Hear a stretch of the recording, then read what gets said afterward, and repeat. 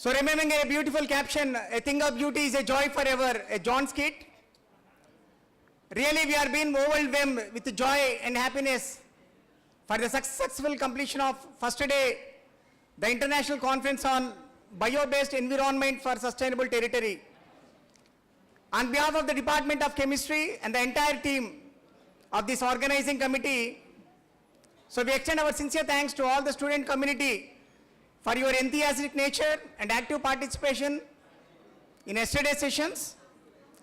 Now we try to continue the second day sessions with a lot of enthusiastic nature from the top academicians and scientists throughout the world. And really it's a great privilege that one of our research scholar, Boniface, he came from Uganda, from Africa. So I request Boniface to stand for a while. So give him a good clap. He came from Uganda. What a real source of inspiration to all of us. So he's a research scholar. So who is pursuing his PhD from the Professor Siddhaya from Andhra University. Okay, this is the time to invite for today's second session. So by inviting Dr. Vijay Kumar Kambila, the Professor and Chairman, Department of Physics, School of Engineering, Dayananda Sagar University from Bangalore. Really, it's a great privilege to all of us to have an interaction about the latest developments and trends. That's what happening in his research. Now I call upon Srimati Padmaja Madam to chair this session. So now I invite a senior faculty member of the Department of Chemistry, Padmaja Madam, to continue the proceedings of this first session of the second day international conference. Now a small appeal, I request once again all the students of PG courses, please communicate to your students to assemble in the seminar hall immediately. Now I hand over this mic to our Madam Srimati Padmaja Garu to continue the proceedings. Thank you.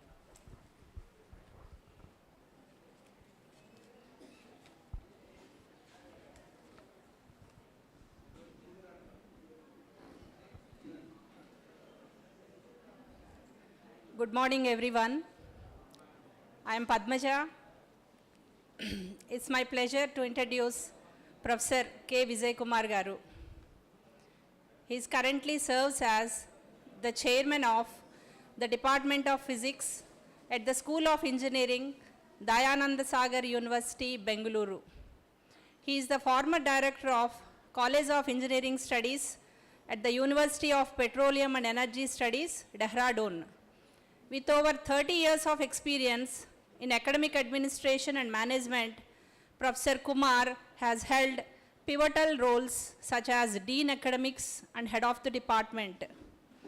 A distinguished academic, Professor Kumar has spent 14 years in the university cadre, contributing extensively to the fields of nanostructured polymer composites for energy storage, solid-state ionics, electrochemical cells, solid-state batteries, and sensor technologies for defense and medical applications.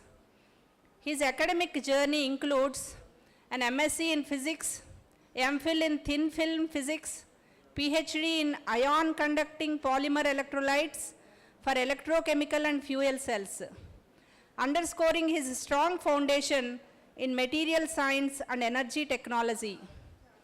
Professor Kumar's work has earned him 5 state, national distinctions and an international award, recognizing his substantial contributions to academia and research.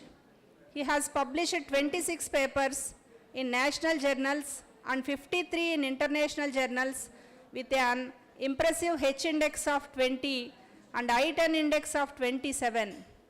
He has edited 2 books and published 1 and review of renowned international journals like RSC, Taylor and Francis. His research group now working on electrochromic materials and devices, thermochromic materials and devices, and photovoltaic and energy materials.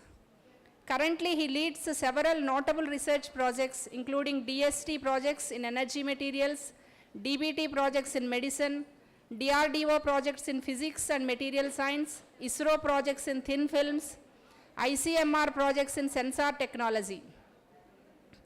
We are honored to have such a distinguished academic and researcher with us today. I would now like to warmly invite Professor K. Vijay Kumar Garu to address the gathering and share his insights. Please join me in welcoming Professor K. Vijay Kumar Garu onto the stage.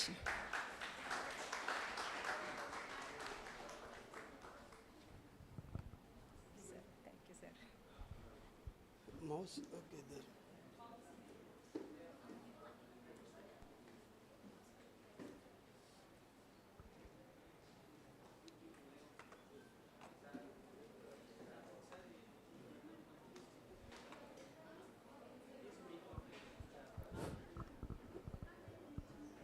First of all, good morning.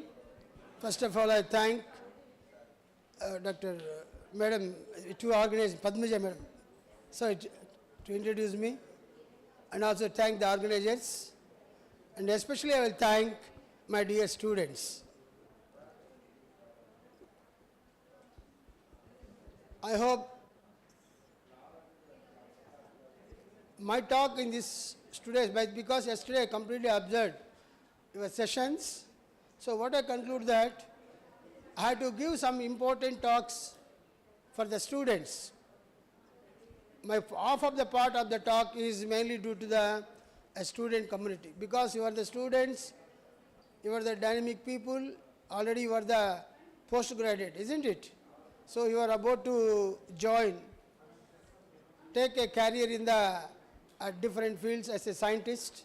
So for that, I'm giving you, I changed my talk at yesterday's night, especially for the students. At the end of my talk, I'll give a special talk for my colleagues and my faculty members of this institution. Okay? So my talk is nanotechnology for sustainable agricultural, food safety, environment, and engineering applications. So yesterday's I think I observed that everyone is confined to only one talk, but today I planned my talk like this. So everyone is talking about a nanotechnology. So what is the importance of nanotechnology? Why you are going to choose a nanotechnology as a career, as a special subject, as our higher studies also. The nanotechnology is not confined to one subject. Is not confined to the chemistry, is not confined to physics, is not confined to medicine or engineering. It is a multidisciplinary technology. So what I observed that by going to all the things, reviews, this is a very wonderful technology. In the coming 2081, as per the United Nations survey, this is the technology, this is the only unique technology is ruled throughout the world, is up to 2081. That is a specialty. Because of, it is a multidisciplinary technology. So a chemistry people can work, a physicist can work on this. Similarly, a medical and pharmacy students, agricultural, not only combined, everything can work on this technology because of this is a multidisciplinary technology. So this technology, a lot of applications and uses, tremendous applications. Everybody is talking about a nanotechnology is a very new technology, an innovative technology like that, everyone is telling in these talks. But in my survey, it is not a very new technology. This is to be the very oldest technology in the world. Very oldest technology, I am telling that. Just imagine that it is the 18th century, sorry, the 4th century, at the time of Greeks, they can utilize this technology. Just imagine that. Now only we are talking about a nano. But the 4th century, now we are in the 21st, 22nd century. So 4th century itself, they can enjoy this technology. Romans, they can make lustrous cup milled by a Greek emperor, they can use it, that cup, they can take this milk or drink something. What about the cup? At the time they are using some ceramic materials coated with gold nanoparticles. So the ceramic, on the surface of a ceramic, they coated with gold. Then what happened? Gives a plenty of exhibit the properties. When a light is exposing on the cup, it emits a different beautiful colors. We can't imagine the colors. No, you can say that maybe it is a white, it is a red, like this. You can't say that.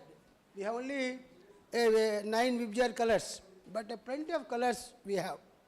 So that is the importance of the technology. That's what, keeping in view of importance of nanotechnology, I hope it is useful for the chemistry student, physics, material science, engineering, all the things. I choose my topic.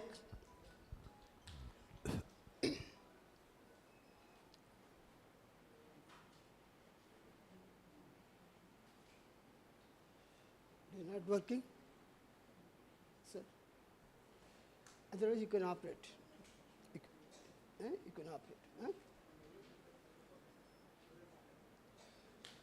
You can operate, I'll tell you. So this is my talk, nanotechnology. It is okay?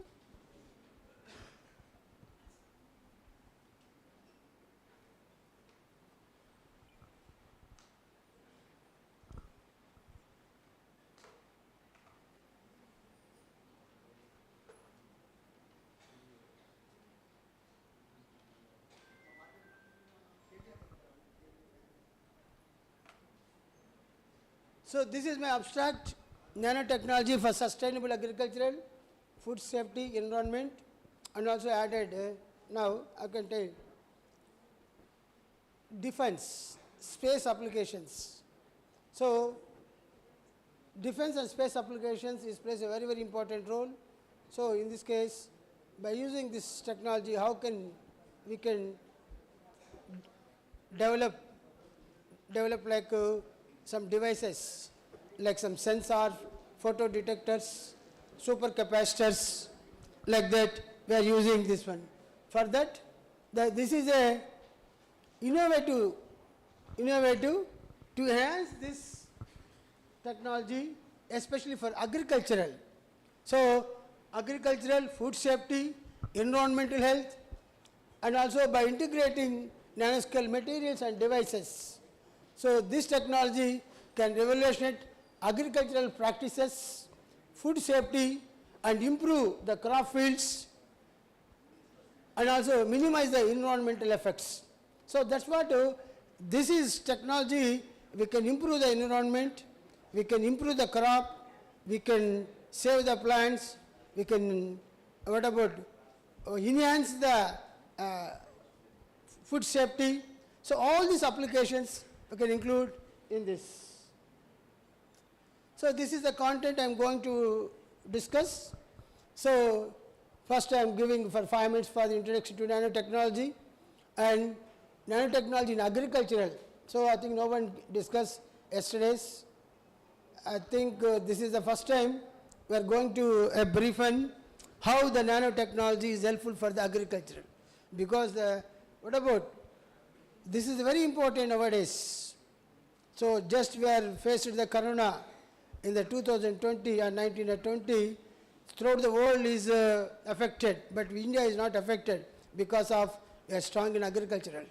So nanotechnology, how the role of nanotechnology in agricultural, and fertilizers. This is also very, very important. A farmer, I think, is always suffering for the fertilizers, searching for the new fertilizers. So how the nanotechnology plays a role in the fertilizers and nanopesticides. This is a very, very important. Nanopesticides and fertilizers, and how the importance of the nanotechnology in the environment. But everybody is saying that the nanotechnology affects the environment because it's the nanoparticles.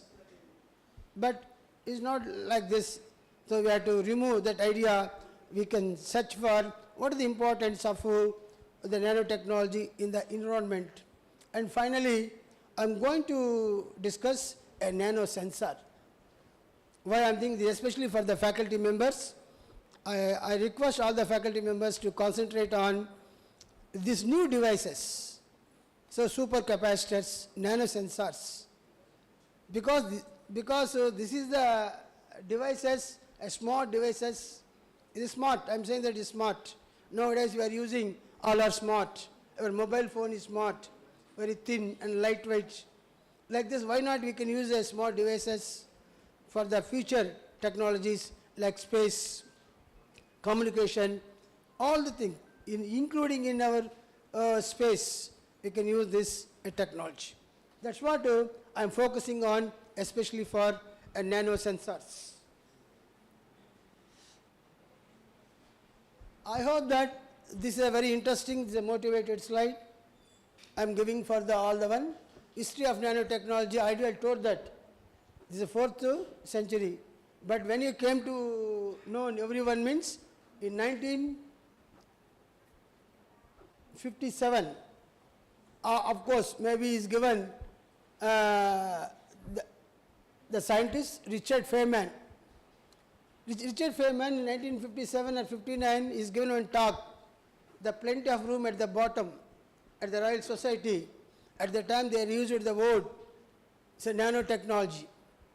And after that, the one more scientist, Noika Tulungi is a Japan scientist, the first used the term nanotechnology in the year 1974. So 1959 or 65 and then 74, everyone in the world is aware of that is a technology. The technology is called as a nanotechnology. Why I'm telling that? Those are working nanotechnology from this 1965 to today, they all have got the Nobel Prizes, including so many chemistry people. So one of the chemist people, Richard E. Smalley, is given. Richard E. Smalley is a Rice University professor, along with the professor, one of our Indian, a Keralite, I think his name is Mohan, I think Mohanan. Both are worked on carbon C60 molecule. They worked on this one. And also they can develop a new carbon nanotube. So for that he got the Nobel Prize. And also 2016 they are working on, other people, the conducting polymers. Yesterday also somebody discussed about the conducting polymers. So we have polymer insulating material. Even it is insulating material, it can conduct the electricity. That is a beauty of the material, so the structure. So we have lot of conducting polymers. So especially we are using polyaniline and of course polypropylene and P dot, SIG, lot of materials are there. But only one thing is that synthesizing of materials, the cost we have to minimize. And also when we are going for the fabrication of any device, in this case also, it is not possible to make a low-cost devices for the societal needs. Of course, we are going to use these devices for the defense, space and NASA applications. They don't bother about the cost. But our interest should be how this technology, these materials, they can use for the societal needs with low cost. That is the main objective of present day a scientist. I think the history of, just now I told, the history of nanotechnology.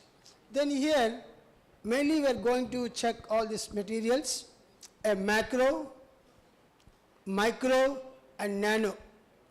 So what about macro? We are visualizing without any lens. As such, we had to identify the object that is called as a macro. For example, you can know that a person, about is a 6 feet or 7 feet person, visualizing. You take apple, this is just like a 8 centimeters, approximately the diameter of the apple is 8 centimeters. And you can take a small ant, what about, this is 5 millimeters. So we can usually seeing the objects without any help of the instrument or lens something. So this is all called as a macro materials. Whereas we have where another division is called as a micro. So micro means, so you can take our human hair. Of course, human hair we can see, this is very, very thin. So this is nearly about 75,000 nanometers. 75,000 nanometers. So similarly, I'm showing, some next slide I'm showing some smallest, I can see the objects is up to 10,000 nanometers.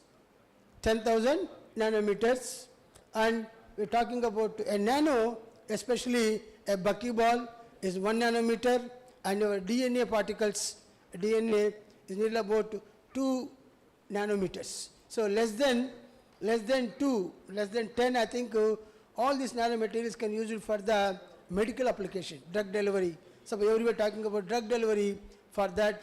So those materials having the size less than 10 nanometers, we can use for this medical applications. So I am defining here, so what is nanotechnology? Everyone look at this seriously. Of course, we will get that this definition everyone is using. What is nano? Exact systematic definition. So to design, characterization and application of structures, devices and systems by controlled manipulation of size and shape of the materials at the nanometer scale, atomic, molecular and macromolecular scales. So that is nanotechnology, the design, characterization and application in a systematic manner. Of course, maybe it's a micro material, we have to minimize the size up to certain limit. Of course, the limit may be 10 power minus 9 meter is a nano. 1 nanometer is 10 power minus 9 meters. The size that can give the what about a novel property? That gives a novel property. Not simply we are bring down to material. Suppose this mic is there, a metal. You can cut into the mic into the 2 parts, 4 parts, 8 parts, 16, and some million parts you can make it. But what is the use? So after making a small device, small material, that exhibits a novel property compared to the existing material. For example, you can take iron. You take iron rod, you can cut it, you can make iron powder, and also you can bring down to manipulate and control the system. Then we will get a iron nanoparticles. So what is the importance of nanoparticle? That exhibits a spectacular properties. That iron nanoparticle can exhibit a spectacular, unexpected properties it exhibits. What are the properties? Suppose the iron is there, the melting point is 1650 degrees centigrade. So once you can make into a nano, it is 10 times increases. The strength more than 600 times increases. Hardness increases. Physical property can changes. So this is all spectacular. A non-insulating material, anything you will take, it exhibits a good conductor. How it is insulating is exhibiting as a conductor because of its smaller and smaller size. The size must be less than 100 nanometers. So this is a specialty of the material. And also I mentioned as second point, to produce materials with at least one novel as superior characteristics are the property. So not making into a small size, of course this is giving some physical property change, electrical conductivity should enhance, mechanical property should change. This is not thing that exhibits a novel. That is the actual definition of a nanomaterial. So to produce materials with at least one novel are superior characteristics of existing the material. That is a nanomaterial, a nanoparticle. Why nanoscale? A nanometer is 1,000 millions of meter. People are interested in the nanoscale because at the scale, physical, chemical properties of materials differ significantly from those at larger scale. So once you can change a material either in the micro or in the macro, and we can bring down to the nanoscale, so abruptly all the properties will change. Your physical property, your color will change.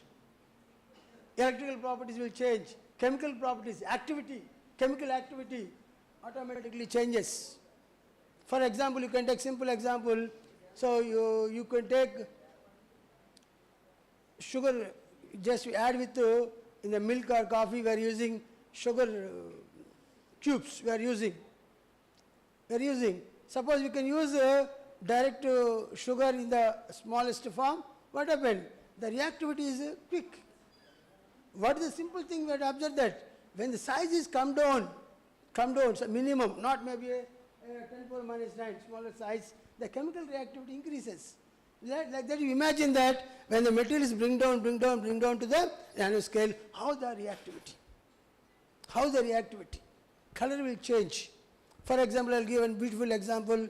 So nowadays I think you also had the Lakme. Lakme is a cosmetic cream everyone is using. The Lakme R&D is working on a Zedenvo. They developed Zedenvo, what about, I don't know this creams they are using, Zedenvo creams they are using, nano. What about the importance of this one? Suppose your face should be black, after sometimes, after 1 month or 2 months, so your face should become as a white. So no need of worried about I'm black, I'm nothing. Nowadays the technologies came, they ruled out, you are black, your face is black, whatever may be, you will become as a white. So that's what. Zedenvo is very, very, very important material. I will show you at the end of this. What is this? This is some small drawback. So this is the some of the scales I am showing. Almost, I think the laser point is not there. So just you can go for your grain of sand. It's a 1 millimeter sand. The diameter of the sand is only 1 millimeter, and your human hair diameter is 150 micrometers. 150 micrometers for human hair, and your transistor, some chips, will about 35 nanometers, and atom 0.1 nanometer. Just one atom, the diameter is 0.1, and also some I am showing your DNA particle diameter is 1 nanometer. That's what I told that. So those are less than 10 nanometers. They are used for the medical application. Drug delivery system. Everybody is talking about drug delivery. It's not much of that much of easy, because we have to bring down to a material from micro size to less than 5 or 2, 3, and then only we can possible. So by making of particles, you can take, we are manipulating, we are controlling the system. Is controlling the system. They are controlling no properties. They can't exhibit the spectacular properties. For example, you can know in our life, I think the chemistry people knows what is the atom bomb. What is the atom bomb? Nobody can create the atom bomb. Atom is not created. They are doing some chemical reactions, isn't it? Chemical reactions. The reaction is failed. The reaction is failed. That leads to atom bomb, is explodes. Like that, I think we are also making some DNA nanoparticle for making some drug delivery, something is okay. But by making this material to that much size, we are controlled.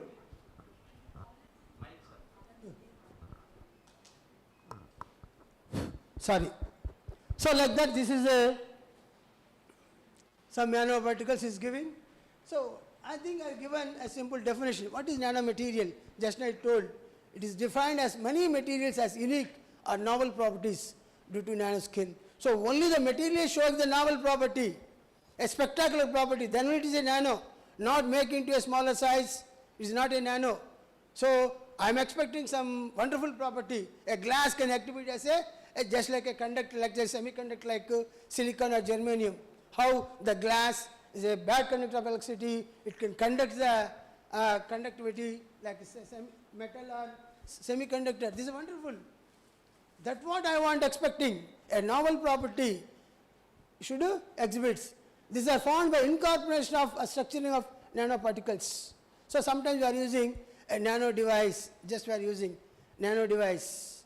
How can make a nano device? Just I am asking.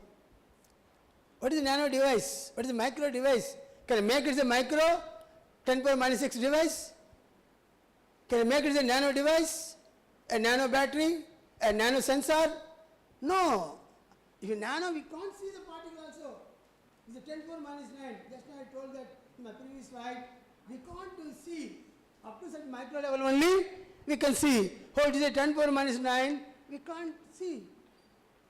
But we are talking about a nano device, not like this. So just we are using, it is also micro, we can visualize in the small, it is maybe a smart, lightweight like your mobile phone, isn't it? But we are incorporating, just we are just, what about just dropping the some small, very micro layer on the surface. Then you can say it is a nano.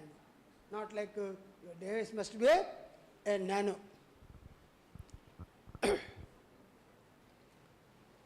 So this is a something like for students' purpose I am showing. So this is a carbon nanotubes.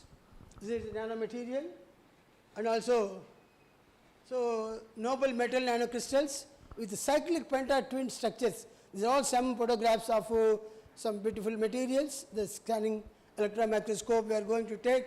All the should metal nanocrystals. So some nano metal crystals with the cyclic penta twin structures should view like this. What about this one? By using the scanning electron microscopy, so we are analyzing the morphology of the material, morphology, surfaceness, how the surface must be smooth, how the grains size, diameter. So like that we are using this scanning electron microscope. This is one of the important tool. Either physicist or chemist or materialist, any person can use this SEM, and also we are going to use transmission electron microscope. What about, this is only one calculation technique. We can decide whether the metal is a nano or is a micro or is a something. Only the one technique we can decide the material is a nano or macro. There is only some due to its grain size. Depending upon the grain size, we can decide whether the material is a nano or not. So simply this is a nano powder. So we can make into very small thin powders. So this is nano powders we are going to use. So this is some millimeter scale. So suppose 1 meter is equal to, so 1000 nanometer. So for example, ant and flea. So ant and flea is nearly about 1000 nanometers, just 1 meter. Of course, 5 millimeter, you can observe the 3 millimeters fleas are there, and 1 millimeter. These are the some important nanoscale things. Micrometer scale 1 millimeter. 1 millimeter means 1000 micrometer, eye of fruity and red blood cells. So what about one flea eye cell? We can go to check for the scanning electron microscope in depth of, so this is a shape, honey shape. This,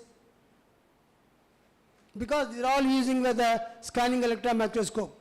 And also the viruses and DNA, I am showing that 2 nanometers, that is 100 nanometers, nearly about 0.1 micrometers. What about atom? So this is a very less. Then what is the physical properties? Just we are talking about, after knowing the materials, properties is very important. Either we can, or the physicist or the chemist, they are showing some interest about, properties. At very small size, physical properties like magnetic, electric and optical can change drastically. Even color also we can change. Even the red color can take into a blue color or black. So what about the color will change, the properties will enhance, electrical conductivity will enhance, magnetic properties can change. A non-magnetic material can act as a magnetic material. A diamagnetic material can act as a ferromagnetic material. For example, you can take gold. What about gold? Gold is a diamagnetic. because you are using the bangles, should not attract. Huh? This is a diamagnetic. So when bringing to the gold make into some pieces and powder, a nano powder, small crystals, so it convert into a ferromagnetic. In this case, without giving some external field, so they can attract, because automatically it can create the magnetic domains. So that is one of the feature of this. And also one of the important the property of this nano is surface to volume ratio is broadly increases. Surface to volume ratio. As objects get smaller, they have much greater surface to area is. And we have to go for some passive nanostructures, the first generation products, and dispersed and contact nanostructures, aerosols, colloids. These are all different types of materials. And products incorporating nanostructures, coatings, thin film coatings. Just I am talking about thin film coatings. I am showing at the end. Thin film coatings, nanoparticles, reinforced composites, nanostructures, metals, polymers, ceramics. Whatever, anything we can make into a smaller, then we can use it for, depending upon your application. You have to choose the material. You can choose the technique. You choose the technique. Of course, the nanomaterials can made into different approaches. So by choosing approach, you can take into this. And active nanostructures. In 2000, we were working on active nanostructures, bioactive, health effects. We are focusing on health effects, physiochemical activities, properties. I think we are going to develop 3D materials, transistors, semiconductors, all the things. What about these are developed already 2000, but now the Modi, the Prime Minister of India, is focused on the new technology that is called a semiconductor technology. Just imagine that. 2000 itself we are going to working on a 2D materials, thin films or 1D materials. But again now 24 years, no Modi is talking about, scientific advisor is talking about the new technology ruled throughout the world is semiconductors, because our objective is to make a semiconductor chips. Again, the semiconductors plays very, very important role. So those are the faculty. Now we can focusing on semiconductor materials research. So definitely we'll get the projects. So day by day we have to change. Suppose I did my PhD at the 25 years back, still I am in this field only, nobody can recognize your work. Just like your IT, how the IT people can drastically change day by day, their technology, their skills, like that. Even though we are physics man or chemistry also, we can change our methods, we can change our thrust areas. Of course, maybe I also did my doctorate in 25 years back on polymer nanocomposites for batteries. Still I am not there. Again, I switched out to the nanotechnology. I have given 4 to 5 doctorates. Recently, for last 5 years, I am working on sensors. Now only I got the projects. Even I am working my polymer means nobody can give, nobody can recognize. Even the conducting polymer also, I tried, but nothing. So the student also already lost. Girl students, look at the, concentrate ma, please. The students also, I tell you, you have to change your fashion. You can create your dream. Last, what is your aim of the goal, your life goal? Madam, last student, please tell me, what is your goal? Huh? What is your goal?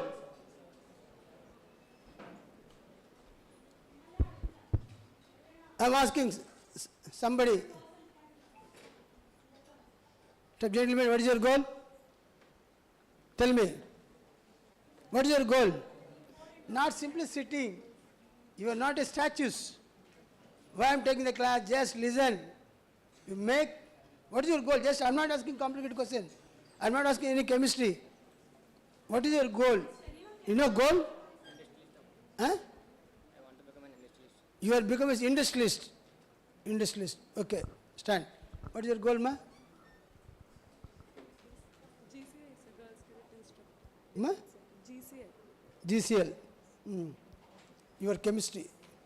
Huh? Okay. What is your goal, gentlemen?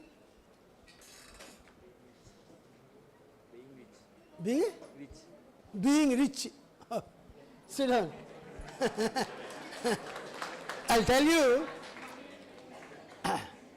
students, not simply you are studying MSc, you are getting degree with distinction, with 90% marks, so nobody can give the job. First of all, I tell you, due to my experience, more than 35 years I am in this academics and industry.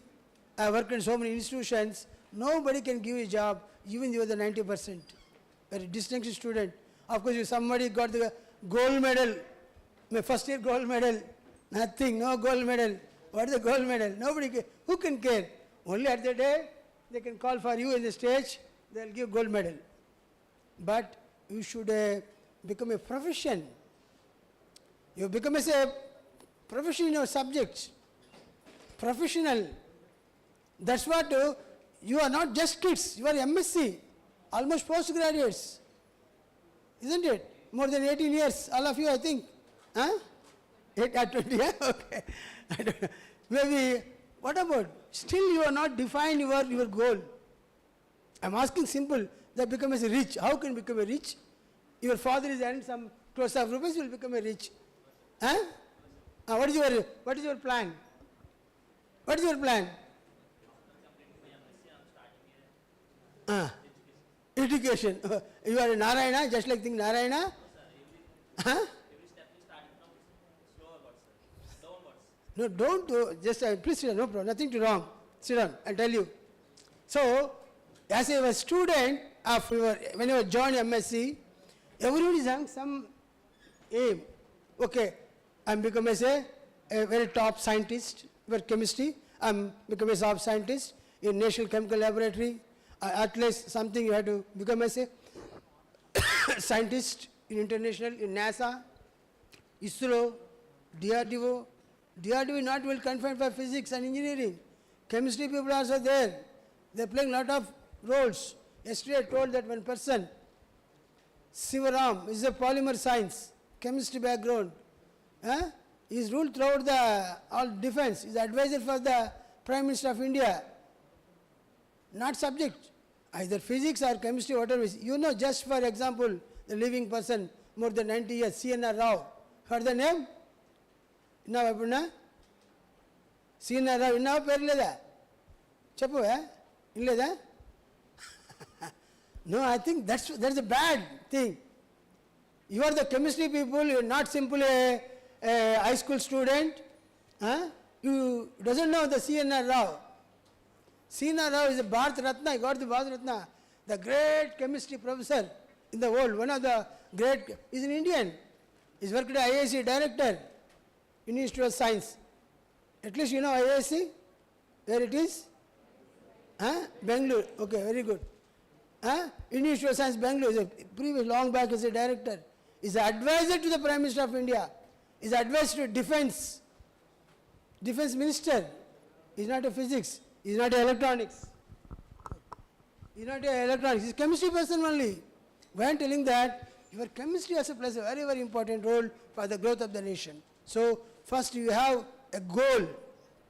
I'm become as a scientist like CNR Rao.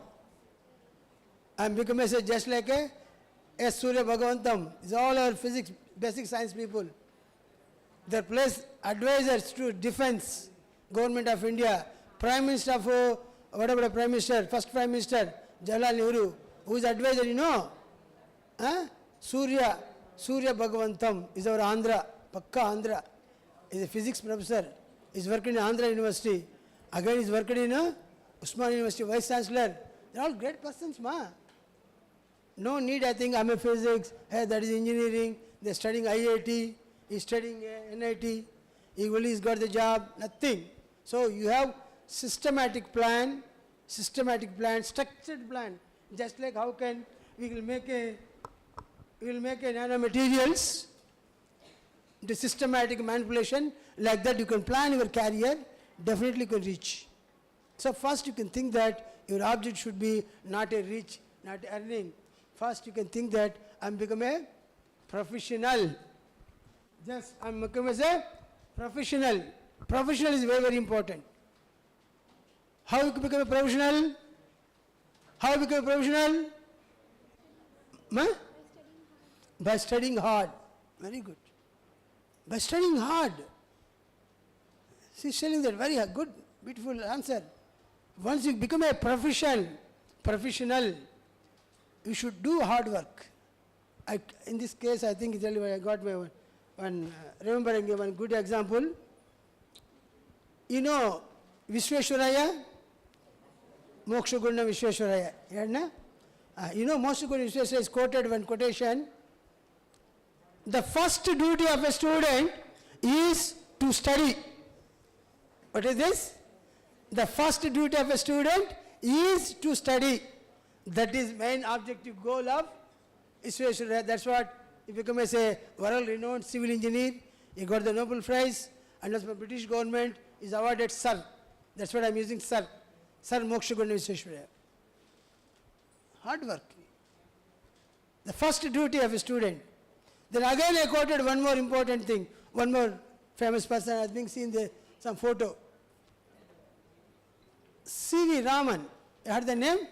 Is my family. Because I'm a physics man. C.V. Raman. Who's C.V. Raman? Physicist. Okay. Till some more information I want from your side. C.V. Raman. Raman effect. Okay, Raman effect. Very good. I'll tell you what is the Raman effect. The first Austrian to got the Nobel Prize in physics. That's what every year, you know, one day is there. February 28th. Science Day. Very good. Why am I celebrating Science Day? February 28th. That is the investigation of Raman effect, not birthday, Amma. At the day, I think he got the Nobel Prize. 1930. 1930, he got the Nobel Prize. He's awarded the Nobel Prize. That's what we are celebrating. Because it's a great. You know how much spent for this? Got the Nobel Prize? 75 rupees. Instrument, they can make some wooden instrument, optical instrument, 75 rupees. Nowadays we are spending crores of rupees. After that, 1983, Chandrasekhar Subramanian, nobody can got the Nobel Prize. That's a bad thing. Of course, at the time, no IISc, no IITs, no NISERs, nothing. Only the home is working with one or two colleagues. That's what the two colleagues, you know. S. Bhagavantam is one of the associate of C.V. Raman. That's what their thinking is only for hard working. Hard working, that's just a student. A student is a lifelong student. And also lawyer also, I think I'm quoted. A lawyer is also, he's a lecturer, a teacher, and lawyer. I added the lawyer. We are the lifelong students. Always, even still I'm learning from you. Means no stop. Our journey, a teacher journey cannot be a full stop. It always is a comma. No full stop. Then again I mentioned one more, adding Abdul Kalam. Who is Abdul Kalam? Aerospace engineer. Okay, aerospace engineer. Only that's all. He is the father of missiles. Okay. Engineer, aerospace means he studied aerospace. He is the first batch student of Madras Institute of Technology, Anna University, Chennai. I visited the lab, MIT. But luckily, my doctorate I received from the hands of Abdul Kalam. That's what my life I'm enjoying with Abdul Kalam. I interact with Abdul Kalam. I interviewed. He's just like he's also a teacher. Even though he's the President of India, he's a director of DRDO. Oh, what about, he's interacting with the students. He's teaching physics. He's teaching aerospace materials. That is a greatness. What about this? Abdul Kalam says that, you know, the third duty of a student is also to study. Okay? The third duty of a student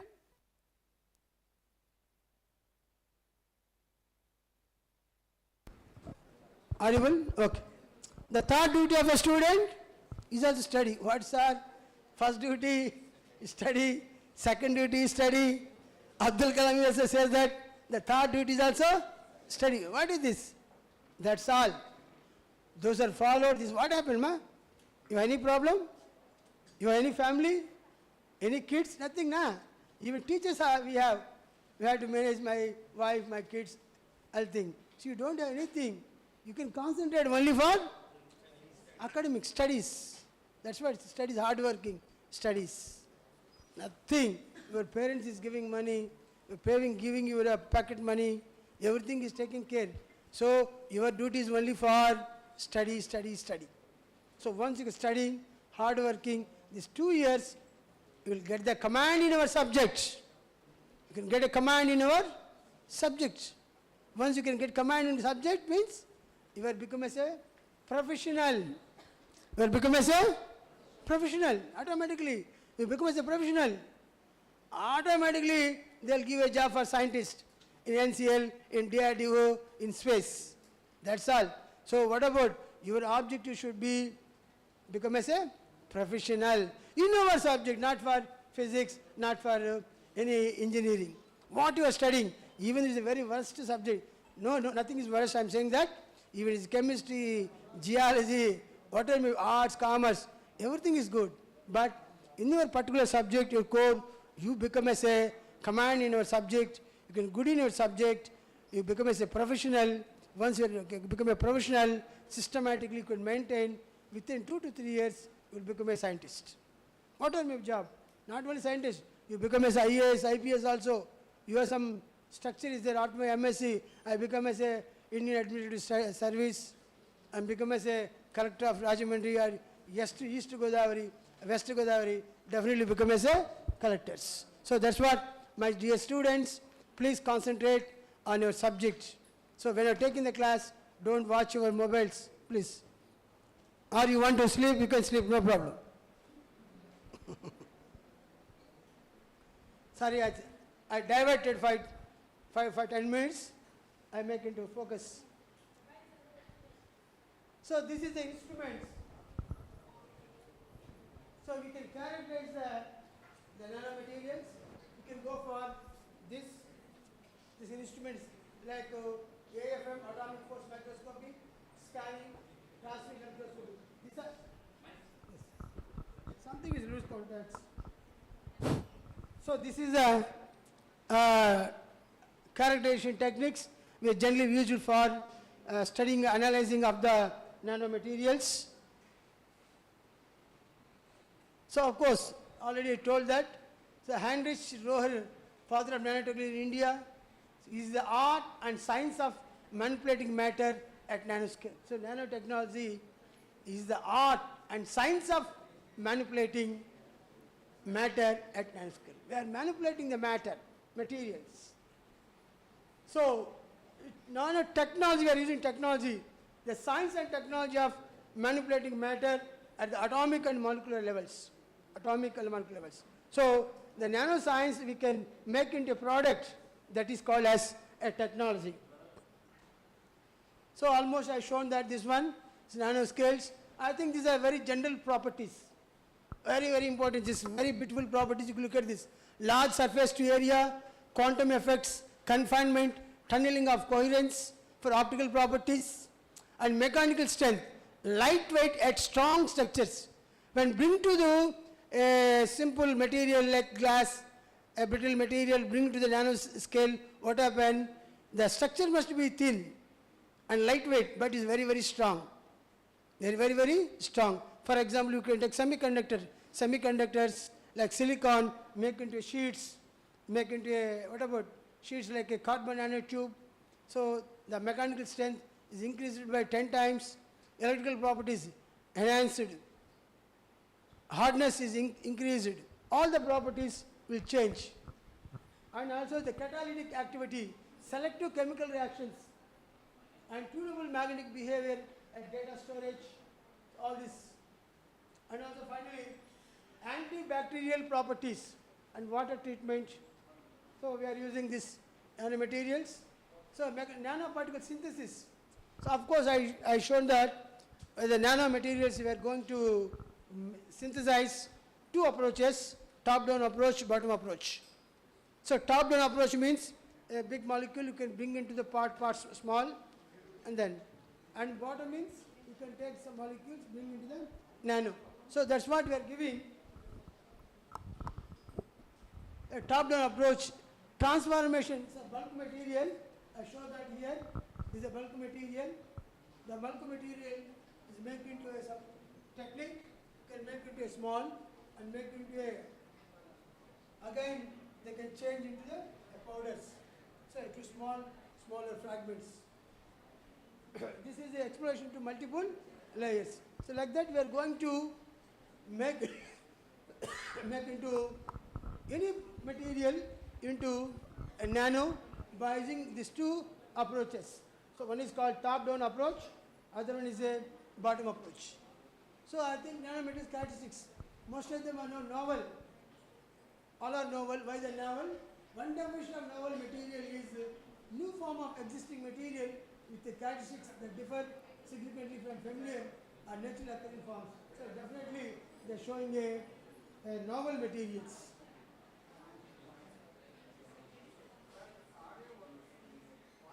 So nanomaterials we have classified into three types: one-dimensional, two-dimensional, and three-dimensional. Three-dimensional.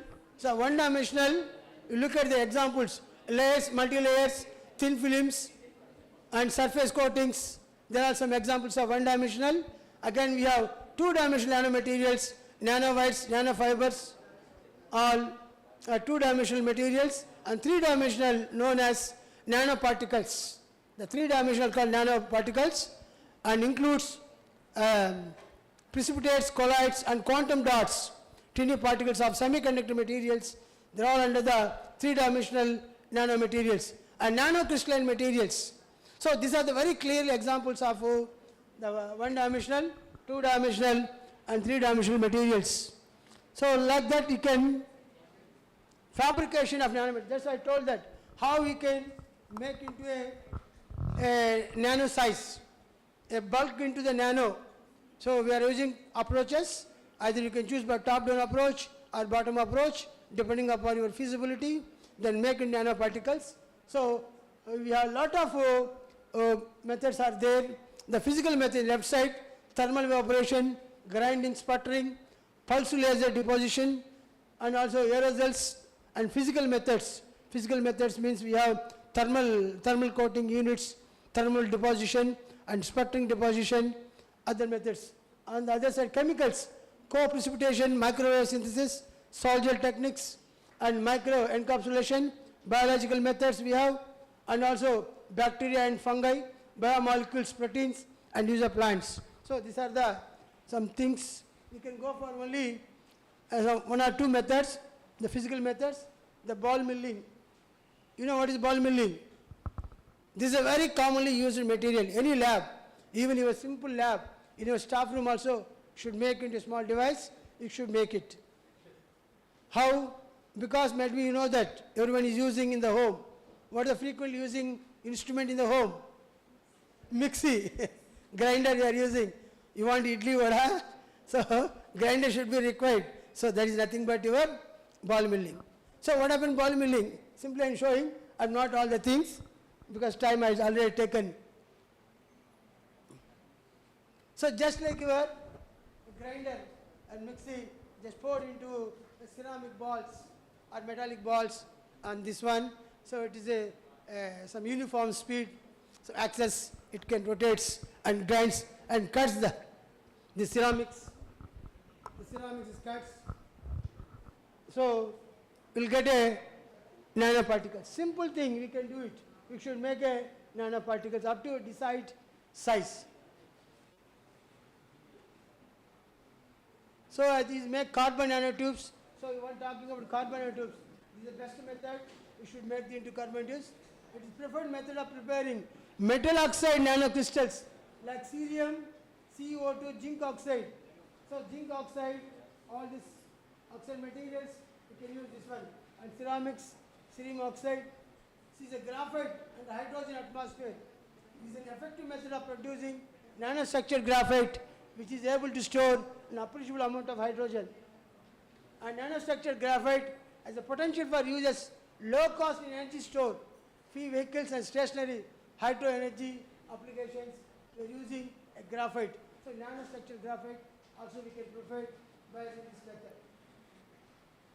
And also significant advantage of this method is that it can be readily implemented commercially, very easily, low cost. So ball milling can be used to make carbon nanotubes and boron nitride nanotubes. So carbon and especially plenty of applications. I'll take one more 2 hours talk also, will give carbon nanotubes. So this is also very important. This is what carbon nanotubes, you know properties, highest strength to weight ratio help us in eating, some applications of this one. Then finally, I'm going to enter into my second part of the talk. Is nanotechnology the gateway to the future of human beings act? Yes, this says definitely how. I'm showing one of simple examples, simple topics with limited time. Applications, maybe we can observe that Eastern Bell Sports Inc. company already lot of billion market in the world, nanotechnology already spent. So what about in mechanical industry, aerospace industry, painting industry, pharmaceutical industry, everything, bicycle components, and also some of replacing transistor from the silicon chips as the small and emit less heat. Silicon chips in electric cables and wires, in solar cells, in fabrics we are using, and also we are using some displays and micro electromechanical systems and cancer therapies, cancer treatment we also are using, and close to scale robots, detection of toxic components in the environment. This in drug delivery, just biomedical instrumentation. So these are all some different diverse field applications of nanomaterials.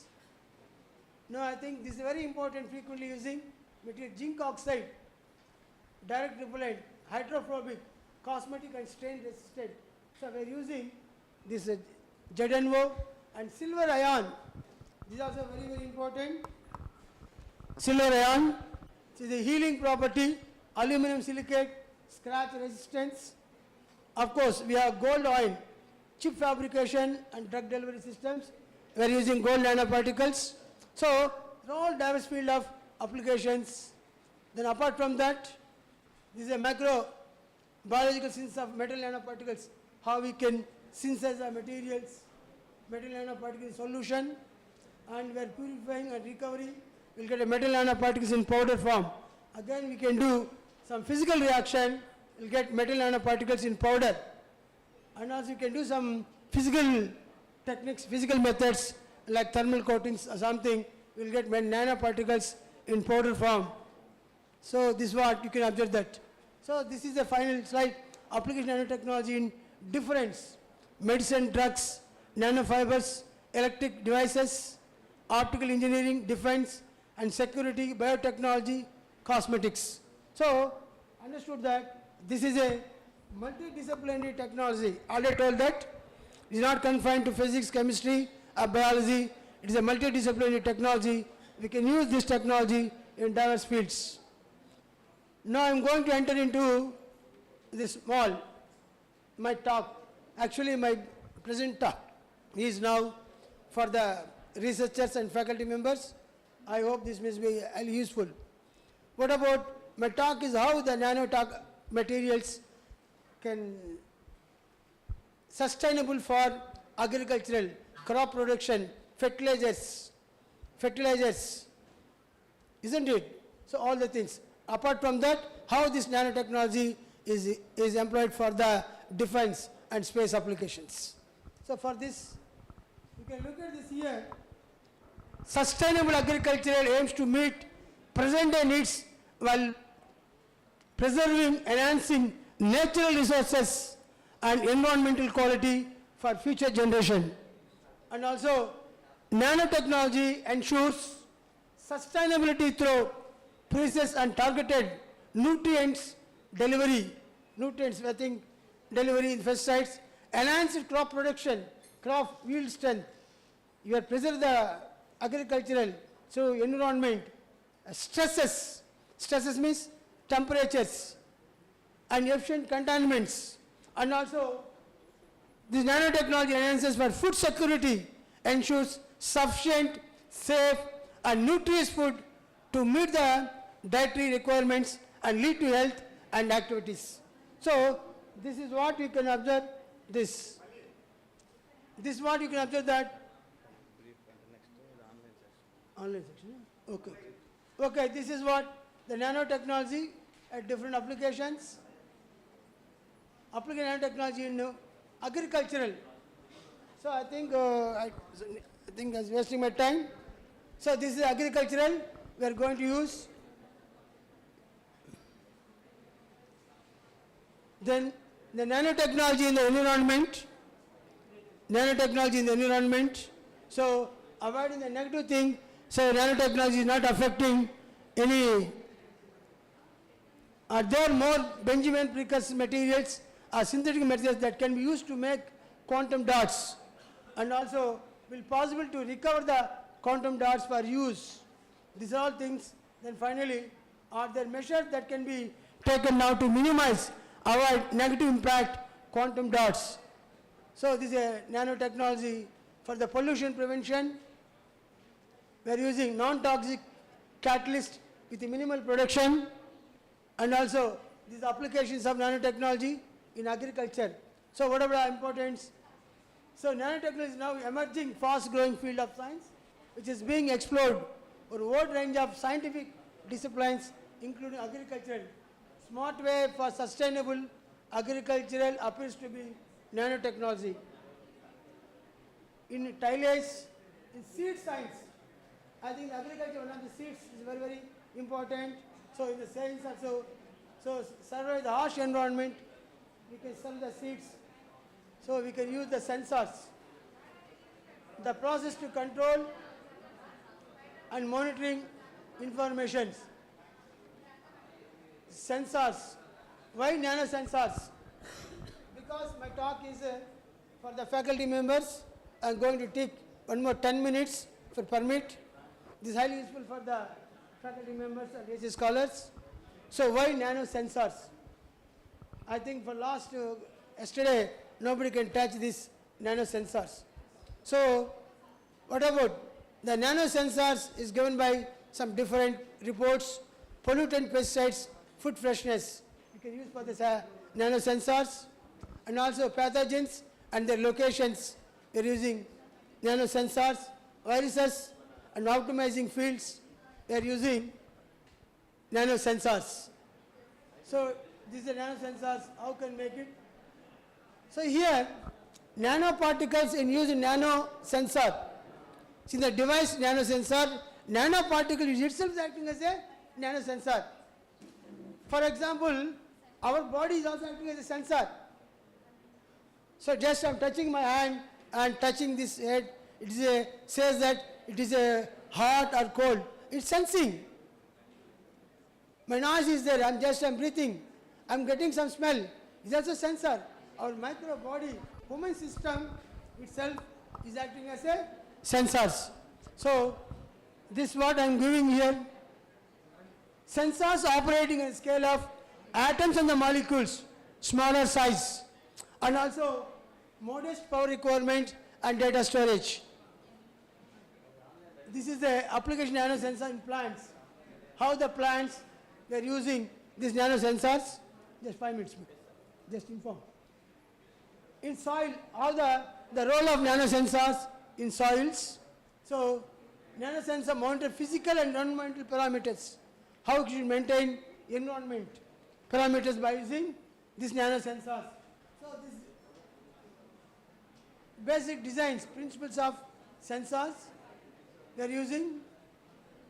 Of course, growth of sensors. Nanosensor plant monitoring. How we can monitor plant. How we can monitor the crop, the yield. How we can protect the leaves. For example, you can take a banana. Leaves are there. Some leaves how can protect? Due to harsh environment, due to high temperature, a sudden temperature, a wind will come, climate change, pollutants. So all this we can use, monitor the growth of the plants by using sensors. I think nanosensor for plant monitoring are tiny or highly sensitive devices used to detect and measure various parameters in plants, such as nutrient levels, moisture, pH levels, temperature, and stress. And also, these sensors plays a very important role in tissues or soil and can provide real-time data. So on the plant's health, enabling precision of agricultural. And also, using nanomaterials such as carbon nanotubes, metal nanoparticles, and quantum dots, nanosensors can detect biochemical signals from plants at very low concentrations. So that's what I think these sensors, not only for defense, even agricultural and environmental also we can use it. So this is what you can observe, that this is how the nanosensors we can use in the plant production, in agricultural as well as food safety. Since to technology, biosensor we are using, especially electrochemical sensor we are using, batteries and fuel cells. So how to bring the gap in research and commercialization. My object is, of course we are doing only confined to our lab research only for publication. Not only you are going to publish your paper, you are not a great scientist, you are not a great publisher. Your product, what the product you are developing, simple thing, a simple chemical, a new chemical, novel chemical develop, or simple film you should develop, that should to bring into the people, that bring into societal needs, then only there is a real meaning of your research. So this technology, like a sensor, just I am saying that is a nanosensor, how it is useful for the societal needs. Can you make the product? This, I think we are going to classifying sensors, type 1 nanosensors, type 2, I'll define later. And all the sensors we are using nanomaterials like nanoparticles, nanowires, nano needles, nanosheets, nanotubes, nanorods. So this is what we have to observe, that this is a biosensor we have developed. This is the performance of characteristics of sensors. So your response time, you can observe that now this 30 minutes and load is 112, and standard PCR sensors, other sensors and characteristics. This is a conventional emerging tool for characterizing engineering nanoparticles by different techniques.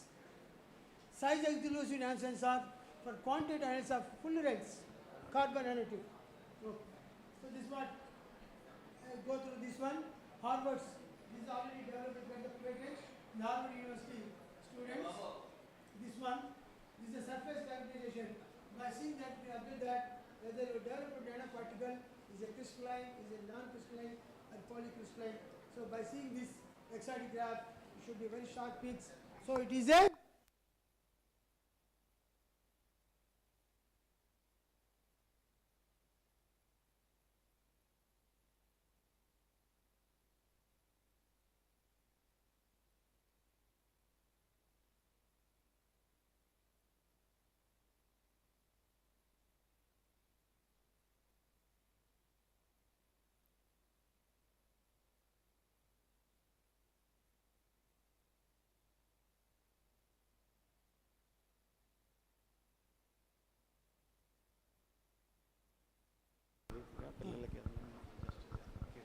yes.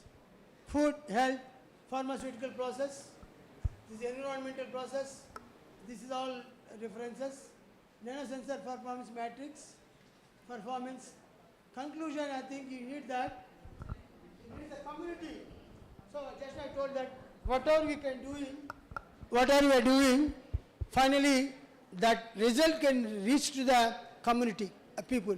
So manufacturing must produce stable sensors, so with uniform and non-disturbable signals across the sensing area. But whatever I am developing nanoparticle should not affect our environment, should not affect our area, isn't it? That's what everybody, environmental scientists tell, that the nanoparticle is not good for the environment, not like this. So That's also I cleared in the previous slides. Sensor layers must mounted with a suitable transducer that does not disturb them. A transducer, a simple device, so which can transform a non-electrical parameter into the electrical parameter. And developing quantum dots, the sensor industry requires the collaborative between manufacturing, government, and research laboratories. So finally, I think this is my one of my project. I got my project in DRDO. I completed. There's a development of miniatured low-cost graphene oxide, doped palladium, chromium, silicon carbide, Schottky diode, gas sensor.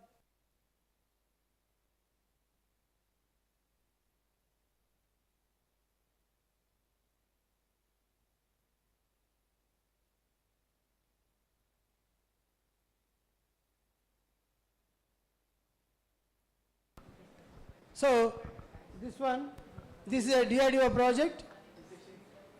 So what about these applications? You look at this. This main object of this project, just 2 minutes, madam. The main object of this project is we are developing a sensing layer, palladium, chromium, silicon carbide. Where I am choosing that material, that is a novelty of choosing, selecting of the material. So in the nanotechnology, any semiconductor technology, only one thing is there. You have to identify, you have to search, you have to go for the literature and understand. Then you have to make a novel material, make into a novel material. Like that, I am choosing palladium, chromium. You know palladium, very wonderful, very exact material. No comparable material compared to platinum, extraordinary material. And we are doping with palladium and some chromium. And silicon carbide, what is the specialty of silicon carbide?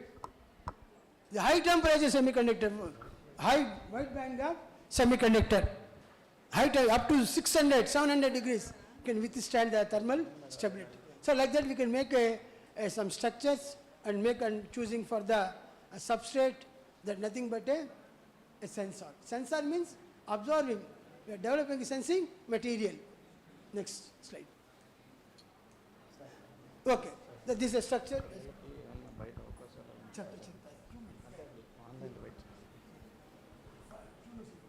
novelty of one. This is the quantified deliverables. So how can method? Because my thing is even everybody knows palladium.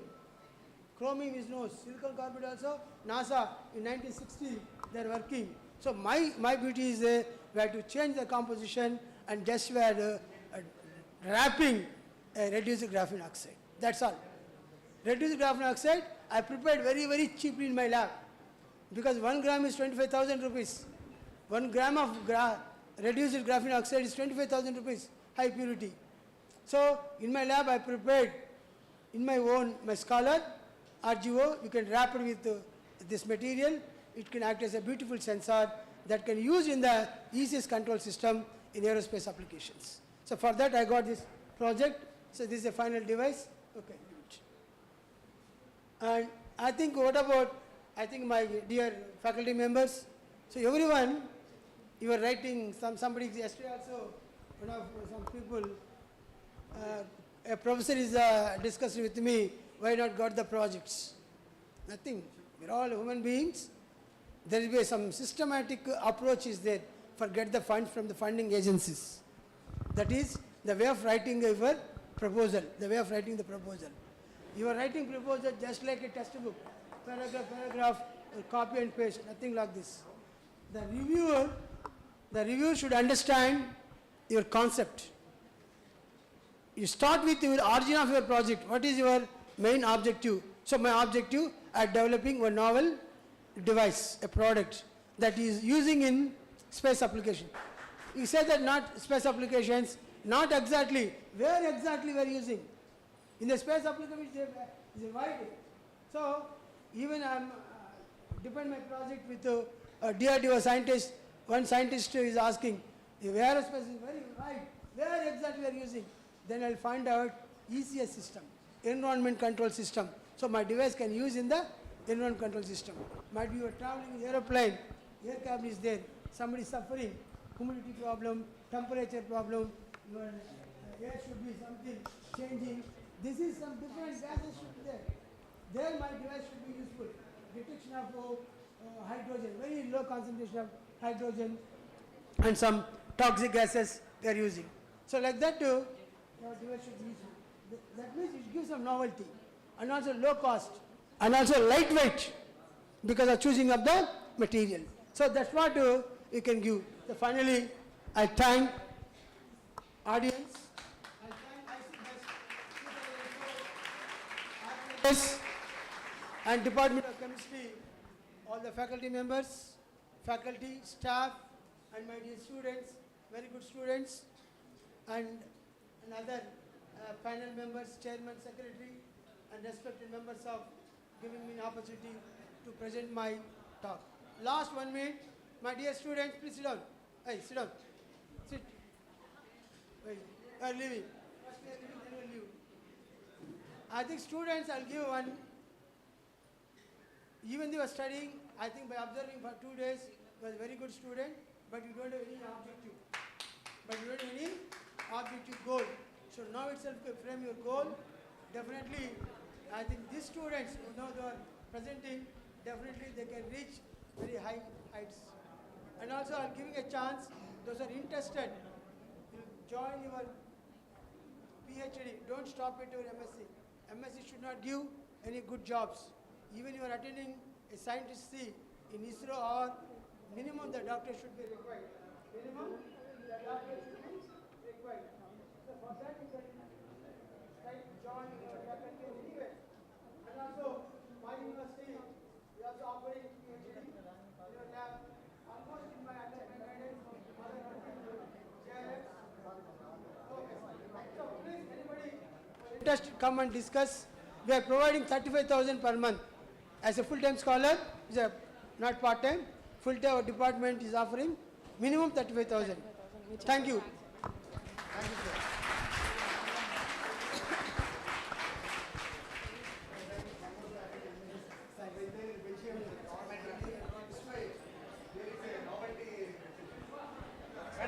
Be silent, please. Be silent. ఈ సలహా మీకు ఎంతమంది చెప్తారు? మీరందరూ ఎంఎస్సితో ఆగకూడదు, PhD వరకు వెళ్ళాలి, research వైపు వెళ్ళాలి అనే సలహా ఆ సారు మీ మీద ఎంత రెస్పెక్ట్, ఎంత ఎఫెక్షన్, ఎంత లవ్, ఆ ఫీల్ మీ మీద వచ్చింది అంటే you are all good students. దాన్ని మీరు నిలబెట్టుకోవాలి. కాబట్టి దయచేసి కూడా ఇటువంటి సెషన్స్ ఇవన్నీ అరేంజ్ చేసేది మీకోసమే. మీరు దీన్ని ఇంకా ముందుకు తీసుకెళ్ళాలి. Right? Okay. Now I request Padmaja garu to vote of thanks. Please be seated, sir. Please. Thank you so much, sir, for your wonderful and informative talk on green synthesis of sustainable agriculture, environment, engineering, nanomaterials. Sir, we truly appreciate your time and effort you took to share your knowledge and research with us today.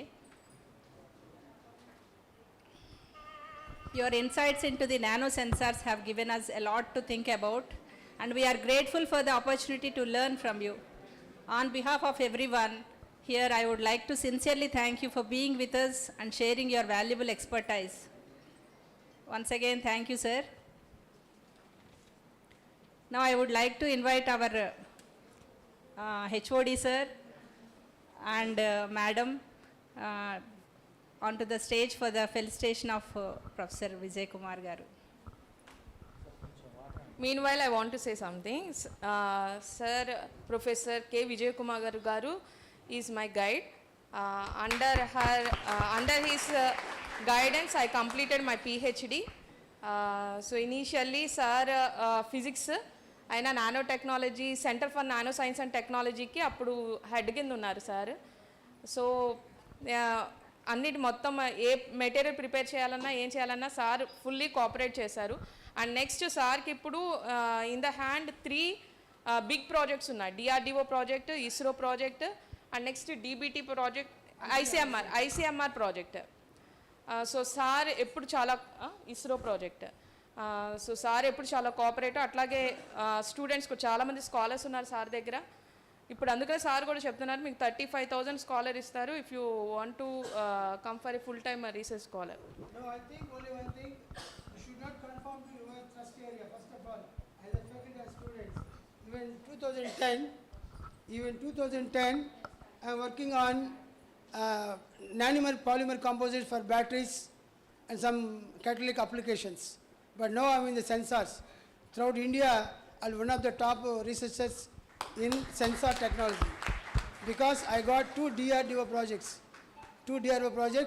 One project is completed, one DRDO project on sensors for detection of hydrogen gas in ECS control system is going on, and one ISRO project, last year I got some 28.4 lakhs for development of thin coating films for planetary systems in the space applications. And also 2022, I got one prestigious project, Indian Council of Medical Research.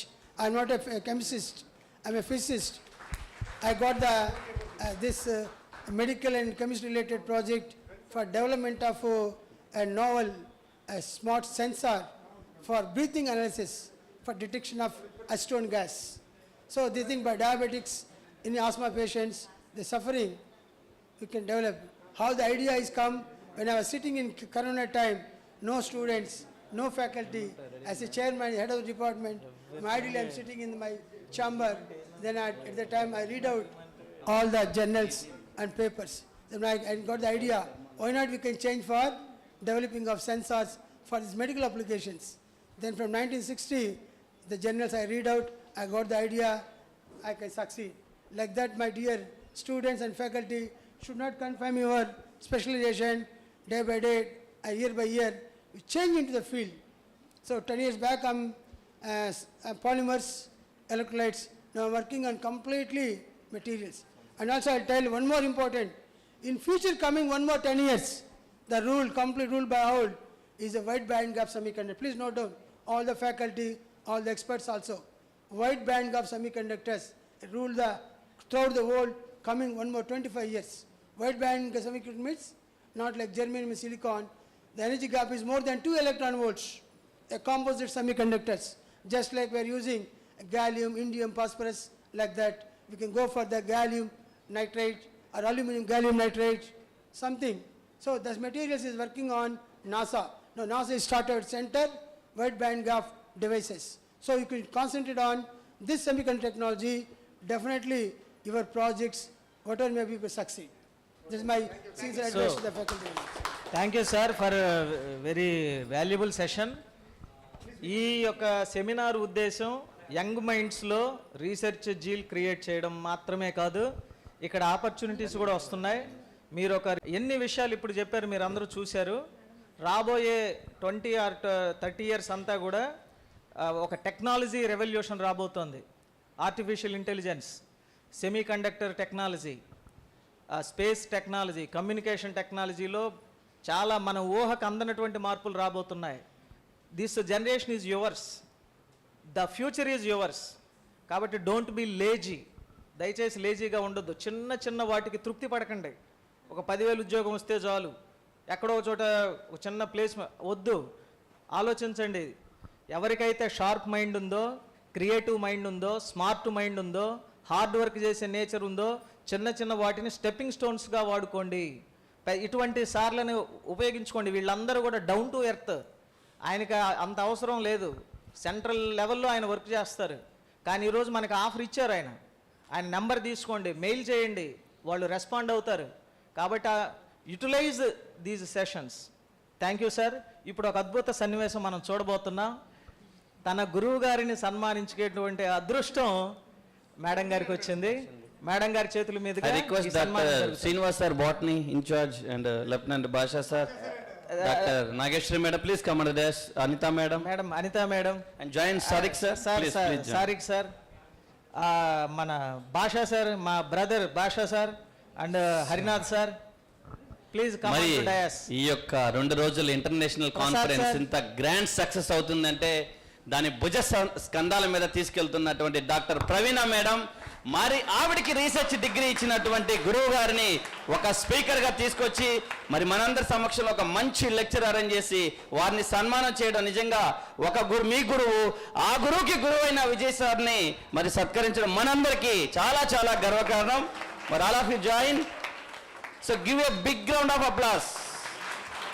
మీ కరతాళ ధ్వనులు. ఒక గురువులకి మనం గట్టిగా చప్పట్లు కొట్టడం తప్ప మన గురు భక్తిని ఏ విధంగా చాటలేం. ఒక గొప్ప గురువుకి మంచిగా క్లాప్స్ ఇవ్వండి.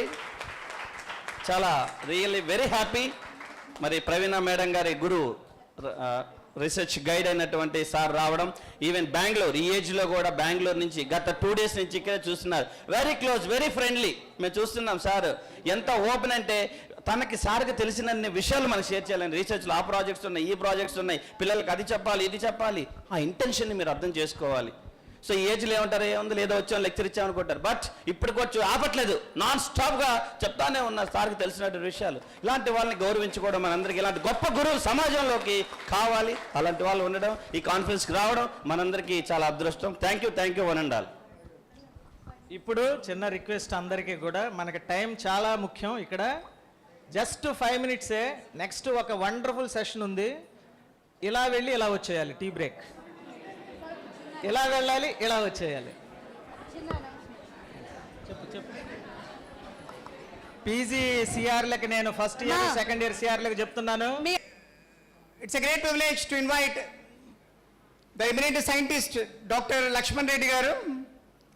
So green nano materials in biomedical science is a senior researcher at the Department of Materials Engineering from Belgium.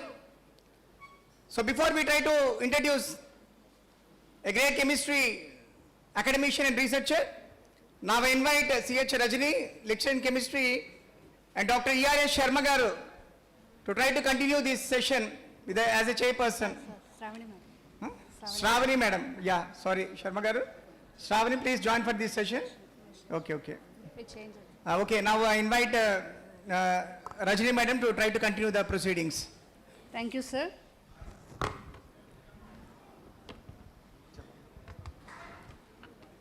Good morning to all. It's a great pleasure for me to introduce our today's speaker, Dr. N. Lakshman Reddy garu. He obtained his PhD in 2018 from Yogi Vemana University. He was a first-rank student in MSc and won the 2 gold medals, namely Sai Pratap Gold Medal and Y.S. Raja Reddy Memorial Gold Medal for meritorious male student of the Yogi Vemana University. He was selected for prestigious Inspire Fellowship sponsored by DST New Delhi for 5 years to pursue PhD program on advanced semiconductor nanostructures for enhanced photocatalytic hydrogen generation in solar light. Under the guidance of Professor M.V. Shankar in Department of Material Science and Nanotechnology, then he worked as research associate in the Institute of Nanoscience and Technology, Mohali, India, then followed by postdoctoral research in Jeonbuk National University, South Korea, in the project hematite-based photoanodes for photochemical water splitting from 2018 to 2020. Later, he worked as a Brain Korea BK21 researcher in Jeonbuk National University, South Korea from 21 to 22, that means 1 year. Currently, he is working as a senior postdoctoral researcher in KU Leuven University, Belgium, which is #1 university in Belgium. Coming to his research experience, he has 10 years of experience in synthesizing several nanostructured catalytic materials, including nanoparticles, quantum dots, titanium dioxide nanotubes, nanorods, nanobelts, etc. He has published 49 papers in Scopus in indexed journals with H index of 28 and more than 2,900 citations, and author of 10 book chapters in the area of heterogeneous photocatalysis for energy and environmental applications. Now I request Lakshman Reddy Garu to start the session.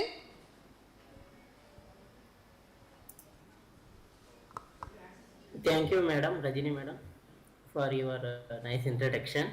So Okay, I sir. am audible to everyone. Madam, my voice is clear for everyone. Yes, sir, it is audible, sir. Okay, Madam. So I will share my screen.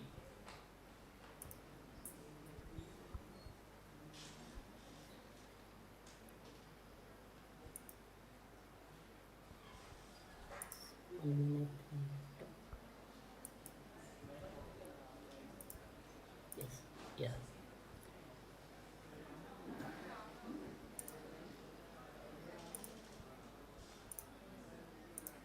Yes.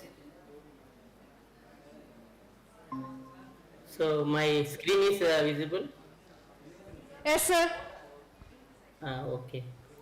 Okay, madam. Thank you for your nice introduction and so a warm good morning to everyone. So maybe there it is afternoon. So okay, good afternoon, everyone. Um, so it's my privilege to deliver a talk in Rajamandri Government College. So it is like a hometown for me. So and I would like to thank everyone and beloved students, research scholars, research scientists, professors, everyone. So good morning once again. So today I am going to talk about two types of material, that is one dimension nanomaterials and two dimension nanomaterials for sustainable energy and environmental applications. So first, before going to talk my research, I would like to present few slides about the Korean universities as well as Belgium University, because I feel it will be a inspiring and motivational for the young minds there sitting on the conference. So it will be inspiring for them to come to the world and explore the world, so they can know the world is a big and there is a different type of climatic conditions, geographical conditions, and the type of research life, how it will be. Okay.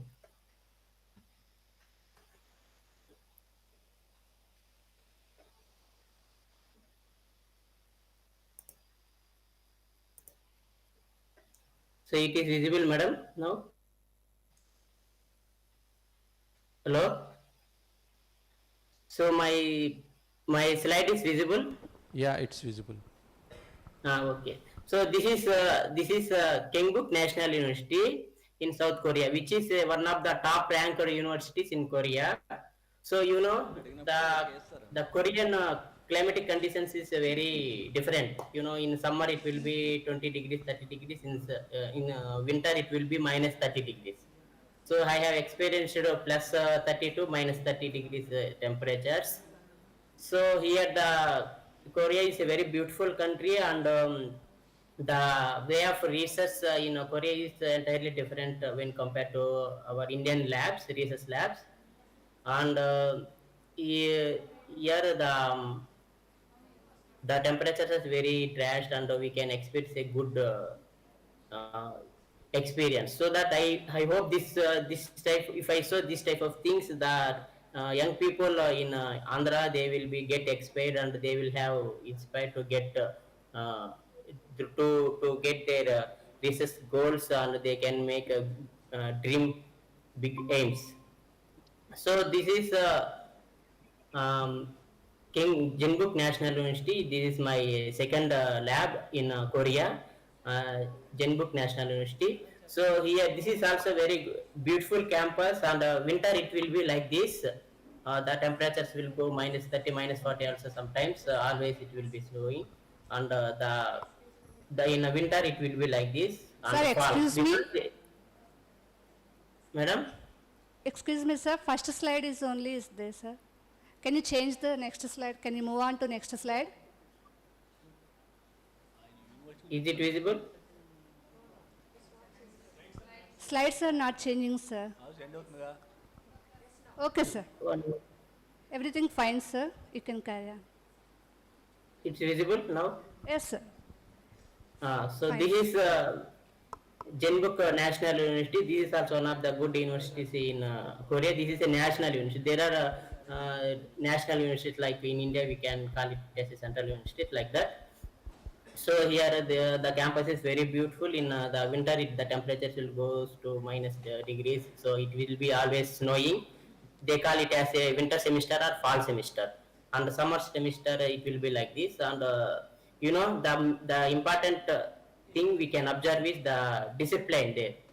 The students are very disciplined and so very they are very honest, very they give very simplicity and they can respect the foreigners also. So and also Koreans also like Indians, many Indians, so that there are many Indians, many Indians studying PhD there. If you study PhD in Korea, they will give very good fellowships like around 1.5 million. It means around 90,000 to 1 lakh like a stipend. So many Indians are now attracting come to Korea to good research. And this is KU11 in Belgium. Europe also, one very developed and they are rich in education also.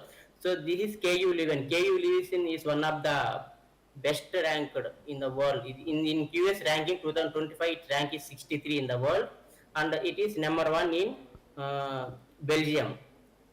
So this is the Department of Materials Engineering. My lab is in the Materials Engineering. This is our research group. I have joined in with Professor John Francis research group.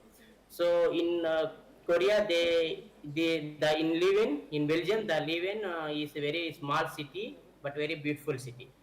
So this I would like to show these slides to inspire our young students to get into the world to get good research.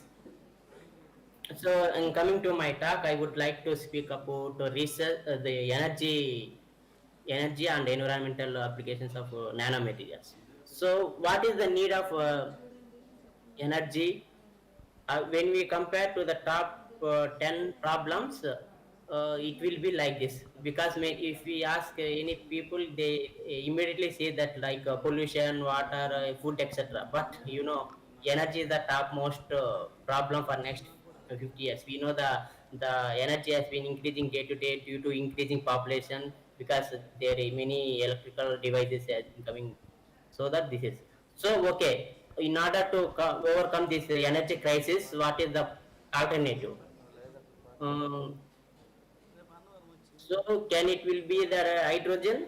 Yes. If we ask, I can say hydrogen will be the best alternative energy for the future energy crisis, because it is the lightest and most abundant element on the earth crust, and it is a clean fuel, because if we use in the any fuel battery or like this, so it will generate clean fuel, means the byproduct is water as the byproduct, and also it has energy 5 times greater than the other fossil fuels like ethanol, methanol, and 2.5 times higher energy when compared to the gasoline or petrol or diesel what we have. So this is the, if we compare to the graph between the energy content with the other fuels, the hydrogen has the highest energy content. So that many scientists and researchers are interested to use this hydrogen as a future energy fuel.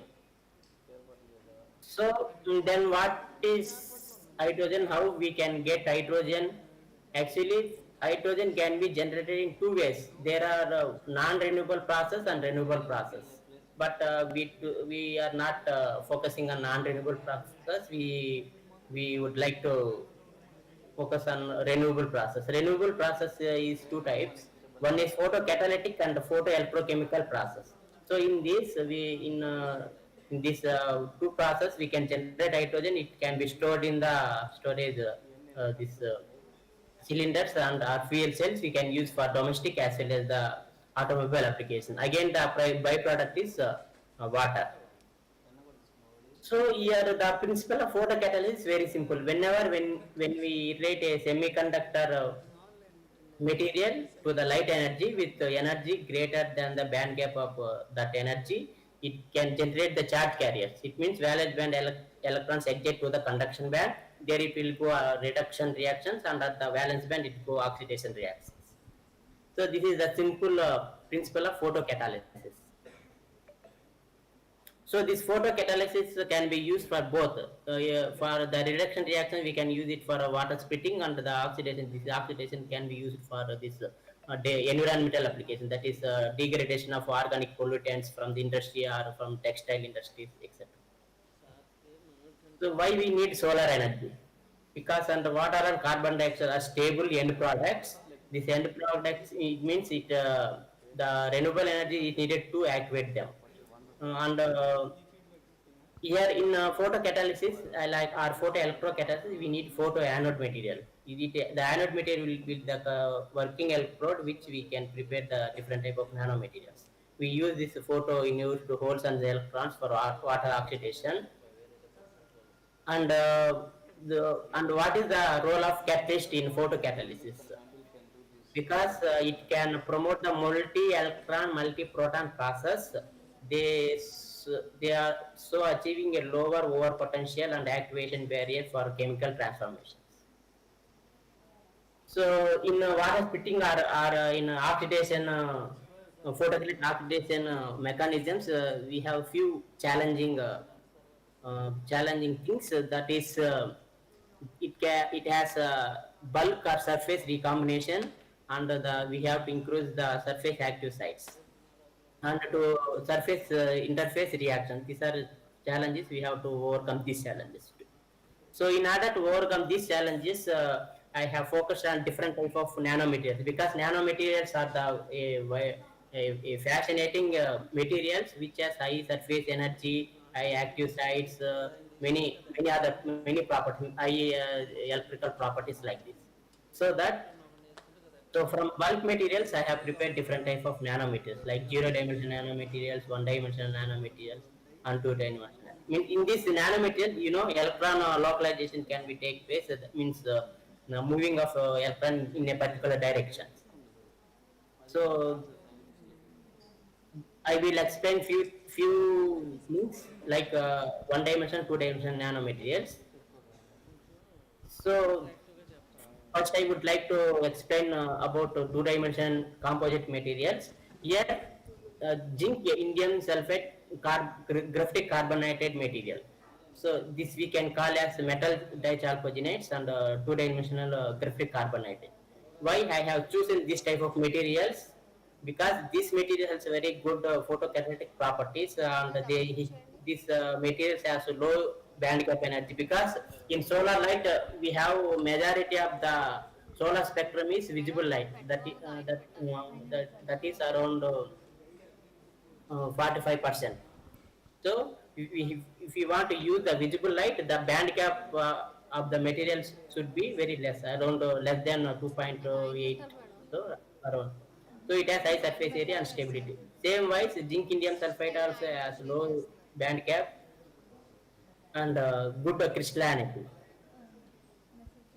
So I have synthesized this graphite carbonated by pyrolysis method and zinc indium sulfide by hydrothermal method, and I have combined these two materials by a simple chemical reduction method. If you use any reductant like sodium borohydrate or hydrogen, etc., so it can reduce and it can form metals. So the chemical reduction or photo deposition method is very simple methods to deposit metallic nanomaterials or nanoparticles on surface of the other materials, or surface or support catalyst.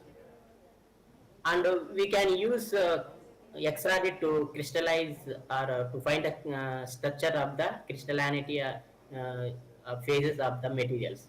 So I think this can be helpful for the young students. So how can we characterize the materials? Because the characterization is very important part in research. So if we prepare any material, we can know the its morphology, its structure, its impurities, means it has any impurity or not, like that. So for for have good idea for this young students. So I would like to say these things. And SEM or TEM means this is a electron microscopy techniques. We can know the morphology. SEM is mainly used for surface morphology, and TEM is used to know for bulk morphology as well as surface. So I have characterized the morphology of my prepared material with SEM. So this is the SEM of carbon nitrate. This is the zinc sulfate material. It means it is like a flower type, and means it is three-dimensional structure. And also this EDAX confirm the presence of carbon nitrate and its respective elements. And also STEM we can know the deeply to know the whether the prepared material is like single layer, multi layered. So here the carbonate CN means carbon nitrate. It has multi layers carbon nitrate, and the stem of zinc indium sulfide like this flower shape. And with TEM mapping we can know the all the elements like carbon, nitrogen, zinc indium sulfide, and nickel and oxide. These materials are present in my hydric test. So I have used XPS to know the oxidation, surface oxidation states, surface elemental properties of the material. So it confirms the presence of carbon, nitrogen in their stable oxidation form, Okay. stable state. Dr. Lakshman, 1 second, sorry. Yes, sir. Yeah, can you run the slide? Actually, it's not in the full screen mode. Okay. Yeah, Is it visible now? not now. Maybe let me wait for a few seconds. Still, it is not. Okay. Maybe I don't know. In the here it will be. Yes, not yet, not yet. Are you moving your cursor? Yes. Yeah, cursor is moving, but it's not in the full screen mode. Okay. Maybe you can share the screen. Okay, 1 minute. Yes, sir. Huh. Yes. Maybe you can share the screen again. So entire screen I should Yes. share entire screen? Yes. Maybe your Okay. desktop screen itself, so that we can see when you are running this PPT. Yeah. So now I can share. Yes, yes. Now you go to your PPT and open it and run it. Now it is full screen? Yes, yes, yeah. You can go ahead. Thank okay. you. Yeah, okay. Thank you, sir. Thank you, sir. Continue, sir. So this is TEM and XPS to know the morphology as well as the surface oxidation states of the material, because this will be very very important characterization for any type of research to characterize the material. So I think these types are very useful for the young people there sitting on. So that we can explain a lot of thing about this TEM and XPS. Not only oxidation, it means if there is a shifting, we can know how the interaction of heterojunctions on one material, and like that. And in photocatalysis, the charge carrier properties are very important, because when we irradiate the sunlight or any solar light, the charge carrier generates, and after some time the excited electron always want to come to the ground state. So then it will recombine with hole, and we will get low photocatalytic activity. In order to know the charge carrier, charge electron hole recombination properties, we have to go for the PL characterization. PL means photoluminescence intensity, photoluminescence characterization. It will give the properties of electron hole recombination if low. So at the same time, there is a photo current measurements. We can know how the photocurrent density is in the optimized material. So here the photocurrent density of my material is higher. It means the electron transport property is very high. So that I achieved higher activity for my composite material. So like this. I have, after preparing pristine materials as well as composite materials, I have optimized a few experimental parameters to achieve the higher hydrogen generation efficiency. So when this is the carbon nitrate, it shows very low activity like traces, and the zinc indium sulfate showed around 12.5 micromole of hydrogen generations. And this after a deposition of this nickel oxide, is drastically improved the hydrogen generation activity. It means around 22.5 volts.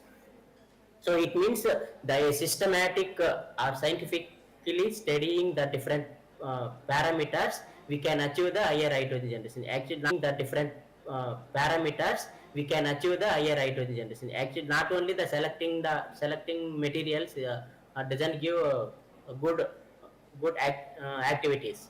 We have to optimize the experimental parameters.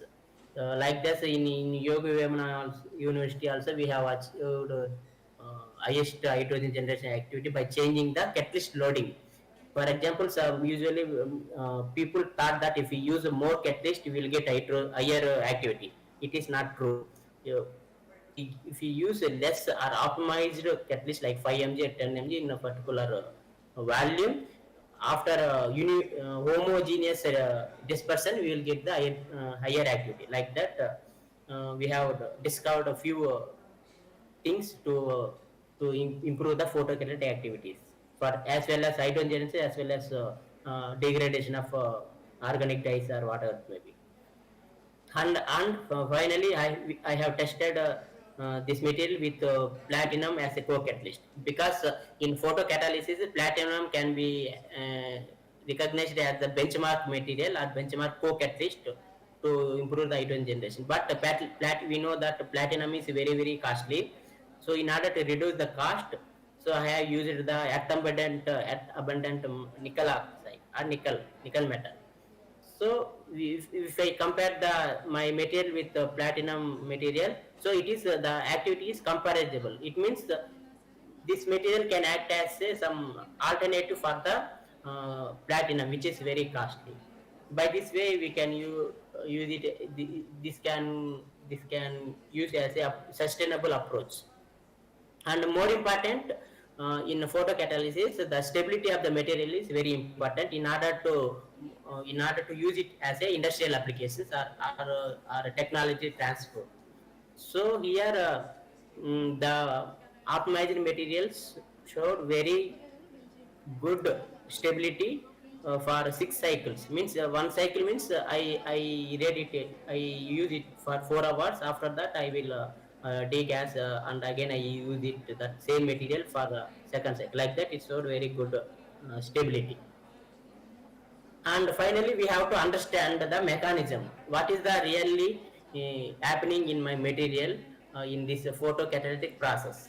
So based on the catalytic activity and the characterization techniques like PL intensity and PL mechanism and photoelectrochemical analysis, I can come to conclusion that my material it is a heterojunction material, and I have deposit nickel oxide which can act as a co-catalyst. So here the zinc indium sulfide, it means this type of introjection is a type 2 or heterojunction. And here, when light falls on this material, like we have used visible light, that lambda equal to greater than 420 nanometers. So because it is a low band gap material, it is a visible active. So I have used visible light. This is very important. In a solar light, we have a majority portion is visible light. So when we read visible light, the charge carriers, it means are the electrons from the valence band exit to the conduction band. And these electrons will shift to the graphite carbon nitride. By this way, and we after excitation, we can see the same number of holes left in the valence band. In order to use this valence band, I have used the TEO as a sacrificial agent to trap the holes, because if we don't use this sacrificial agent, there is a chance of recombine these holes with the electrons, and we will get less activity. So that this is a common practice many people use scavengers, hole scavengers to trap the holes to improve the, in order to improve the photocatalytic efficiency. So same way I have improved the efficiency, and this is the final photographic mechanism based on the experimental and characterization results. So this is one type of material, and the next type of material is graphite carbonated with cadmium indium sulfide.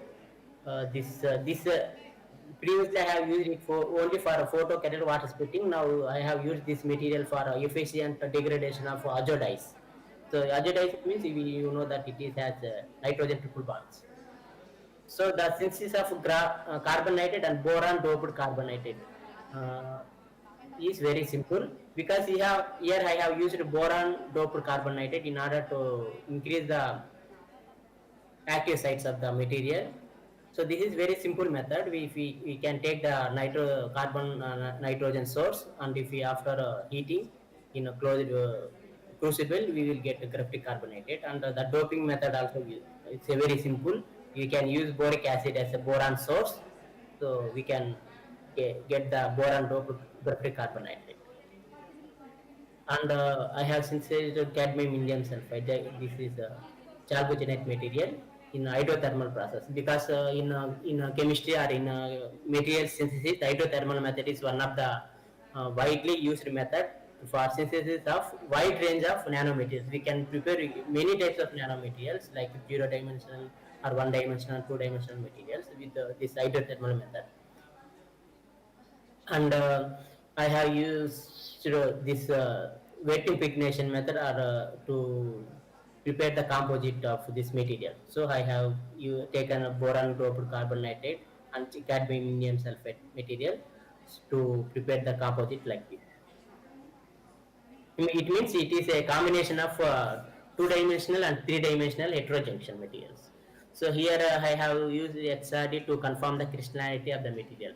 So here XRD confirms the carbonated. Carbonated has mainly two peaks at around 27 20 degree, and this is the XRD of cadmium indium sulfate, and the composite material confirms the both peaks of cadmium indium sulfate as well as carbon nitrate, and also it confirms the good crystalline nature. And this is the term. Previously I showed the synthesis method that the boron is doped. Then how can we confirm that there is a boron doped on the carbon nitrate? So by using this mapping. So here you can see the few layers and multi layers carbon nitrate material. It means the few layer is very bright color little, and if there is multi layer it is little dark color.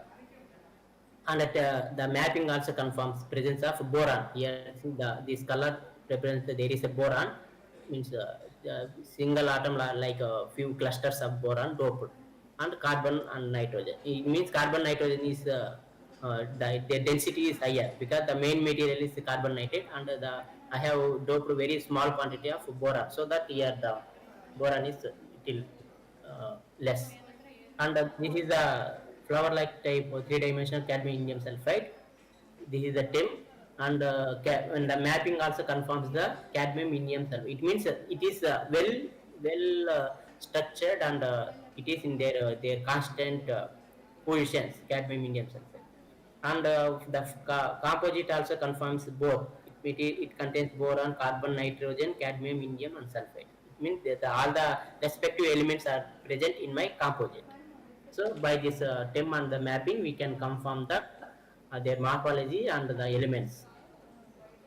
And again XPS we have confirmed the boron, the oxidation state, and also here see, as I told before, the boron doping results the shifting of the peak binding energy value shifted from this 191.3 to 191.4. It means the boron is strongly deposited on the surface of the 2-dimensional material, doped on the material. So this is we can confirm there is boron is doped into the molecular level of the carbon nitrate. And this is carbon also. Carbon also there is little shift and with boron, and again there is common with deposition of cadmium sulfide. So same way the nitrogen also in carbonated nitrogen has these four peaks, which confirms the carbon nitrogen peak, carbon nitrogen carbon state like this. And cadmium, so here the cadmium binding energies have shift towards lower binding energy values with this one. It means here the heterojunction form between the boron double carbonated and cadmium sulfide. So it shows the well oxidized peaks of indium, cadmium, and sulfur also. So this is sulfur. I don't want to go deep into this characterization. And after confirming their morphology and everything, heterojunction, so I have used it for photocatalytic tests. So I have used methyl orange as a model, methyl orange as a model dye, and I have used it under solar light irradiation around 120 minutes. It means 2 hours. So this is the activity of pure carbonated, boron doped carbonated, and optimized catalyst. When compared to the pristine material, the composite material showed a higher activity. Means here it shows 90% degradation in 2 hours, which is around 3.2, 2.6, and 2.1 folds respectively, compared to carbonated, boron doped carbonated, and zinc indium sulfate. This is, it means how the benefits of making heterojunctions will improve the charge carrier recombination, will improve the charge carrier transport and minimize the charge carrier recombination, so that we can use the more electrons and holes for the oxidation as well as the reduction reactions. And I have used it for this degradation, and I have tested the stability also very important in a catalysis. So here if you see the stability, it shows very good stability for 4 cycles. And after this fourth cycle, there is only 10% degradation loss compared to the first cycle. It means it showed around 80% degradation in fourth cycle. And one more important characterization in photocatalysis is to know the charge carrier properties, electron transport properties, TRPL. It means time resolved PL spectra. This analysis gives very good information about the lifetime of the charge carriers. So it means if we read light to the semiconductor material, the charge carriers eject from valence band to conduction. It means within a milli or within nanoseconds, it will again come to the ground state and recombine with the holes. So in order to how the lifetime of the charge carriers, means what is the lifetime of the excitation, and what is the time taken to transport from the bulk of the material to the surface of the material. So in order to know these properties, people use time dissolved PL spectroscopy. So here when we compare to the pristine material, the composite material has higher lifetimes. You know, the carbonated has a lifetime of 1.87 nanoseconds, but the composite material has 4.75 nanoseconds. It means nearly 4 times it increased. The lifetime of the electron increased, so that I have achieved higher activity. And this is the mechanism. So here the boron doped carbonated act as a support catalyst, and cadmium indium sulfide acts as a co-catalyst. Because in photocatalysis, no one achieve higher activity with a single material, because the engineering of materials makes or engineering of material or making composite will eventually improve the photocatalytic properties. So by this composite, after irradiating light energy, the charge carrier charge carriers generates in the this material, and it will transport to the conduction band. So that here this is the improvement, means as in the TRPL spectra, the lifetime of charge carrier, it means more electrons are transporting from carbon nitrate to the cadmium sulfate. So this is I have used it for degradation of this pollutant, because it is a very common pollutant. We are people are using in the textile industries as well as industrial, many industries, chemical industries. So this is the mechanism. And since this because this I would like to um, I would like to present this material, because here I have used very simple methods to prepare the two-dimensional, one-dimensional. Previously, it is like a two-dimensional, three-dimensional combination of the materials. Here it is two-dimensional and one-dimensional and zero-dimensional heterojunctions, multi-heterojunctions. Because as I told, the always composite materials give higher activity when compared to the single materials, because it is a combination of different properties. Because some material has a very good photocatalytic property, but the some material has good stability, like that. So here I have prepared carbon nitrate with pyrolysis method and boron dope, and I have used one dimensional tin oxide nanorods, because it is very good and stable material.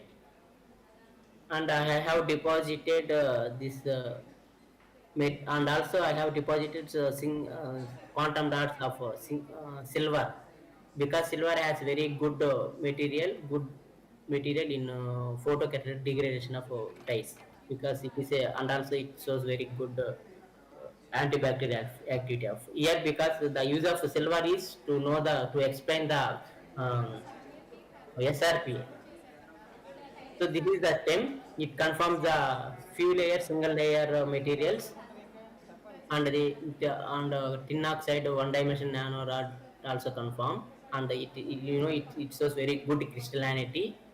The lattice fringes shows the crystallinity of the tin oxide, and also this lattice fringes of tin oxide, it confirms the and these 110 planes of tin oxide.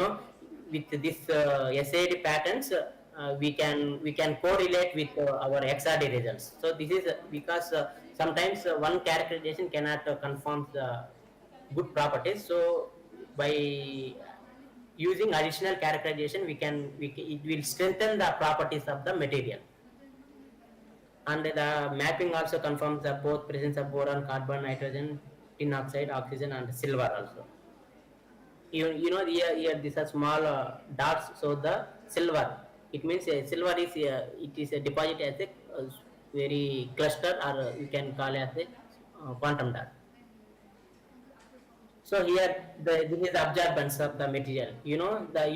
Silver has good visible good properties and good absorption properties in a visible range. So that with uh, when compared to carbon nitrate, this showed higher absorbance in this range, and its band gap also decreased from 2.79 to 2.74, and it shows here I have used two types of visible UV visible absorbance, like solid material and liquid materials. This is a liquid. This is absorbance by using liquids, and this is a solid. These solid materials mainly we can use it to calculate the band gap of the materials also. So this is catalytic activity figures. So here it shows the visible light induced photochemical degradation, and this is the figure B shows comparison of the photocatalytic activity with the pristine materials. So when compared to this pristine materials, the composite shows higher activity.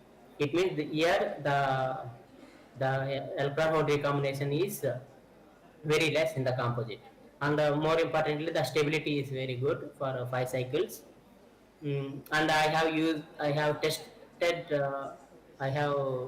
the scavenger tests. How I can know what is the key role for this higher efficiency, whether it is holes or whether it is electrons or whether it is hydroxyl ions, like that. So scavenger tests are also very important in this type of experiments. And also I have used it for hydrogen production also. It means I want to make it as a multifunctional material. I want to explore the multifunctional properties of my material. So I have used it for two applications. So degradation as well as hydrogen generation. In hydrogen also it showed very good compared to in comparing to the results of the degradation of dye. So, and also it is so good stability both for degradation of the material as well as the hydrogen generation. So it means it can act as a promising materials for both energy and environmental applications. So this is the according to this my results, characterization and experimental results. I have drawn plausible reaction mechanisms. So when we read a visible light on the surface of this my composite material, so it this carbonated material act as a support material, support catalyst, and this tin oxide and silver act as a co-catalyst. So this is like a S scheme or Z scheme. We can call it this type of mechanism as a S scheme. Previously, I have explained type 2 heterojunction, because in a composite material there are three type of materials: type 1, type 2, and the Z scheme or S scheme materials. So this is the mechanism of degradation of dyes. And another material, this is a uh, last material I would like to discuss. This is previously this I have used only powder type of materials, that is photocatalytic experiments. Here I have used this hematite based material for photoelectrochemical. There is a slight difference between photocatalysis as well as photoelectrochemical. Photocatalysis we can use only powder type of materials by using a natural light energy. In whereas in case of photoelectrochemical conditions, we use a small EMF, additional energy. So I have used uh, titanium and tin doped hematite to deposit on the FTO surface. This is, here it shows the FTO substrate, glass substrate. I have deposited an array of nanorods of this hematite by using hydrothermal method. This is very simple method. Here I have optimized annealing temperatures to know the this good crystallinity as well as space between the sorry, it is hematite, not CO2. So I have optimized temperature, annealing temperature from 700 to 750, 800, and also with higher temperature, the titanium in the ITO tin, titanium and tin from the ITO, it is deposited doped into the orbitals of the hematite. And also I have deposited copper oxide to make the heterojunction or composite to further improve the photocurrent density. So here you can see I have measured the photocurrent densities and chopping current densities of the material. So in photoelectrochemical experiments, the material should have lower over potentials. This is very important factor in photoelectrochemical experiments. So if we use any material as a photo anode, that material should show low over potential, because the higher over potentials will reduce the it takes a higher current, and it reduces the photokinetic activities. So by carefully optimizing the experimental parameters, yeah, the current density of the hematite material, pristine hematite material, increased from the like 0.1 to 0.3 around 1.23 because at this potential we can know the current, we have to use this current at this potential because in water splitting the minimum energy required is 1.23 electron volts, so that beyond this, after greater than this potential only, the photocurrent water splitting process is possible. So and here you see, by optimizing annealing temperature, the photo current density increased, as well as the potential also, over potential also reduced from 0.93 electron volt to 0.69. This is very important, and this is a very favorable condition for improvement of the photoelectro hydrogen generation. And more importantly, I have used the impedance spectrum to know the what we call resistance, electron charge carrier resistance. So the here the charge carrier resistance is uh, less for the optimized material.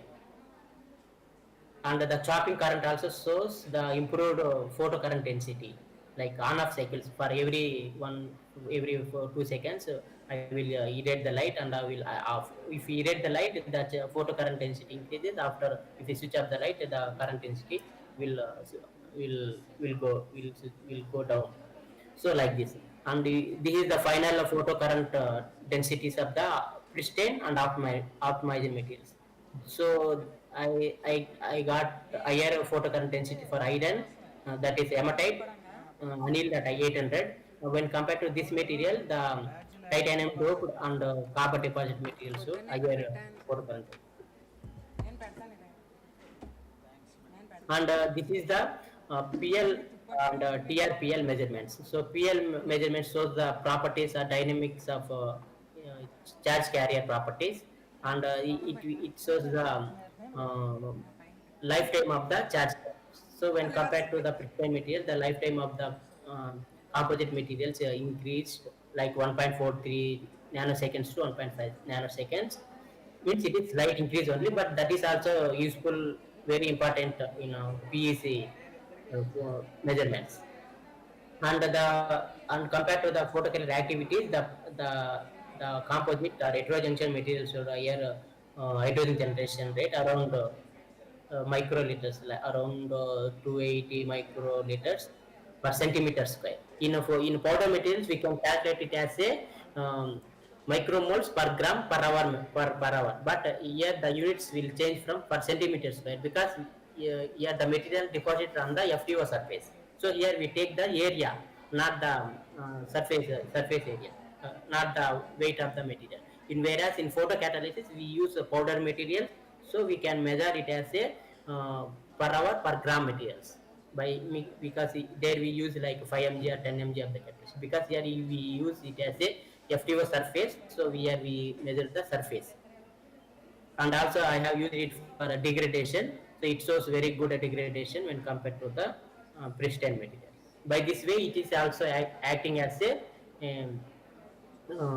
multifunctional material, so that I have studied many different types of multifunctional materials. So yes, this is the degradation experiments. So when it shows very good degradation in 2 hours, just by of 30 minutes itself, it showed very good degradation. And after stability, I have I have tested it for exact, to know the how the crystallinity varies before and after stability. So after stability also, the crystallinity is red spectrum is before stability, this blue spectrum after stability. So it well confirmed. It means there is no loss with the crystallinity, so that it means there is a constant supply of electrons throughout the experiments. And also SEM also shows presence of both copper oxide as well as hematite. And this is the reaction mechanism in photoelectrochemical. There is a little difference between photocatalytic mechanism and photoelectrochemical. Here we use the working this material, the prepared material, as a working electrode, and platinum as a counter electrode, and we use silver as a reference electrode. So here the mechanism, I have explained hydrogen generation mechanism as well as environmental mechanism. It means it is acting as a good for multifunctional composite material. That is this is that is that's all about the. I have explained three types of materials because I have a lot of materials. But for the theme of this talk, this conference, so these materials are suitable. So that I have selected. So summary of my talk is I have investigated two types of materials for degradation and hydrogen generation applications. So the effect of two-dimensional morphology is very important, and it has improved the charge transport properties and minimized the electron hole recombination. And making heterojunction with chalcogenides, it successfully improved the photochemical activities. And more importantly, this material showed very good stability, because this is very important in order to use it as in industrial applications, and for so that it can act as a promising photocatalyst for practical applications as well. So yes, and I would like to acknowledge my gurus, my professors. So my PhD guide, Professor M.E. Shankar. So he is very good, and he inspired me a lot. And other foreign professors, Kiang Lee from Kengbuk National University, Korea. He is also very friendly professor. He from his lab, I have learned the photoelectrochemical photoelectrochemical applications. Previously, my doctoral studies are only photocatalysis. In this lab, I have studied and I have experienced the photoelectrochemical studies in their lab. And in this lab, from with Professor Ento E from Jinbuk National University. So he is also a very good guy. So from his lab, I have learnt different way of working style. This lab has very good different working styles. And this is from when compared to Korean professors, the European professors are very simple. They are very friendly, but the main difference is here European professors always like discussions compared to the papers. So with Professor Jan Francier, I have learned the recovery of industrial waste from recovery of precious metals from industrial waste. Because here with Professor John Francis, I have worked with the industrial project, that is European project. This is very good project from 15 countries and 15 labs. So that this all these professors helped me to excel in my research career. So at last, I would like to sincere thanks to the organizing committee of the conference, Biobased, Department of Chemistry, Government College, Rajahmundry, and also I would acknowledge my parental organizations. So once again, thank you very much for giving this opportunity to explain few things in the to tell to explain few things about this. Light on.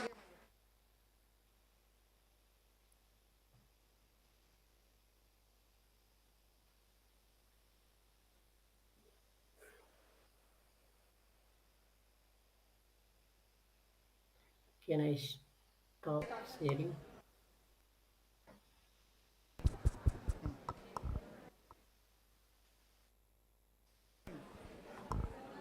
Thank you.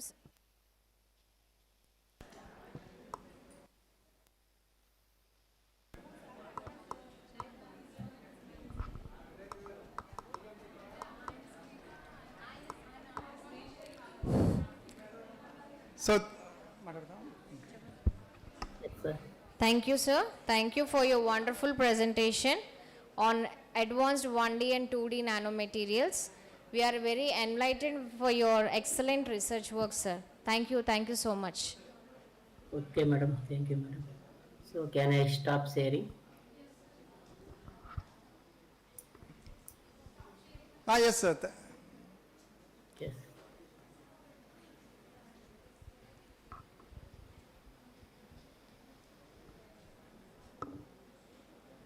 So can I leave the screen? You can leave right now, sir. You can leave now. Okay, sir. Thank you, sir. Thank you very much, sir, for your presence. Thank you. Okay, sir. Bye, sir. Now the last, last but not the least. So we have one more session. Dr. Sakar Mohan Garu. So before we try to have this session, we have look at the glance of the brief biodata of this great young scientist. Dr. Sakar Mohan received his PhD from the University of Madras and later moved to Laval University, Canada for his postdoctoral research. So he joined in Jain University in 2017 as an assistant professor. లేదా మరి అన్నారా after lunch నేను ఇంకా sorry will have the session after కొంచెం Dear students, faculty members and respected guests, I request you all to take and also includes use of NMR spectroscopy. And she has given many talks related to her research area such as plenary, keynote and invited speakers to the several public and private organizations in ionic liquids. And besides, she is an academician or good research fellow, and she is a kind-hearted woman, and during her free time she used to play with dogs, and she used to listen music also and reading books. And thank you so much, and please start your session, ma'am. We are waiting for your session, please.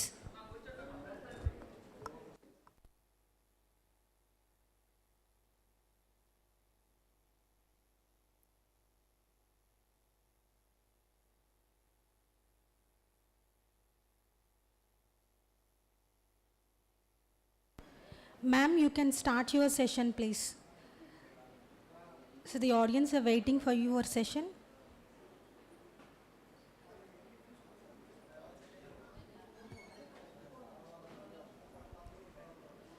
Ma'am, am I audible to you?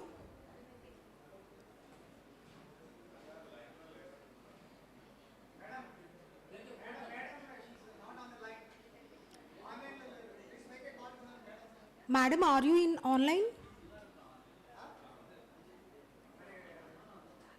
Yeah, ma'am, please start your session, ma'am. All are waiting for your session.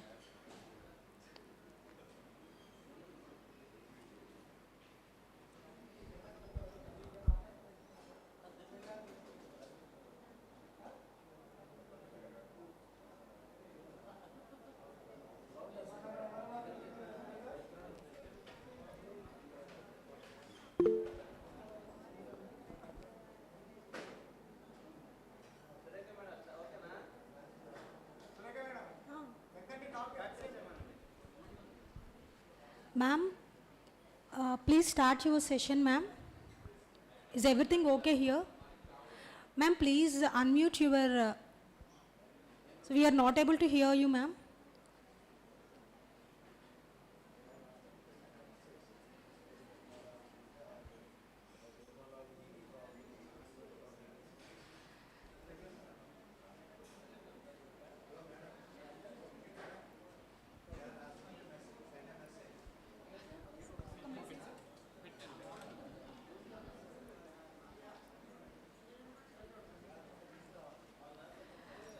Ma'am, please unmute yourself so that we can hear you.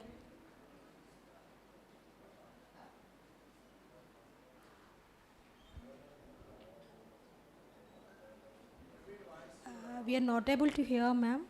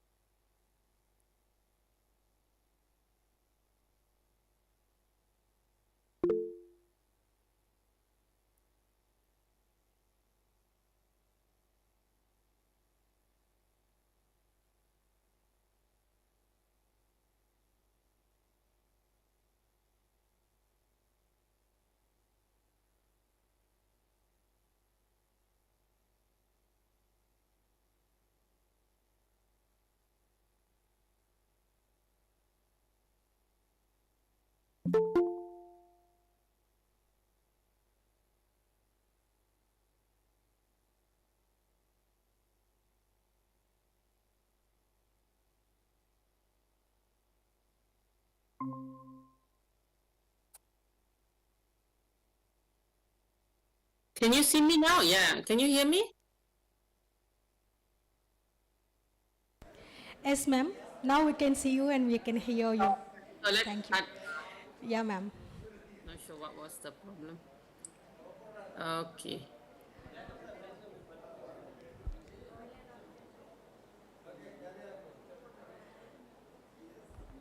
Ma'am, can you please, I have introduced you, ma'am.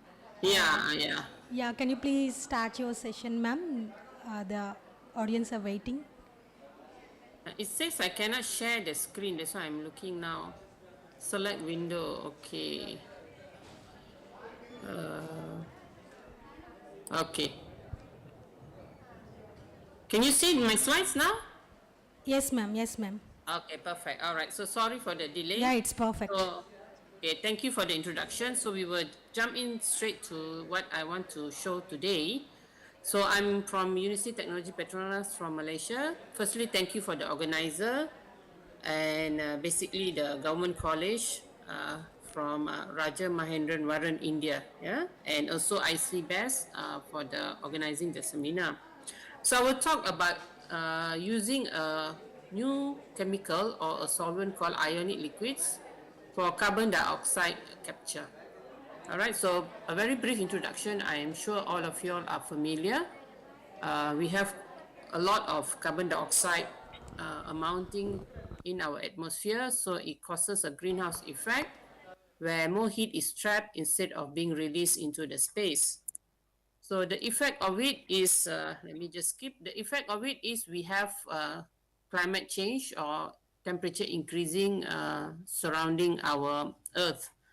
So if the RCP is 8.5, the increment in temperature in the land can go up to 3 Fahrenheit, and the ocean surface temperature can go up to 1.5 atmosphere.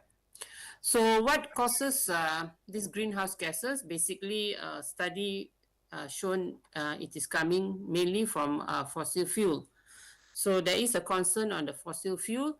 If you just look at the countries just around us, this is where you are, India. Yeah, this is about maybe 5 years ago. So the contribution from many of the countries is very significant. Where Malaysia is, we are under all other countries. And of course, we have CO2 emission by big countries, China, US, and so on. And you can see many of the atmosphere, just looking at significant buildings, has been polluted by this gas emission. So coming back to my country, Malaysia, we also have the same problem. Mainly our greenhouse gases are coming from CO2 as well. And the major player or contribution is basically from the power industry. So we have high power requirement, and therefore from the combustion of the fuel, there are a lot of carbon dioxide gases. So this is how we are in Malaysia. This is maybe about a few years ago, where you can't even see the Twin Tower, which is our famous icon, and the atmosphere basically in many of the cities are very polluted.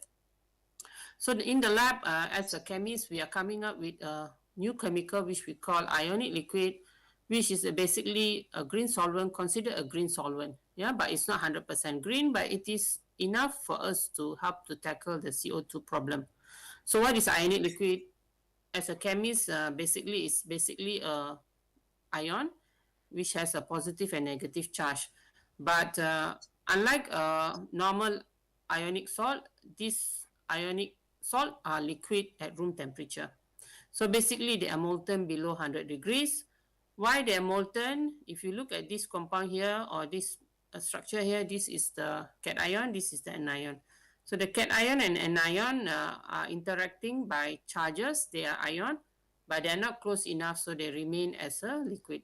Most of the cation are organic salts, or sometimes even we can design making the anion as organic anions. So because they are liquid and they have ionic charges, this allows us to use it for various applications. So going back to the green chemistry, as I mentioned, they are considered green solvent, but they are not 100% green. But they, however, are less hazardous. They can be a solvent They can come from renewable feedstock, which I'm going to share today, bio-based ionic liquid. They can be used for catalysis and so on. Yeah. So if you look at the 12 principles of green chemistry, the ionic liquid meets most of these criteria. Okay, so where does the CO2 come? The carbon dioxide comes from post-combustion of fossil fuel, pre-combustion, oxy-fuel from any industrial processes. So there are various technologies. Yeah, so many industries are providing energy. The separation technology for gas CO2 is basically solvent-based using amine. On amine, there's the nitrogen which has lone pair, so it'll be attracted to the carbon dioxide. However, that technology is also replaced by membrane. Many industries are using membranes, especially polymeric membranes, also using solid absorbents and also cryogenic processes. So if you go to the amine, which is vastly used by the industries, they are using basically monoethanol amine or various amine blends. So it can be primary amine, secondary amine, or tertiary amine. And many times they are added together with water. So they're basically aqueous solution. There's also technology using chill ammonia, which is at 35 Fahrenheit. So what's the advantage of amine? It's fast, it's selective, it's reversible, and amine, when you add with water, is very, very cheap. However, the disadvantage of amine, because we are using water, it is very corrosive. It forms carbonic acid. It will degrade because basically amine is a volatile organic compound, and they require high thermal energy for stripping. But most importantly, ammonia is a toxic vapor to deal with. So there are many materials that has been developed. One is ZIF, which is actually a zeolite imidazole framework. Then there's also membrane, which I'm going to touch in a little while, and ionic liquid, which is polymerized, so it's called polyionic liquid. And then there's also the ion engineering, basically adding amines in ionic liquid. So I will straight away zoom into the ionic liquid. As I mentioned, the ionic liquids are basically ion compound, but in liquid form. So they have a positive partner, which is a cation, and a negative partner. The anion can be simple bromide as halide, or can be a bigger anion such as PF6, BF4, and so on. The cation can be nitrogen-based, can be a heterocyclic nitrogen, and so on. Yeah. So ionic liquids has been there for quite a while, and many applications which you can see, which I will not go through. There's so many applications because of its property. They are ionic they are ionic interactions, so they are thermally stable. They do not have low vapor pressure and so on. And they are charged particles, so their electric conductivity is good. So due to these features of ionic liquid, they have been used in various applications. So we are looking today, or I'm going to share today, ionic liquid in MOF, which is also basically a zeolite particle. So what we did was, if you look at the zeolite, or which is a metal organic framework, it has a large surface area. So if we want to absorb CO2, it would be an ideal molecule. But at the same time, we also have the ionic liquid. So we're looking into ionic liquid to be trapped into the pores of the MOF and enhance the absorption of the CO2. So this is a typical MOF, which is a ZIF8, where it is basically a zinc salt. We react with 2-methyl-imidazole to give us the MOF. And the ion liquid that we are looking at is basically this compound here, which is a colinium, which is a cation, and the anion, which is a glycinate. Glycinate is basically our amino acid. So we put a bio-based functionality, which can help to trap the CO2. So we know amine or nitrogen-based compound can react with CO2 to form carbamate, and at the same time absorbing or reacting with 1 mole of CO2. So with that basic chemistry, we decided to put the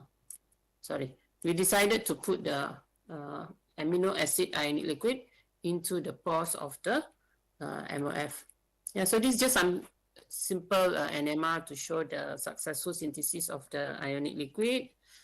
Okay, so what we did was we managed to synthesize or characterize the ZIF8, which is our MOF, and we put various quantity of the ionic liquid, 4%, 8%, and 12%.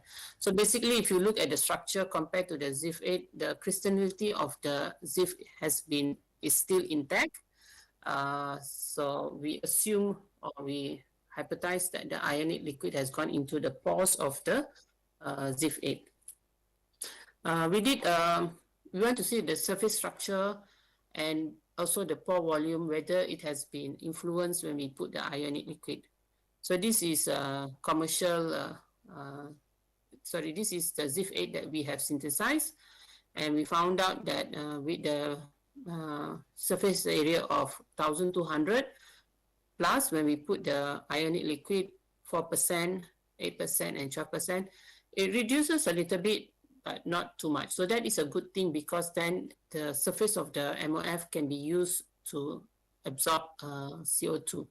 But at the same time, since the ionic liquid has gone into the pores of the MOF, the ionic liquid has functionality, especially the amine.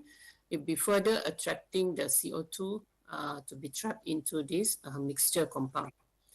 Okay, so when we put the ionic liquid, we see that the surface area has also reduced, but not very significantly. So the surface area of the composite is still high to promote the gas absorption, and we have managed to incorporate ionic liquid into the pores of the MOF. So all in all, it will be a 2-in-1 system to trap the CO2. So when we did the CO2 absorbent test, we pass CO2 into the MOF at various pressure. So this is the ZIF8, and this red, blue, and green lines are showing the trend in the CO2 absorbent.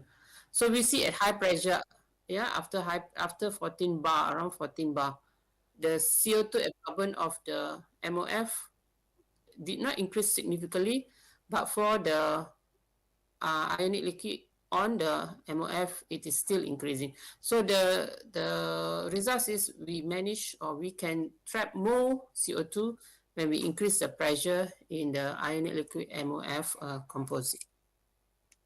So that is one part I just want to share. Very fast also, I want to share to you about the ionic liquid itself. So remember I mentioned about polymerized ionic liquid. So polymerized ionic liquids are basically, this is your ionic liquid at room temperature. This is a liquid, remember. So what we did was we polymerize it and it becomes a solid absorbent. So it's still ionic liquid, but we call it polymerized ionic liquid. So with a solid, it is easy to handle. And we will see in a short while, when you have solid or you have polymerized ionic liquid, you see the absorbance of the CO2 is enhanced significantly. So this is the effect of the polymerization. This is a typical polymerized ionic liquid. Initially, there was a double bond here, and we polymerize it with a radical. So it becomes, imagine this is a repeating unit. So we have many backbones of this cation. This is a positive charge. So this is basically an ammonium cation. And we have a chloride, a simple anion. So you see, basically the red line shows that the absorbent, the mole percentage is increased so much compared to the monomer. This is a monomer. Yeah. So basically summarizing it, polymerization increases CO2 absorption. And then we change the effect of the cations. We play with many types of cation. Basically, we polymerize all of them, and we have different chain length on the nitrogen. If you can see, we have CH3. Here you have a carbonyl bond. We have a longer chain, ethyl alkyl chain. So what we see is basically the cation does affect the absorption of the CO2, where basically this cation, if you can see, VBTMA, where there is basically this compound where you have a methyl as a side chain. This has the best absorption compared to the other 3 backbones. So this cation is basically having a bigger positive charge. So we suspect that it be able to absorb CO2 better than the other 3 cation. We also try to put some water because most of the absorption in the industry plant, especially post-combustion, there's a lot of water, even pre-combustion. So we put water on the polymerized ionic liquid, which is a solid. So this is basically a dry polymerized ionic liquid. This is the effect of when we put water. You can see the increment for the absorption of water has increased tremendously. So that's a very positive chart, very positive outcome from this study. So why we are using amino acid just to reinforce, basically it's a bio-based compound amino acids anion. So we have glycine, lysine, alanine, arginine. So we tried with glycine. We also went on to try the other amino acid to see potential as a bio-based ionic liquid for CO2 capture. This is the synthesis route that I mentioned. Basically, it was a monomeric or ionic liquid at room temperature. It has a double bond. It has chloride initially, so we exchange to a ion exchange, and then we neutralize with amino acid to get the amino acid anion, and then we do the polymerization with this radical. Okay, so we also look at the effect of the polymerization on different amino acid, histidine, arginine, alanine. And we found out that basically compound 3, which is our arginine, has the best effect on absorbing CO2. Okay, so we also look at the effect of the anions in terms of basicity, and we found out that arginine and histidine are basically they are better because basically they are base or they have base property on the amino acid. So we know the CO2 is acidic, so when you have a base property, the interaction will be enhanced. So we also, this is very common when you increase the pressure, you see for all the ionic liquid, yeah, when you increase the pressure, the absorbance has been increased simply because you have more interaction between CO2 and the polymerized ionic liquid. So this is to prove, yeah, the FTIR before and after. So we got a carbamate peak showing that the NH2 of the amino acid has reacted with the CO2 gas. So this is just also to show when we effect of putting different amount of water, and definitely when you see the one in black is basically the liquid means amino acid without polymerization. This is putting this is basically polymerizing it. This is adding 2 mole of water, and if you add 4 mole of water, the capability to absorb CO2 has been increased tremendously, which is very positive because most of the gas are wet gas. So basically in the value proposition, this is a typical amine. The industry has been using amine, which is about 0.5 mole of CO2. If you remember the equation, it can absorb 2 mole of amine can absorb 1 mole of CO2. So basically 1 mole of amine can absorb 0.5 mole of CO2, or experimentally when we did, it was 0.47. But our polymerized ionic liquid with arginine, lysine, the amount of CO2 that it can absorb per mole of sample is double. In another scenario also, we see this ionic liquid or polymerized ionic liquid, lysine, arginine, the one in red and black, are very much thermally stable compared to a methyl monoethanol amine. So this is a plus point because then you will not have the VOC hanging around in the plant. Our polymerized ionic liquid can be recycled. We try up to 5 times. The reduction is very little, very negligible. So there's a value proposition.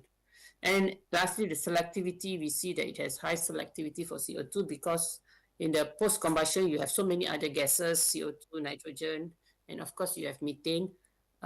So you see that it is more selective to CO2, which is all very positive for our CO2 absorption.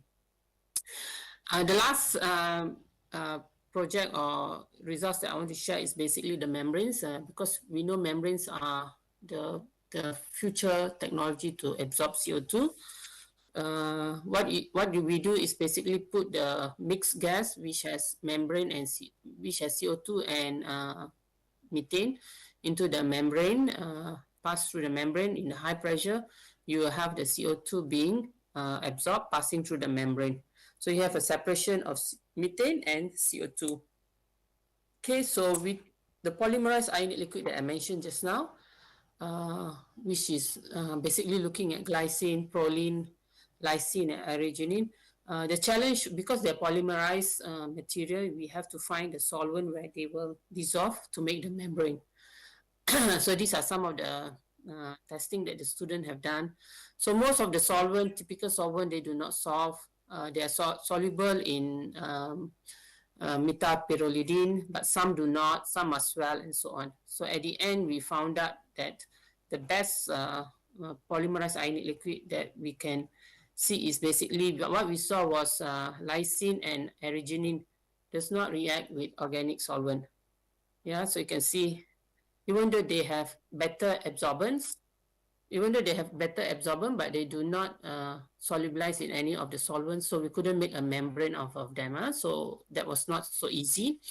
But with glycine and proline, we see they're soluble in some solvent, in one or two solvent, but most of it they do not dissolve. All right, so what was the technology? How do we prepare the membrane? We took the glycine, the VBTMA glycine, which we will polymerize later, but we took the glycine which has the VBTMA, which basically has a double bond initially. We took another amino acid ionic liquid, which is beaming glycine. This is basically imidazole based. This doesn't have a double bond. Yeah, so just to show you the difference, this has a double bond, this doesn't have a double bond. So the VBTMA glycine will be able to polymerize, beaming glycine will not polymerize. So we want it to remain as a liquid in the membrane, which I will tell you why in a short while. And we put zeolite. So basically zeolite is a composite to enhance the separation.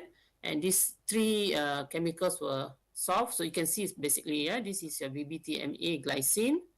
This is your beaming glycine.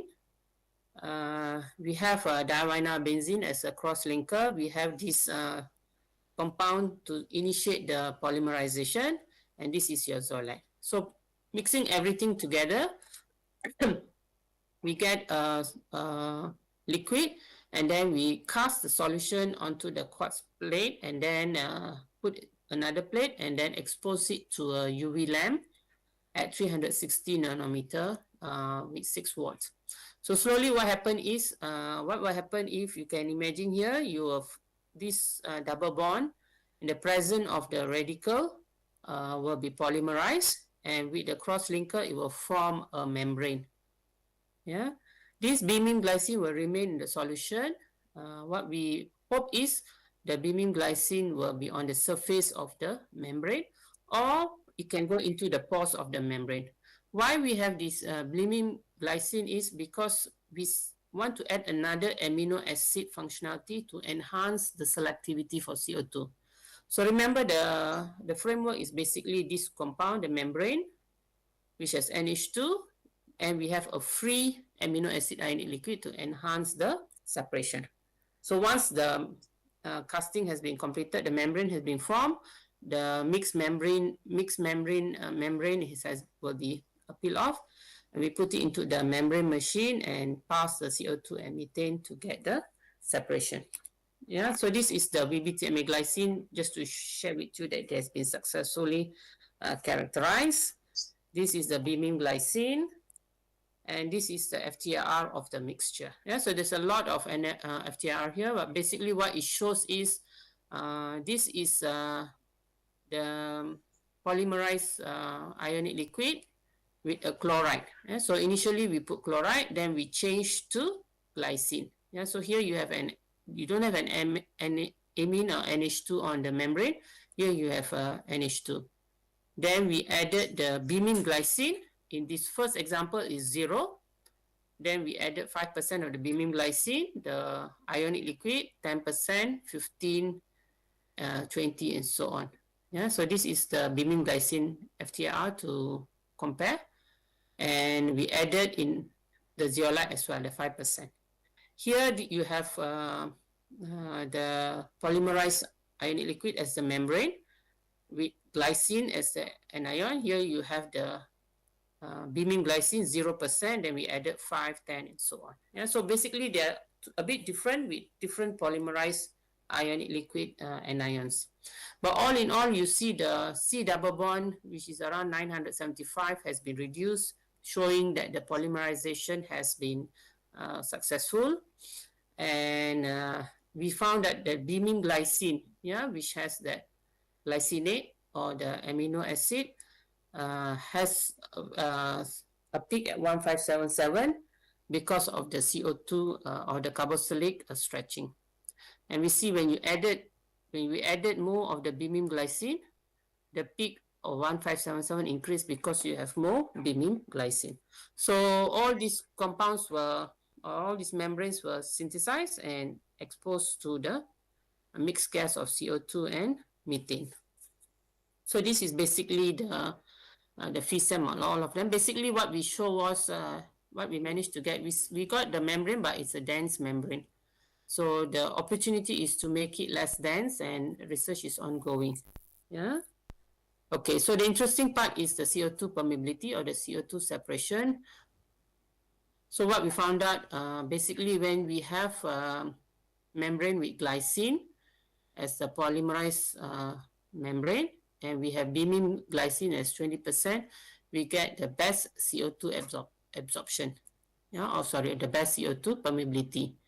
And methane is basically retained, and you have the CO2 being permeated. When we compare to the chloride polymerized ionic liquid, we see that it is good even with 20% beaming glycine, but glycine-glycine interaction or glycine-glycine membrane has better permeability for the CO2 and retention for the methane. So this is a good results. And later when we look at the CO2 and methane selectivity, yeah, you can see the one in green is basically glycine, which again 20% at 20% of the glycine, you see you have good selectivity for the CO2 and methane. Basically the ratio of CO2 to methane, you have almost 5.5 CO2 has been permeated, and methane, one ratio of methane has been retented. Yeah, so this proves that having 2 amino acid ionic liquid, basically glycine, improves the CO2 permeability and selectivity. So that is a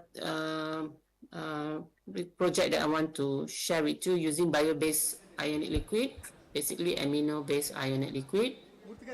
So we showed it worked in the metal organic framework as a polymerized ionic liquid and in the mixed matrix membrane. So this is a picture of our students who has worked on it for the past few years. And this is our research center at UTP, and this is our university in Malaysia. So thank you for your time and for the opportunity to speak in this session. Any questions? Okay, thank you so much, ma'am. And thank you for sharing your expertise. Okay, thank you very much. And thank you for inspiring us with your presentation. And really, you have given a very informative session on ionic liquids and its present research work, ma'am. And at this juncture, I just want to thank only 1 second regarding our Malaysia visit. Really, you have received very well, and you shown on your laboratories.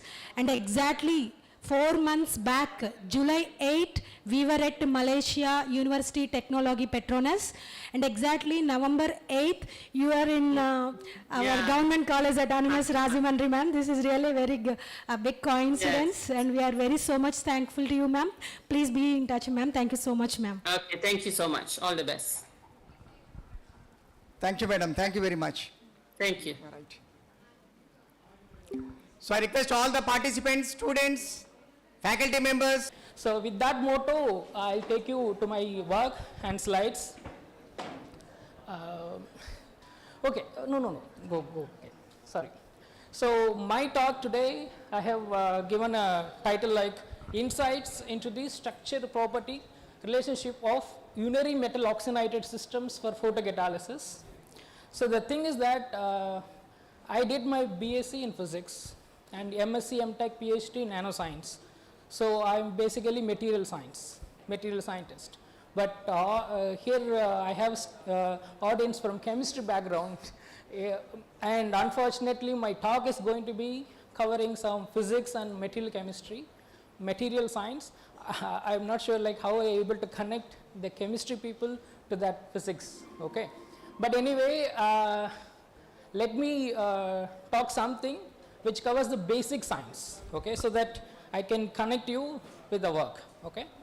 So let me not go to the plan as what I had before. So after I see here, so let me take, I have formulated in a different way to make my talk here. Okay, so here maybe this previous session, it's by Dr. Lakshmana Reddy. He was talking about something on photocatalysis, right? So my core research is photocatalysis, okay? So maybe, so this talk is about photocatalysis. So let me tell you something about photocatalysis. What is photocatalysis? Okay, probably you know what is catalysis. So it's not for the faculty anyway; they are okay with that. But I just focus on students. So maybe you know about catalysis, right? So what it will do?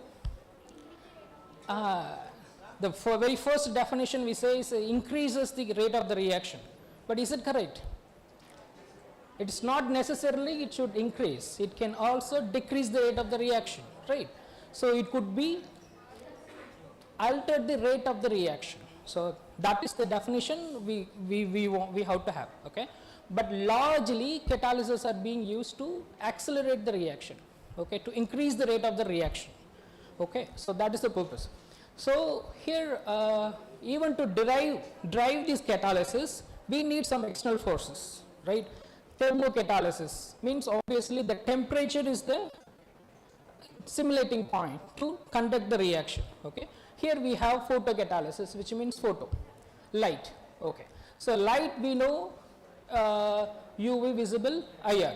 So these are the sunlight spectrum. In the electromagnetic radiation, we have this UV visible IR. So in that, what we receive from sunlight is around, yes, so majority of the sunlight contains visible light, okay? So we wanted to make this photocatalysis to work under visible light so that it will be cost efficient when you implement in the larger scale, okay? So the idea is two. One is we need to conduct the catalysis reaction by the help of visible light, okay?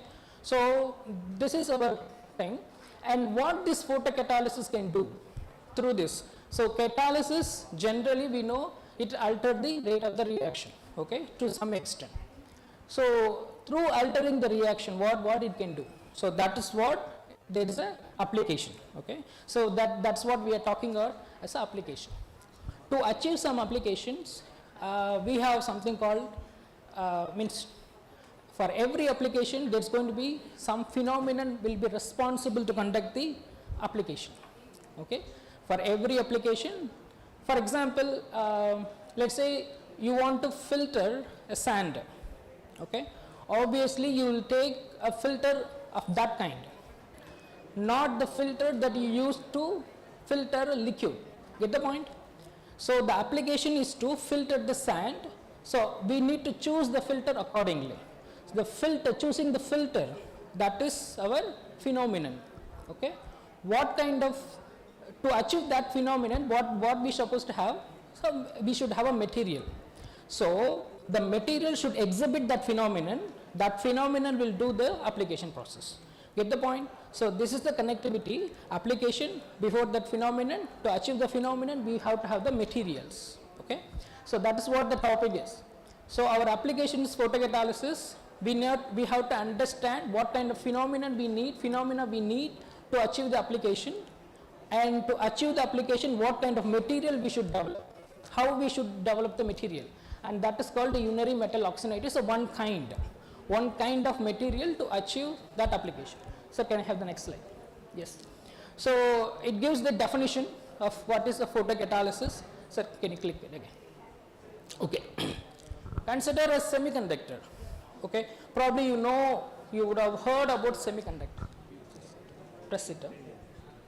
Just scroll it. Okay, I can keep it here. Okay. So there is a semiconductor. Okay. In the semiconductor, there is something called a valence band. Probably you would have seen in the atoms itself, right?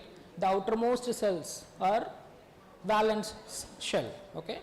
Those shall come together and form a band, energy, that is called the valence band. Okay.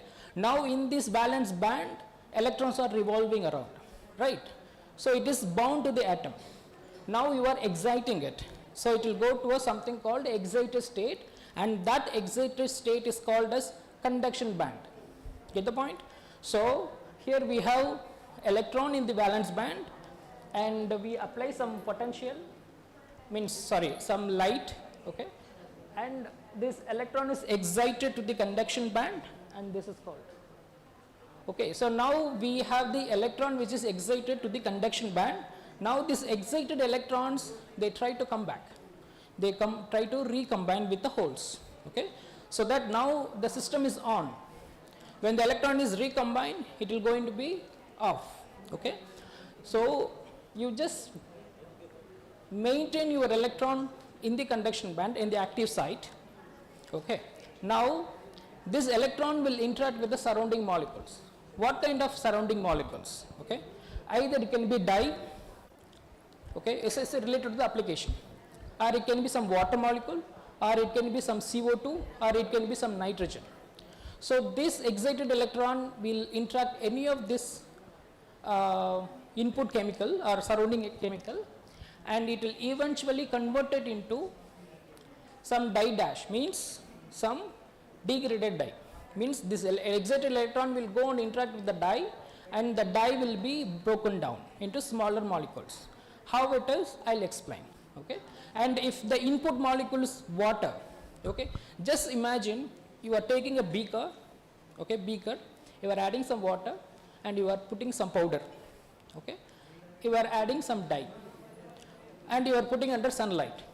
After 1 hour, you are seeing the dye of the color is gone, which means it's degraded. Okay, and on the other hand, consider you are having water, okay, and you are putting some powder, you are adding some more one agent, molecule should be added, glycerol kind. I'll tell you why it is. So now you are putting under some visible light, some light. Now you have started seeing hydrogen evolution. Okay, so you just imagine that way. So this is what the photocatalysis is. Okay, so as long as you keep your electrons in the excited state, it will do this work. Means dye will be broken down into smaller, water will be split into hydrogen and oxygen, and CO2 will be converted into carbon monoxide or some hydrocarbons. Okay, and nitrogen, it can also take many forms. So one of the explored form is ammonia. So nitrogen will be converted into ammonia, and this CO, hydrocarbon, ammonia are all industrially important chemicals. Okay. So now the electron is there in the conduction band. Okay, now the electron has to do this job. To do this job, because now we have variety of molecules like dye, H2O, what it will do. Okay, so that particular reaction is determined by the energy of the excited electron. Okay, energy of the excited electron is nothing but the potential of the conduction band. Okay, so we need to understand it that way. So this electron is getting excited to the conduction band. Now you just see there is a small gap. Okay, that gap can be bigger or smaller. Okay, accordingly the electron's energy will be. Okay, so that conduction band determines the potential of the excited electrons which will involve in this reaction. Fine. So consider this water splitting reaction. Okay, so people, they were earlier presentation we had this hydrogen evolution. Okay, we say it's a two-off reaction. The first is Again, you just see that there is a hole in the VB, H plus, okay, that will interact with the water molecule and it produces O2, oxygen plus 4H plus means protons, okay. And meanwhile, we have electrons in the conduction band. Now, if 4 electrons interact with these 4 protons, it will give you H2. To do this, for example, if H plus has to convert this H2O to O2 plus 4H plus, this conduction band, sorry, this valence, this hole should have an energy called 1.23 volt. I have given a value there, right? So, only if the H plus has this value and a potential of 1.23 volt, it will produce oxygen, okay. If it is lesser, it won't. If the distance between conduction band and valence band is too high, it has many applications, okay. So again, as I described earlier, that you are taking a beaker, you are putting some powder which is photocatalyst, and if it is water, it will produce hydrogen. And if you import some CO2 gas into the system, it will produce CO or some hydrocarbons. Instead of carbon dioxide, if you inject some nitrogen into the beaker, it will produce ammonia, okay. The reaction is that simple, okay. What is important is conduction band and valence band H potential, okay. So it's about band, okay, conduction band, valence band, and that is where we have a strategy called band structure engineering, okay. So now we have understood that band edge potentials are important and we need to engineer the material for their band structure. So what it involves? So it involves the adjustment, the shifting of your conduction band, valence band. So one strategy, or if it is not, shifting is not effective, okay, then we can make something called heterojunctions, okay. I'll tell you what it is. Just see here, there is a semiconductor and here we have VB and CB, and now consider TiO2, titanium dioxide, okay, TiO.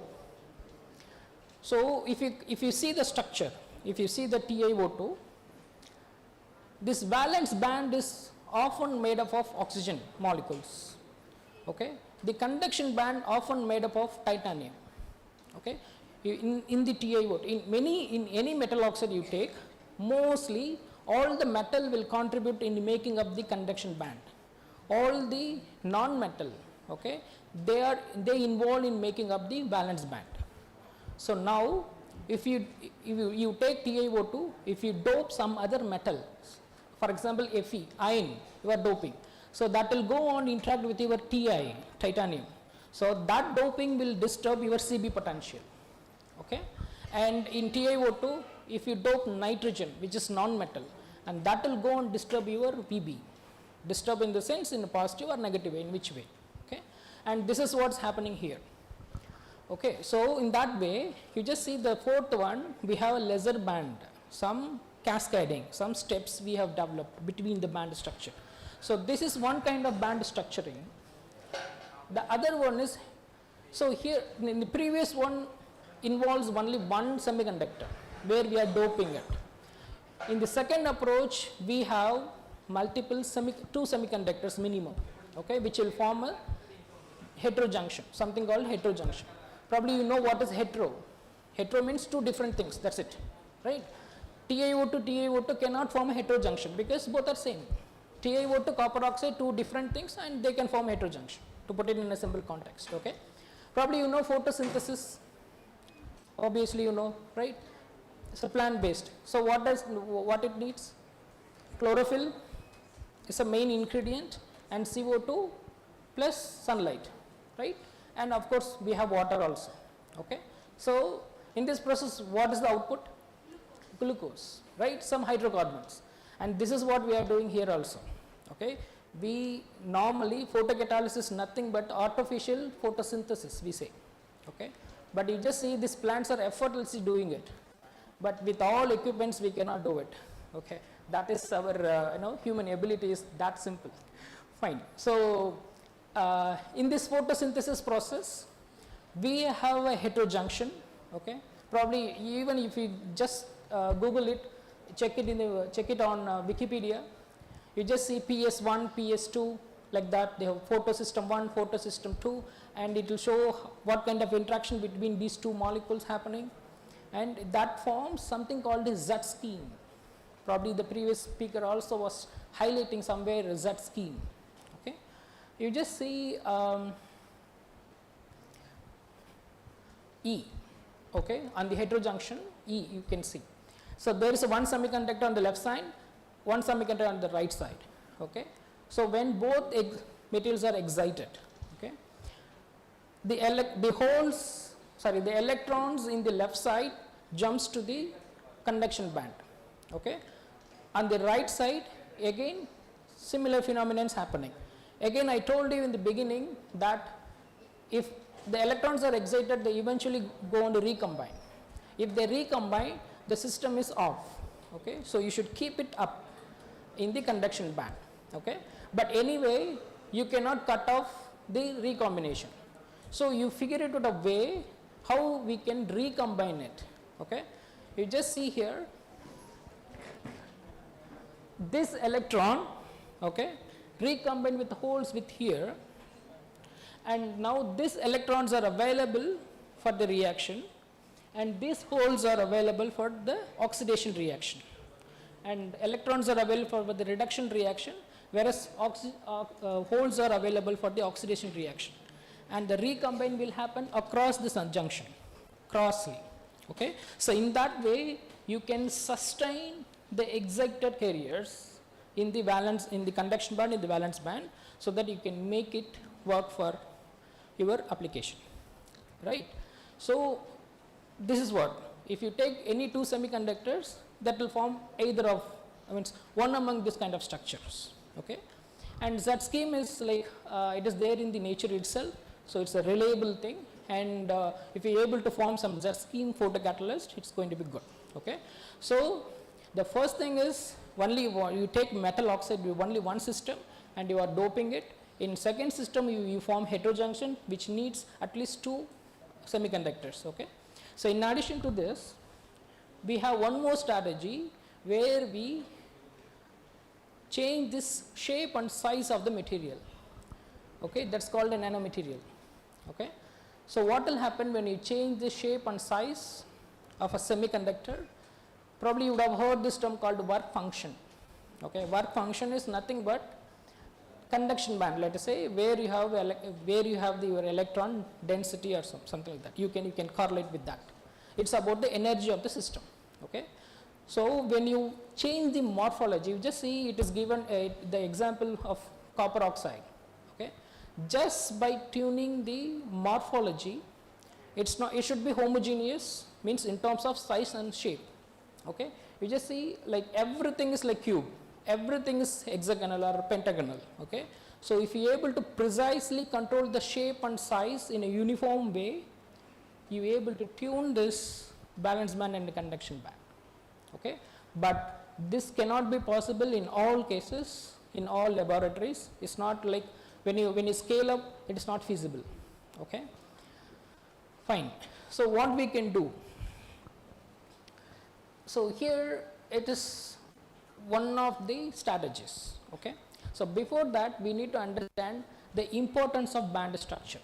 Okay, you can see the right hand diagram. Okay, maybe you can see the CO2, or maybe you can see the left side first, then we can come to the right. So if you see the first reaction, in the photocatalytic reaction, if you want to convert carbon dioxide to some formic acid, HCOOH, okay, for that you need 2 protons, 2 electrons.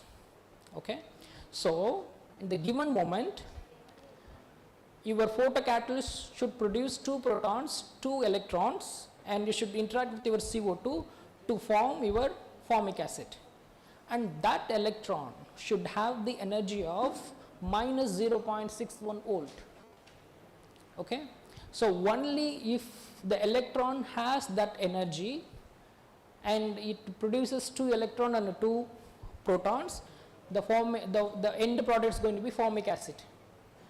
If the energy is slightly lesser, like 0.53 volt, and your product is going to be different, which is your CO, carbon monoxide. So somewhat this conduction band also determines the product that we are getting from the reaction. Okay. So what we have to have this, have you heard of something called quantum confinement or quantized energy level? Okay. Which means you have a determined potential, very short potential. Okay, so there won't be any continuous band, but they have a discrete energies. Okay, so when you do this band structure engineering, what we are doing is we are creating discrete energy levels in the system. When you have a discrete energy level in the system, you have the selectivity of certain product, and you can increase the yield of that also. Okay, and you can see similar. For H plus to convert to H2, the conduction band should be 0 volt. Okay, and if you want to produce, what is it? O2, the other element, other radical. That's a radical, right? Probably you know physics. Sorry, chemistry students, you know it's a radical. Okay, that radical will be produced by reacting your electron to O2 molecule, that will produce superoxide anions. Okay, and that electron should have the energy of minus 0.33 volt. Okay, so that will produce superoxide anions, and that will go and kill the dyes or heavy metals. Okay, mostly dyes. Okay, this radical will go and interact with the dye molecules and it degrade. Okay, so in this similarly we have a list of reactions and list of bandage potential. Okay, so this band structure engineering is important to make the conduction band discrete, to have a discrete energy levels, so that we can achieve this selectivity or the conversion or to have a specific product. Okay. Okay. So again, I was telling you that there are, to achieve this, see again I was telling some kind of a like story, if you are able to correlate. So photocatalysis, which is important, band gap engineering is important. For that we have several strategies like doping, heterojunction formation, tuning is morphology and size. Okay. So in these strategies, various strategies, forming metal oxynitrates is one of them. Okay, metal oxynitrates, probably you can know it. When you say metal oxide, what you can expect? One metal and one oxide. Okay, when I say metal nitride, you can expect one metal and nitride. So when I say metal oxynitrate, you can expect metal, oxygen, nitrogen. Okay, if you take TiO2 and dope nitrogen, we need to understand the process. When I say doping, it's going to be trace level. The dopants, if you consider something called doped in a system, which is like in the trace level, it's not huge. Okay, but when I say metal oxynitrate, what we can understand is nitrogen quantity is going to be huge in the system. Okay, so here what we are doing is there's a metal, and in the oxygen we make 50:50. Okay, or above the threshold. Okay, I introduce a new word called threshold. I'll tell you what it is. Okay, so what we have to understand is this metal oxynitrate is the combination of metal, oxygen, and the nitrogen. Okay, and this is one of the example, which is tantalum oxynitrate. Okay, tantalum oxynitrate, you can see Ta2O5 oxide and Ta2N3. Right? Yeah. So we have tantalum nitride, and you see the band structure. You have your Cb constant, whereas you have variable Vb's. Okay, because you have oxygen and nitrogen inside. Okay, so that you can see it shifts the bandage potential of your Vb. Okay, see the comparison here is oxide versus oxynitride, because nitride, metal nitride are often going to be metallic in nature. They are not semiconductors. Okay. So our challenge is to convert this metal oxide into metal oxynitride, because to engineer the band structure. Okay. So you can see it here. Okay. So this will give you a little insights like how the material composition changes the band structure. Okay. If you see this green, okay, if you see the thing that your the composition of the TA is same, means TA in all green, whereas you can see the change in the oxygen and the nitrogen concentration. Okay. So when you change the oxygen and nitrogen concentration, you can change the VB. You can see the CB, there is a smaller value difference, plus 0.1, okay, plus or minus 0.1. That is what the difference in the CB, whereas you can see the larger shift in the VB. Okay. And if you see this, the pink one, TA, some value is given, means in addition to the varying the concentration of your oxygen and nitrogen, you are changing the concentration of tantalum metal, and that will impact your conduction band potential also. Okay. So by making metal oxynitride, by tuning metal, oxygen, nitrogen, you are able to control both VB and CB. Okay. Without making any heterojunction or so. We can make it, that's different. But compared to oxynitride of the same system, same metal, will reduce the band gap energy, or it will shift the band structures, conduction band and valence band. And you can see how it contributes. Okay. You just see the first one metal oxide, the next one oxysulfides. When you dope sulfides, or when you introduce sulfides in the oxide, just see how the conduction valence band is structuring. Okay. Oxyhalides, you see there won't be any gap. It forms like this. The energy levels forms like this. But for oxynitride, you just see it's a perfect hybrid process. The other aspect for oxysulfide, halides and the carbides, you can see a distinct energy levels in the BB, oxygen and sulfur, carbide and your halides. Okay. So when we have this distinct energy levels like this, there is a problem when you put it in the reaction, because this may act as something called a trapping. Okay. It will trap the carrier. So it will affect the process. So this oxynitride is somewhat, they form like hybrid. Okay. And that gives some interesting phenomenon. Okay.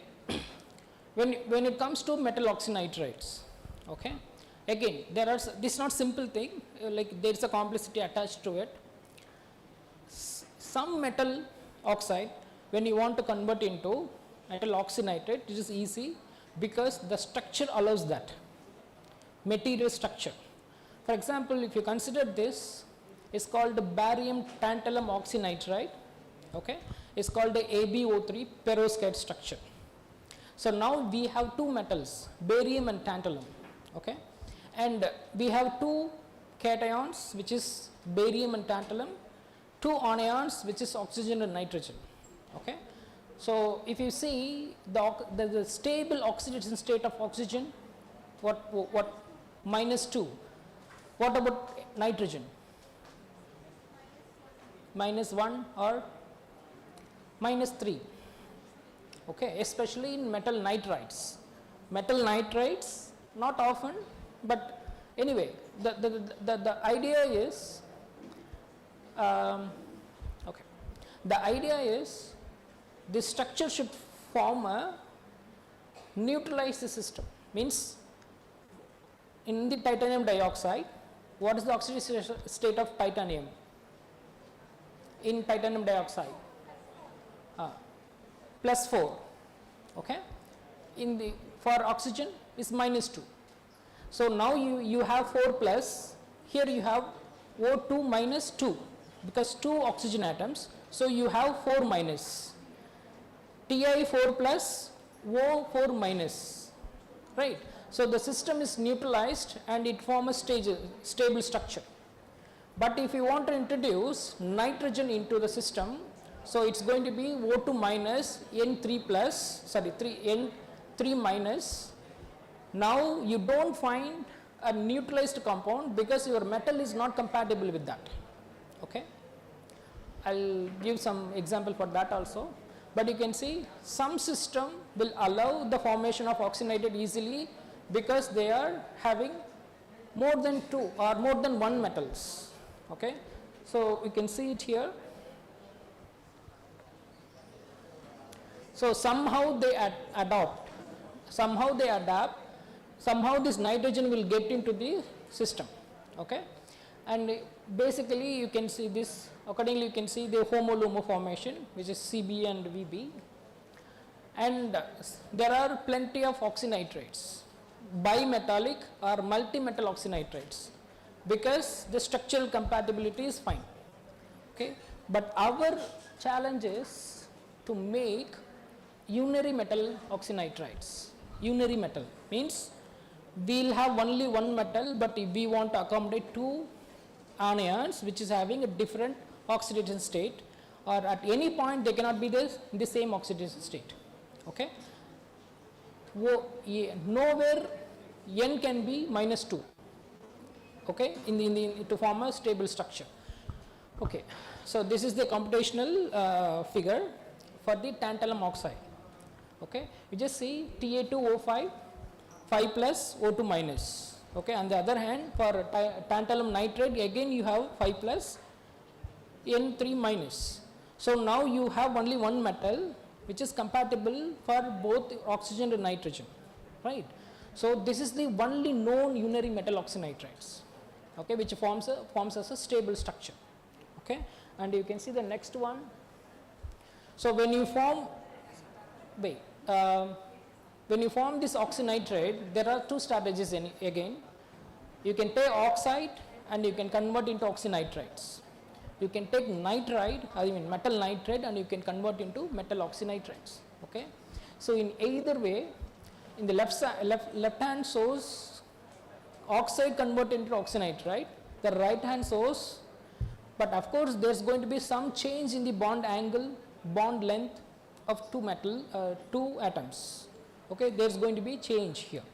Okay, of course these changes only gives rise to the properties. Okay, so that will be there. That is the beauty of this material. Okay, so again it will be, again it's going to be very challenging when it comes this kind of traditional photocatalytic materials called the TiO2, iron oxide, copper oxide, nickel oxides. Okay, so our objective is that to take this common or traditional photocatalytic metal oxides and to explore the formation of that metal oxynitrides. Okay, so we worked on all 4 materials, and I'm going to show the results of those things. Of course, you can see it here. I can show the entire structure here. Yeah. Okay. So if you so for TiO2, again Ti 4 plus, oxygen 2 minus, the stable structure. Titanium nitride, you can say Ti 3 plus and N 3 minus.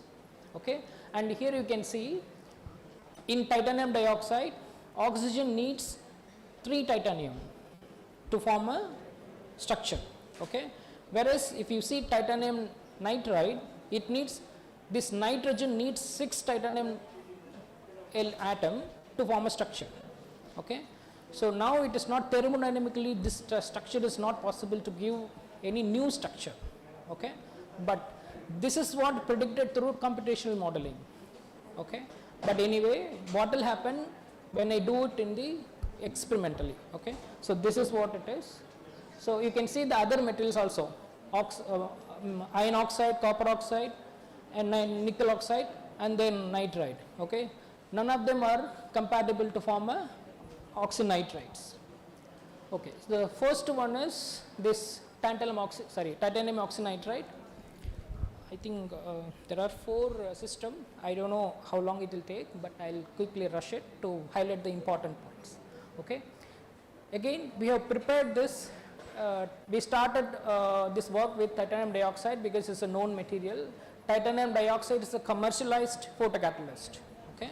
So it's a good material to start with, to know, and again it's going to be challenging to form oxynitrides. Okay.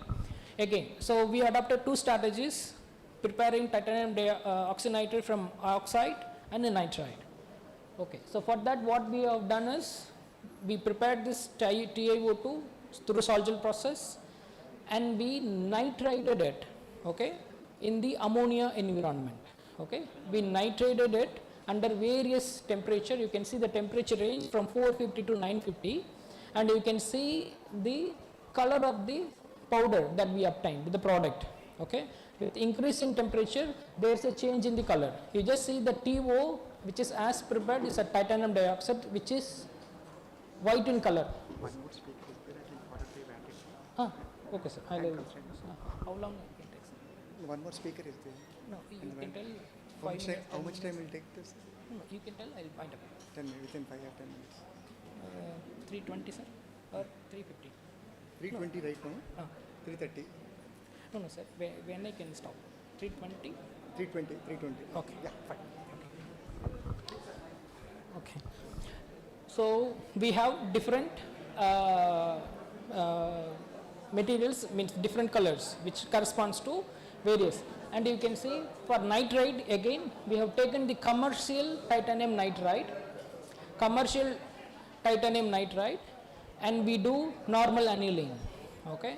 So when you do the normal annealing, titanium nitride, so something called oxidation will happen, and you can see the color of the samples changes accordingly, which means you just see the TN650, which means titanium nitride annealed at 650 degree.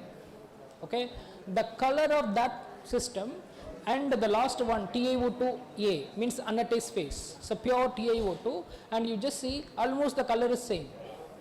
Okay, so the learning is, you can start with the titanium dioxide, means you can take oxide, you can you can do the nitridation process, you can get at a particular temperature you will be getting oxynitride. If you increase the temperature, you will end up with completely titanium nitride. And again you can start with the titanium nitride, at a particular temperature you can get titanium oxynitride, and if you increase the temperature you can go to titanium dioxide. Okay. So now we have prepared. So now we have seen which approach is feasible or is going to be useful, whether the starting material should be a nitride or oxide. Okay. So from this research, from this comparative analysis, what we observed is, to prepare oxynitride from nitride is going to be good. Okay, because there are many reasons behind it. This metal nitride, as I told you, it shows some metallic behavior. Okay, it shows some metallic behavior, and for that it gives rise to the overall property of the system as an oxynitride. Okay, the thing is that you can see TN, TON, TO, TON. Okay, so it's a sample code. You can directly understand that these two, this green and the below one, the pink, both are oxynitrides. Okay, which is prepared, the pink one, the green one is prepared from oxide, the pink one prepared from nitride. Okay, you can see the exotic patterns almost same. To confirm, it confirms the formation of metal oxynitride, and you can see the structure which is given below. Here, this starting material is TiO2, and we do this conversion and we get oxynitride, and if we further increase the temperature, we end up with titanium nitride. Okay, you can see it here. Again, you start with titanium nitride, you are converting into oxynitride, and you are getting oxide again. Okay, so this swing is possible to convert from one material to another material. So it's gone. Okay. So again, these are some other analysis. I don't want to go to the detail.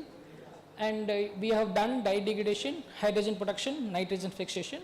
In all the three, we have seen the titanium oxynitride prepared from titanium nitride, okay, showed best thing. So now we decided to prepare our titanium oxynitride from metal nitrides. Okay, we have come to a conclusion, it's better to go with the titanium nitride. Okay, means metal nitrides, but metal nitrates are going to be costly.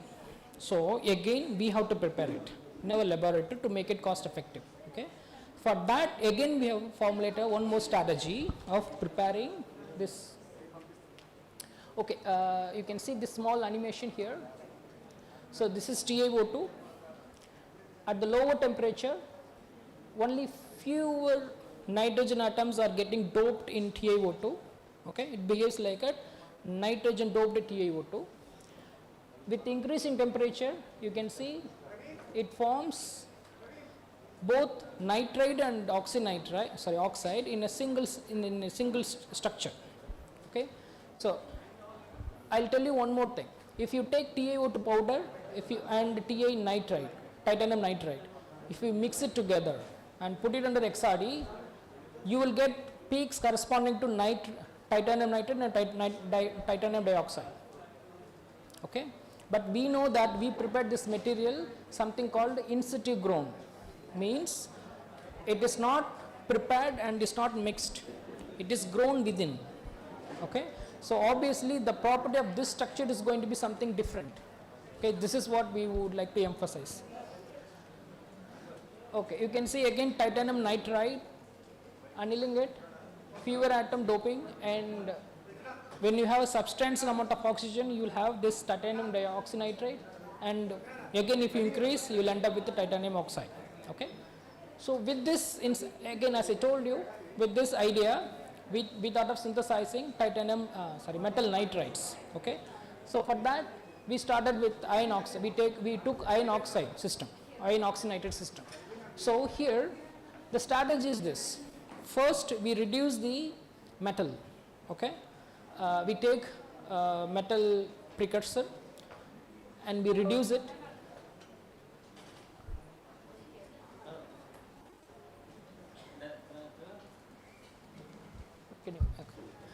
So I take this reduced metal, and that material will subject to nitridation, and that will be converted into nitride.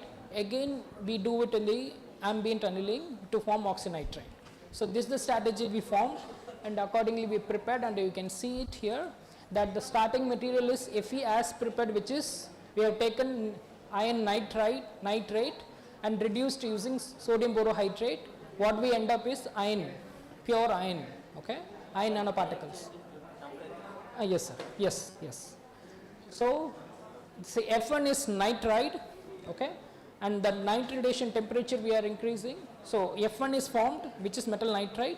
Then we subject to the ambient annealing, 200, 300, 400. You can see the color change. F1 600, iron nitride annealed at 600 degree. Okay, that forms oxide, and the last one FO is a pure metal oxide, pure iron oxide. Okay, you can see the swing like this, and of course these are the structural confirmation that what is formed is iron oxynitride. Okay, unlike titanium oxynitride, for iron oxynitride we observed a couple of new diffraction peaks. We are expecting that could be a lattice of iron oxynitride. Okay, we just see this kind of very subtle interpretation can be done through XRD. Okay, and of course we have done many characterizations to confirm the same, and it shows the competition between oxide and oxynitride. Okay, so you can see some enhancement in the magnetic property, photo current property, impedance. Okay, all this, and again we have done this analysis for application studies for degradation, everything. Okay, so the next system is nickel oxynitride. We adopted the same strategy, and you can see the XRD that when I say NN400, which is oxynitride, okay, and below that you can see NN300 or NN, which is nitride, nickel nitride, and that is subjected to 300, 400 increasing temperature. You can see that is nitride, nickel nitride, annealed at 400 degree, 500 degree, 600 degree temperature. And you can see nicely change in the intensity of the peaks corresponding to nitrate and oxide. So in that way you can tune the oxygen nitrogen ratio in the metal oxynitride. Okay, so this is what the insight that we are getting it from this system. And of course we have done the characterizations and we have studied it. Okay, so when we came to this copper oxynitride, we found it very interesting that we took copper nitrate and reduced it to using sodium borohydride. That end product we nitrated it, okay, expecting that we form copper nitride as we found for the other cases, but we couldn't end up with nitride, but we directly get the oxynitride. Okay, that is because in the ammonia environment anyway we have some oxygen. Okay, it will be there, some oxygen will be there, and that leads to the formation of oxynitrate. You can see the conformation. Yes sir, I'll 2 minutes, just 2 minutes. Okay, and you can see I able to tune metal rich oxynitrate, copper oxynitrate, oxygen rich copper oxynitrate, nitrogen rich copper oxynitrate. Means we able to tune the metal concentrations, oxygen and nitrogen concentration in the system, okay, under various temperature. And of course we have done various studies. That's all. So with this I just conclude my work, and I have one couple of slides. Okay, so these are the different research that my group is doing, like I'm doing. Okay, so one is photocatalysis. This is what I was explaining, and we have some funding to do it. And I also work on photocatalytic membranes under a DST project, and I'm also working on biodiesel. That came into picture because we develop catalyst for the conversion of any oil into biodiesel, and I also work on supercapacitors, and we have one project called atmospheric water generator. Okay, here we condense humid air into water, just drinking water. Okay, probably you may have RO system in your house, in your homes.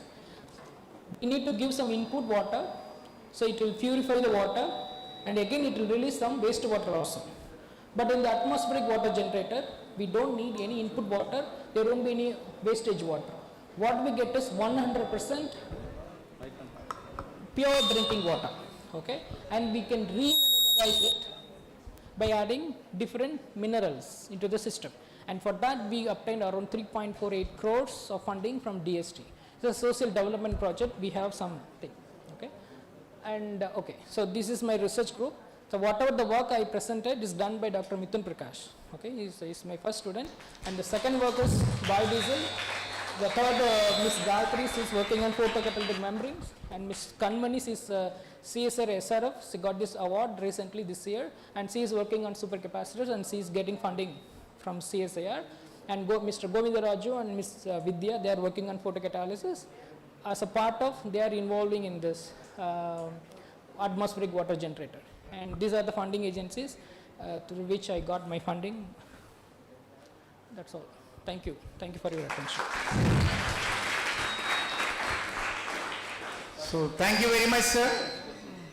So any questions? Any questions from the audience? Okay. So with this we try to conclude. Thank you very much, sir, Mohan sir, for your valuable insight that has given to you on this session and the oxynitrates of applications of photocatalytic applications. Really, it's a mind-blowing sessions.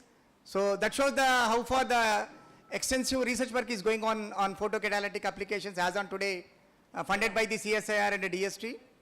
So as a token of gratitude, I invite all the Department of Chemistry, my chemistry faculty members, the chemistry family, to come on to the dais and give our utmost respect to the young scientist, young researcher, young academician, funded by the many organizations, applauded by many awards and rewards, of his credentials. May I request all of them to come out to the dais?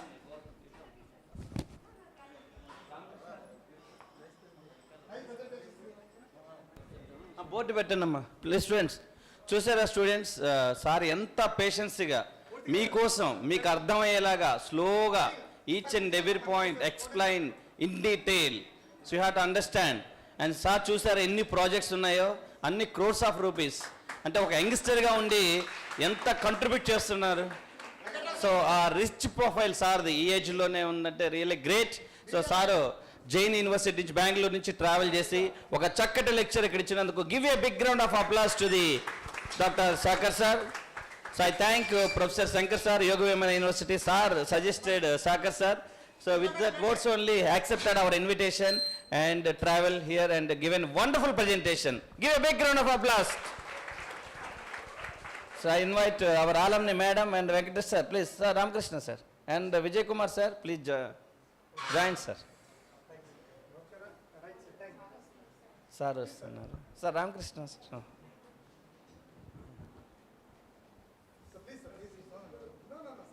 Thank you once again. Thank you so much, Sagar sir. Beautiful presentation, sir, really. But due to lack of time, wonderful presentation. Thank you, sir. Thank you so much. So next we are moving to another session. So one more alumni. Ikkada mana kalashallo, mana department lo chadukoni madam, NIT Suratkal, mana Trina sir invite chesaru.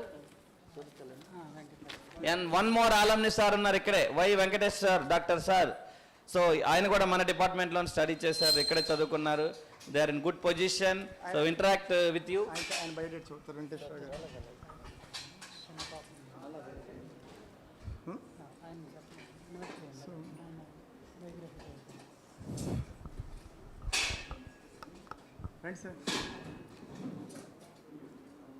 So the last offline session, the last offline session.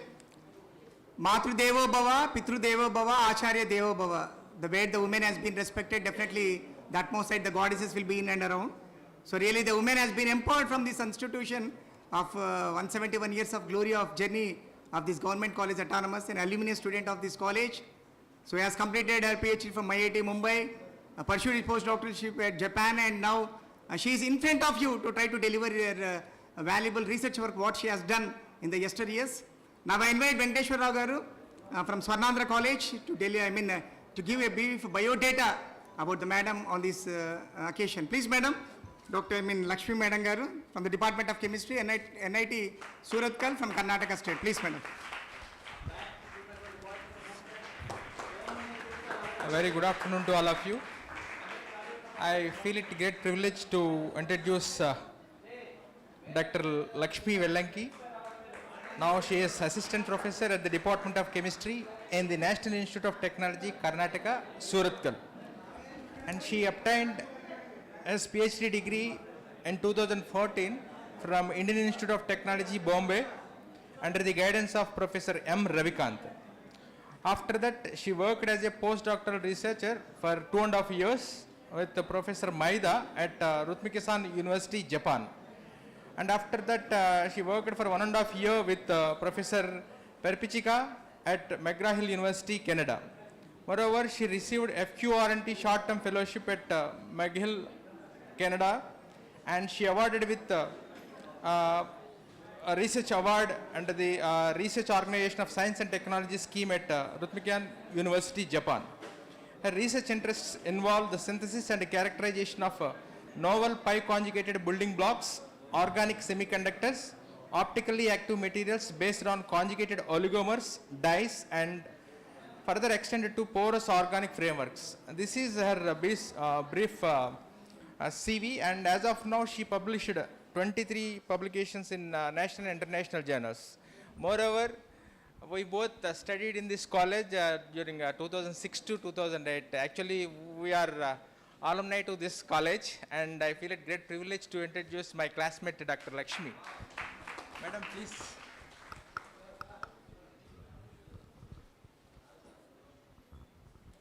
Good evening, one and all. Maybe I'm supposed to say good afternoon, but the time reached evening. So now this is time to say good evening to everyone. thanks Dr. Venkateshwaru for your kind introduction, and I should also thank my senior Dr. Trinath sir. He is actually just senior to me. So I definitely said a lot of thanks to him for giving a chance or for inviting me to do this international conference, not only by senior, for all the organizers and convener, coordinators, for everyone. I thank for inviting me for this international conference. So, although my colleague Dr. Venkateshwaru briefly introduced about myself, but I'm still happy to tell about my journey, how my almighty, this college dragged me into this field and how I reached this stage.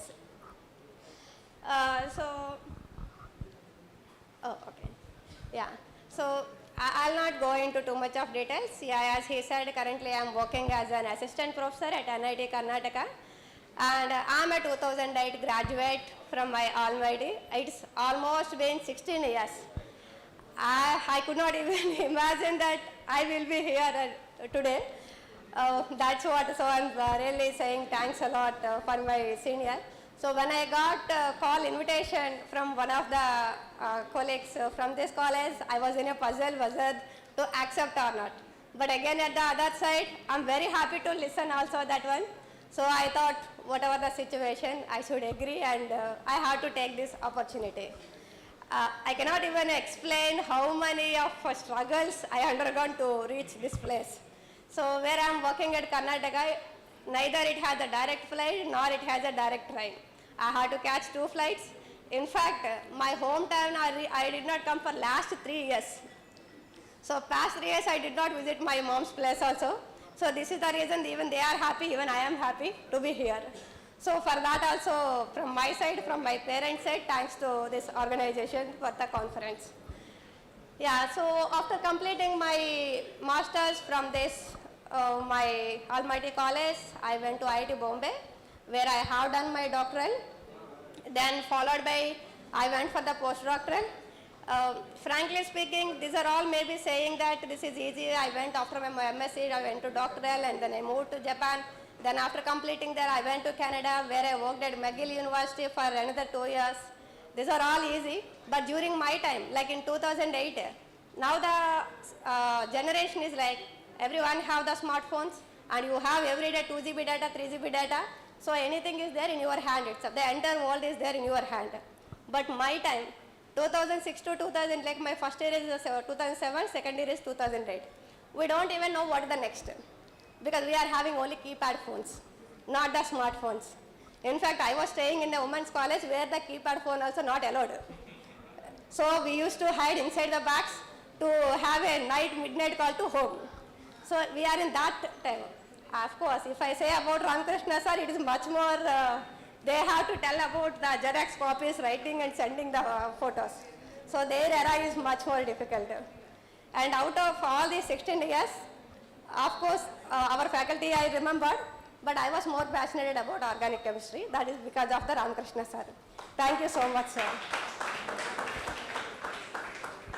Anyone is listening his lecture, they will not forget it. So although my specialization is not organic chemistry, I was actually physical chemistry.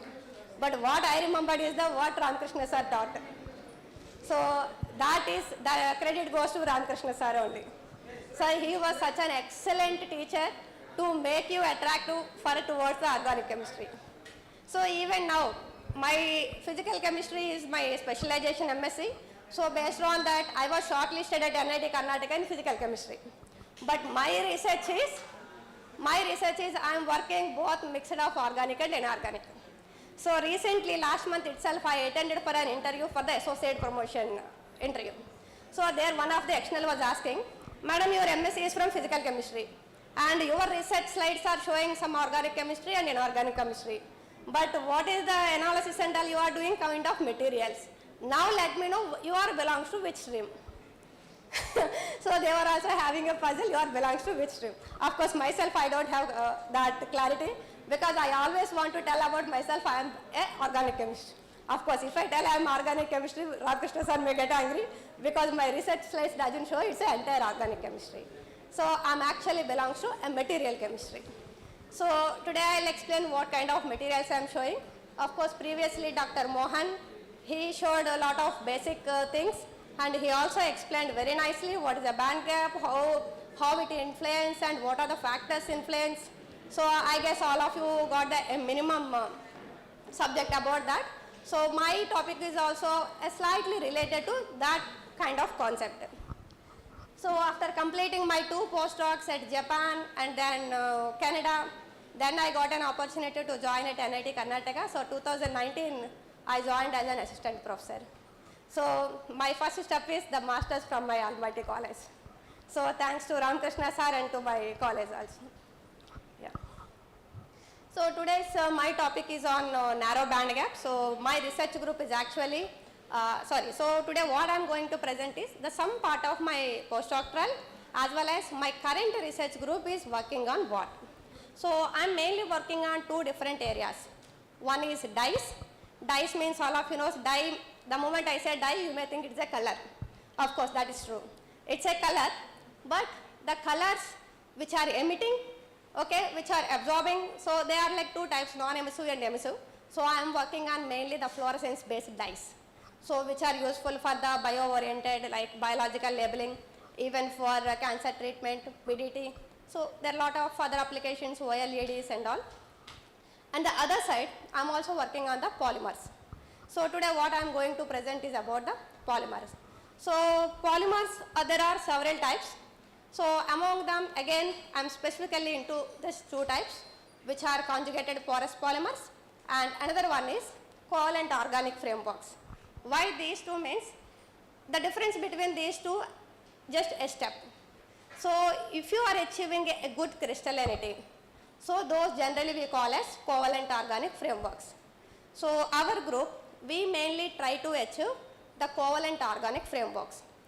Because why we are focusing on that? That no need to explain specifically, because as I said, the difference is only a crystallinity. So if the crystallinity is there, if they are ordered nicely, so those we call as COFs, covalent organic frameworks. But in this process, many times we may end up with some kind of amorphous nature material. But still we don't give up, we'll try to monitor the conditions, we try, because there are a lot of factors will influence. Solvent will influence, what kind of solvents, polarity will influence, temperature will influence, dry conditions will influence. So you have to monitor a lot of other conditions. So based on that, we'll prepare either conjugated micro or mesoporous polymers, and the other side covalent organic frameworks. So these are the 2 what I showed it. So what are the covalent organic frameworks? These are actually like it's a linking of building blocks by a strong bonds, and that makes the crystalline. So if you take a crystalline compound and an amorphous compound, so obviously the crystalline compound will have the superior properties when compared to the amorphous compound. So it is also the same thing. So COFs are having the crystallinity. The other polymers like a conjugated polymers, of course there are several types. So if you see a polymer review, you will end up with some at least 7 to 8 types, the main particular region. So if you take a amorphous, the polymer is simply, you can say, it's a kind of bush. So you hold some bush, it will have the waves and several kind of curves. So when you see that, because of the amorphous nature, it is the pores and all, it won't be defined. Pores will be there, but there won't be a definitely defined pores won't be there. But when it comes to the COFs, you will have a, like the way it is showed in the central structure, the pore will be clear. So along with that, if you have a wide surface area and all, so the properties and the purpose of the polymers will be much more enhanced. So thanks to Professor Omar Yagi, who are working on the polymer field, they will be knowing. He is the father of for the both MOFs as well as COFs. MOFs means metal organic frameworks. COFs are covalent organic frameworks. So in case of MOFs, a metal is linked with the ligand. In case of COFs, the ligands are linked by a strong covalent bonds. So both are established by Professor Omar Yagi. So this particular field is started in the 2005, so almost 2 decades ago. But still, the chemistry about the covalent organic field, it is a lot of things to explore. So if you can see, they're like, can you please go to the next one? So the COFs means I already said, they are linked with the organic porous crystalline polymers, and usually they are the combination of carbon, hydrogen, nitrogen and oxygen, like a light elements. It's a combination of the light elements. So in case of COFs, there are main two monomers. One is the knot, other one is the linker. So the knot and the linker, when you are stitching these two, so you will be getting one pore. So this kind of pores, there will be plenty of pores. That becomes a network. It's like a kind of 2D sheet. Now these 2D sheets, if you are having a good crystallinity, they can be in a nice one by one order. So the distance between the layers, that tells how much they are interacted, how strongly their electronic interactions are there between the layer to layer. So those are the fundamental things what we can understand, and that 2D layer becomes a 3D structure. So we are telling, so all these either small molecules or the big molecules or the polymers. So at the end, these molecules, when they absorb and when they emit, what is main thing playing is the electronic interactions. So these electronic interactions, they are affected by the conjugated building blocks. And what makes this conjugation? That conjugation leads to the pi electronic delocalization. As long as the delocalization is increasing, further their stability properties or their conductivity properties, their optoelectronic properties, lot of things will be influenced. Means the delocalization increases, these properties will be much more superior. So here these are some of the examples what we showed when a monomer is bridged with the linker. So this linker also we can say it is a bridging unit between the two knots. So here the kind of frameworks what we are achieving, that is depends on the monomer units. So for example, the trizine, is there any laser? Okay, fine, not an issue. Can you go back once? So we can achieve just one more. Back, just one more back. Yeah. So for the knot and linker, here I showed some of the examples. When the trizine molecule with the active methylene groups is condensing with the aldehyde, so we are getting such kind of a partially conjugated framework. At the same time, the self-condensation of this boronic acid, we are getting a completely non-conjugated frameworks. Whereas the cyno-substituted phenyl, when undergo the polymerization, we are getting a fully conjugated frameworks. Means based on the monomer building mix, so we can tune what kind of framework or depend what kind of application we are looking for, we can tune their properties.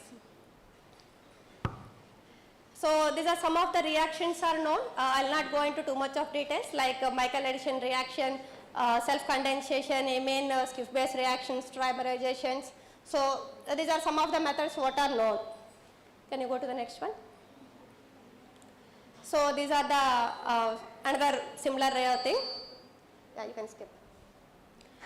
So these are the main basic reaction. Although there are several reactions, but what are the most commonly reactions you will find in case of these COF reactions are the one is the boronic acid self-condensation, and other one is the Schiff-based condensation, and boronic acid formation and nitrile trimerization. But among these, the recently, because these are all comes with some kind of nitrogen linkage. All these, for example, amine bonds and all, if you are dissolve it in the water, they may not be stable because it may get hydrolyzed. But so the recent chemistry for the past 4 or 5 years, the COFs are, the COF chemistry is much more advanced in terms of the olefin linked covalent organic frameworks. Since there are no amine kind of bonds, they are much more stronger, and their robust conditions we can apply when you have a completely carbon conjugated bonds. Yeah, please. So these are the different type of topologies we can achieve, depends on the kind of building blocks. So the common building blocks, what we see, this kind of hexagonal topology. So like the two monomers, both knot and linker, if they are like a C3 and C2 symmetry, we are getting this kind of hexagonal. Even if both are C3 kind of symmetry, we are getting this kind of hexagonal. So the most commonly observable topology is hexagonal. And some cases we can also design in a way to get the square type and tetragonal, trigonal, and even the square shaped, star shaped, such kind of thing. So there it involves the multi-component monomers, like more than 2 monomers are the building blocks we will be using it. So here I showed one example, like the linker, it is having the 2 functional groups, whereas the other functional group is having 5, 6, 2, so it depends on that, the topologies. We can tune trigonal, star shaped, tetragonal, hexagonal, such kind of topologies we can design. So it is like the topology, what kind of thing we want, we can predetermine.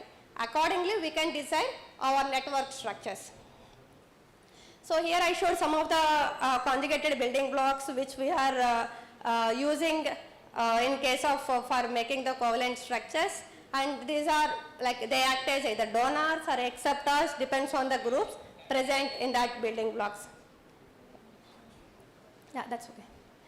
So along with the band conjugation and band gaps, if we can introduce radicals in the framework, okay, so those properties were much more enhanced. Along with the tuning the optical properties, we can also tune their magnetic properties, because these are having the main applications for the high data storage, like a hard disk and all the data storage, and for the spintronics applications, for the spin sensors, we can use such kind of radical based compounds. So for example, but the problem is dealing with the radical is not easy, because we are all studying in our chemistry. So radical is very unstable. We have to do it under inert conditions. So one has to deal maybe in the glow box or completely dry conditions like organic. But there are few radicals which are stable and one can handle it ambient conditions also. In such case, tempo, the circle one, tempo radical in a short form. So that is one kind of radical, and there is one more radical called tris tetrachloro phenyl methane. So that is one more. So these are some of the examples which are stable even at the ambient conditions. So in this line, so we have found one more unit which is conjugated and which can form a stable radical also, that is called triangulin. So from 2005 to till now, there are only 2 reports on this particular molecule. Why? Because one thing is the synthesis is not easy, I mean it takes multi steps, and what are the 2 reports is, one is the basic structure, other one is the dimer of the structure by the same author called Okada et al.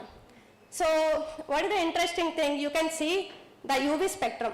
The dotted one is the neutral, which is the triangulin structure, and the solid line is about the radical system. So once the radical is inserted, the UV spectra itself, how much it is shifted. So because the neutral one is showing in the visible region below 400, whereas the radical one is appeared almost near 900. So it is shifting towards the NIR region. So if you can introduce a stable radical species in the network structure, you can push further their optical properties towards the NIR region. And so the moment you are shifting the NIR region, the way how Dr. Mohan explained, the band gap properties and all will be affected, and you can reduce the band gap of that particular compound. So obviously when the narrow band gap you are achieving, their application wise it will be more useful. So keeping in mind, we have focused on this triangulin molecule. So this is the molecule what we have designed using this triangulin. So for this one, can you go to the next one? So yeah, please. So this is the synthesis what we have done it. One more will come. So the insert is the white background one is the reported one. So the basic skeleton, the triangulin itself, that takes usually about 6 to 7 steps.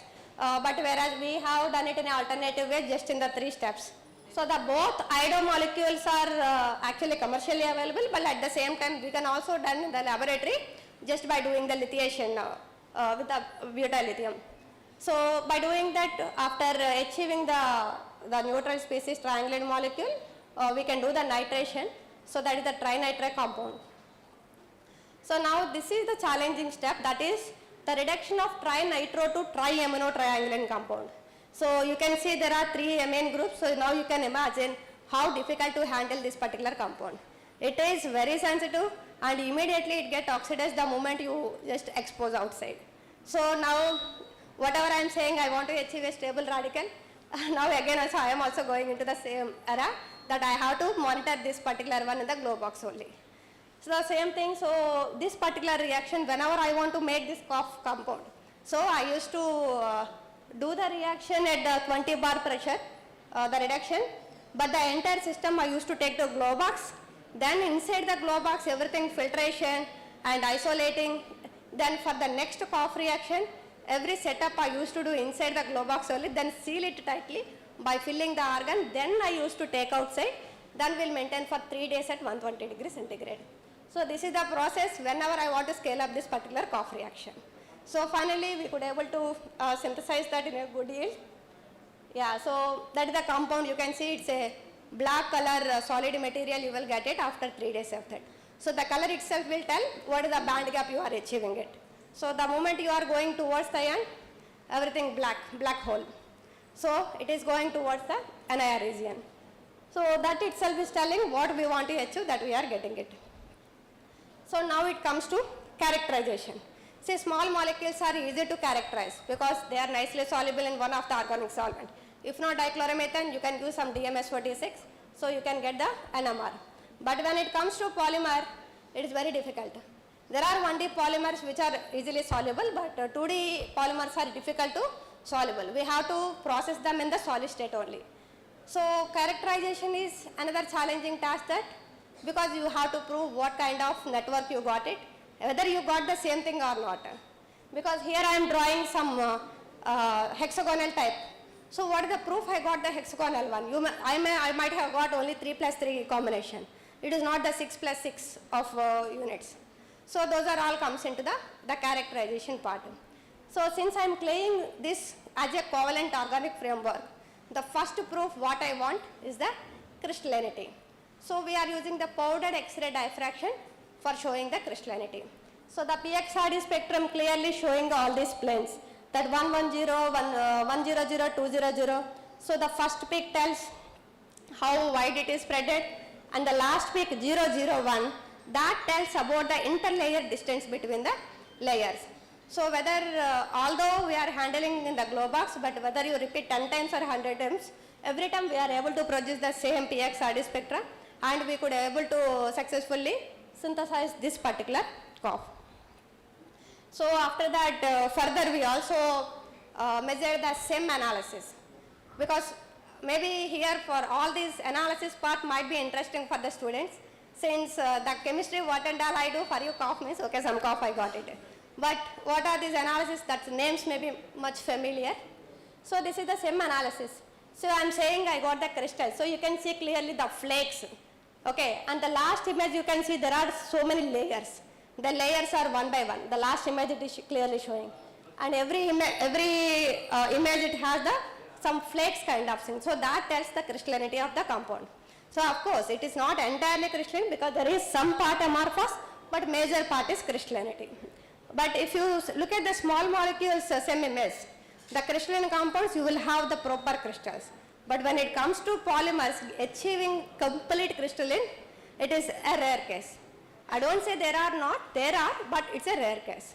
Otherwise, most of the time what we get, some part of amorphous is a major part of the crystalline part. And then further we also characterize by using the IR and NMR. In case of this, to say that NMR is correct, we need a model compound. So for that, the model compound, it is kind of an analog of the cough structure, like it is a repeating unit in the network. So that kind of repeating unit will prepare the model compound, and we check the NMR of that, and we compare the signals with that model compound. So that is the way how we analyze the signals of a polymer. So along with that NQS is the non-quaternary signal. So that is also helps to identify the non-quaternary points in the our compound structure. So by using the NQS and the 13CA of the model compound, we can assign the signals of our polymer structure. Yeah, please. So And further to utilize this compound, so here we have used the hydroxy compound. So here the purpose of choosing the hydroxy is for, because we know wherever that OH and H, HF, these bonds, these are having the additional interactions, that is called hydrogen bonding interaction. So that itself increase the, because of those secondary interactions, so these will be helpful in achieving the increasing the crystallinity. Because the same reactions we have also checked with the terethaldehyde, means which is having only aldehyde, and we also tested with the dimethoxy substituted terethaldehyde. So in both the case you end up with the amorphous nature. Whereas hydroxy case, in every repetition we could achieve the crystallinity. So that is where the hydroxy groups are involved and helping us to get the COF structure with the repeatable PXRD spectrum. And then, so further we went for the doping. So those doping studies to create the radical in the structure by using the some amount of iodine vapor. Now we created the radicals, the cation radicals are forming the COF structure, and then further characterized with the IR. And then we have studied their UV spectrum. So if you see this UV spectrum, the black one is the pristine sample. Pristine means the original sample. And the red one is the radical one, because the instrument range is not sufficient to see the end of the radical one. So that means after generating the radical one, so it is going beyond the limitation of the instrument. Because I am also having some of the examples where after doping you can see just nearby, but this particular one, it is going beyond the region. So we have also measured the IR spectrum to see that where that end is touching. So in that way, after the doping process, the optical properties were much more enhanced. So we are also studied further the electrochemical properties of these COFs and compared with the basic compound, the model compound, and as well as some of the starting material.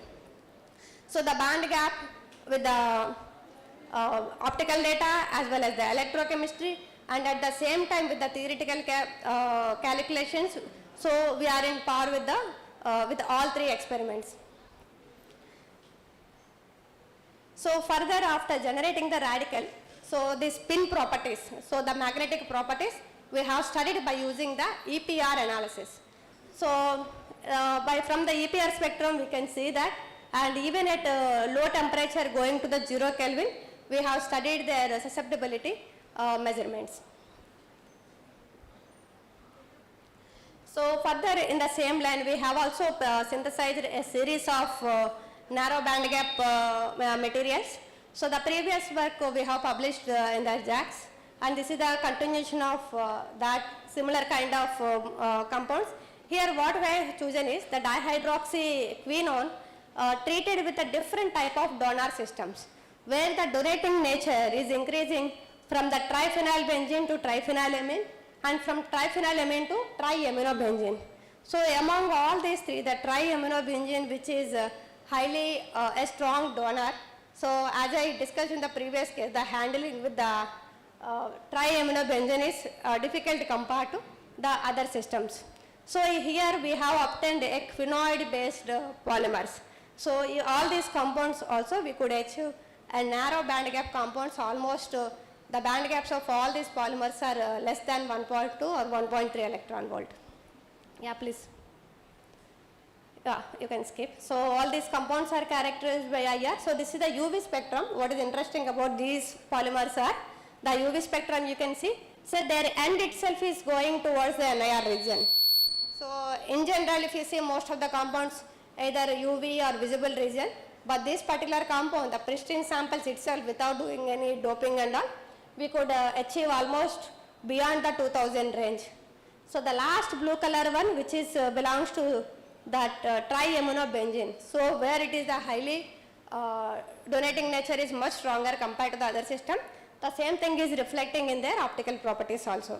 So these compounds conducting properties and their electrochemical properties we have measured, and so among all these polymers, the COF is what we achieved the good electrical conductivity about 10⁻⁻² Siemens per centimeter. Although there are like lot of polymers which are where we can achieve high electrical conductivity. But when it comes to the cough, so that is the first one which is showing the high electrical conductivity. And along with this, for the current list of the acceptors, because we are talking in terms of the donors and acceptors, the combination of these donors and acceptors, that plays role in tuning the band gaps. So we have introduced a new molecule called propionic acid, which is highlighted in the blue color to the current existing list of the acceptors. So here, what are the other list is the most commonly used acceptors in the presently. So if you are comparing with all those, what we have introduced the new acceptor, the propionic acid, which is having the lowest luma level, and it is a strong acceptor. So the stabilized, the lowest luma level is acting like a strong acceptor. So now using this, we have synthesized two polymers. One is propionic acid base and another one is queric acid. Since the queric acid is also the similar analog to the propionic acid, we have chosen the queric acid to compare with this kind of system. So where the donor we have taken triphenylamine. So using, we have studied these two compounds. These are the model compounds, because every time when you are characterizing or when you are studying the properties of a framework, you need a model compound to defend or to justify the characterization or the details of that particular framework. So in this case, we have chosen these two model compounds for both propionic acid based network as well as the queric acid framework. So the colors itself you can see, just by having the additional carbonyl group from the queric acid to propionic acid, how much of a difference we can see in the solid appearance of both the compounds.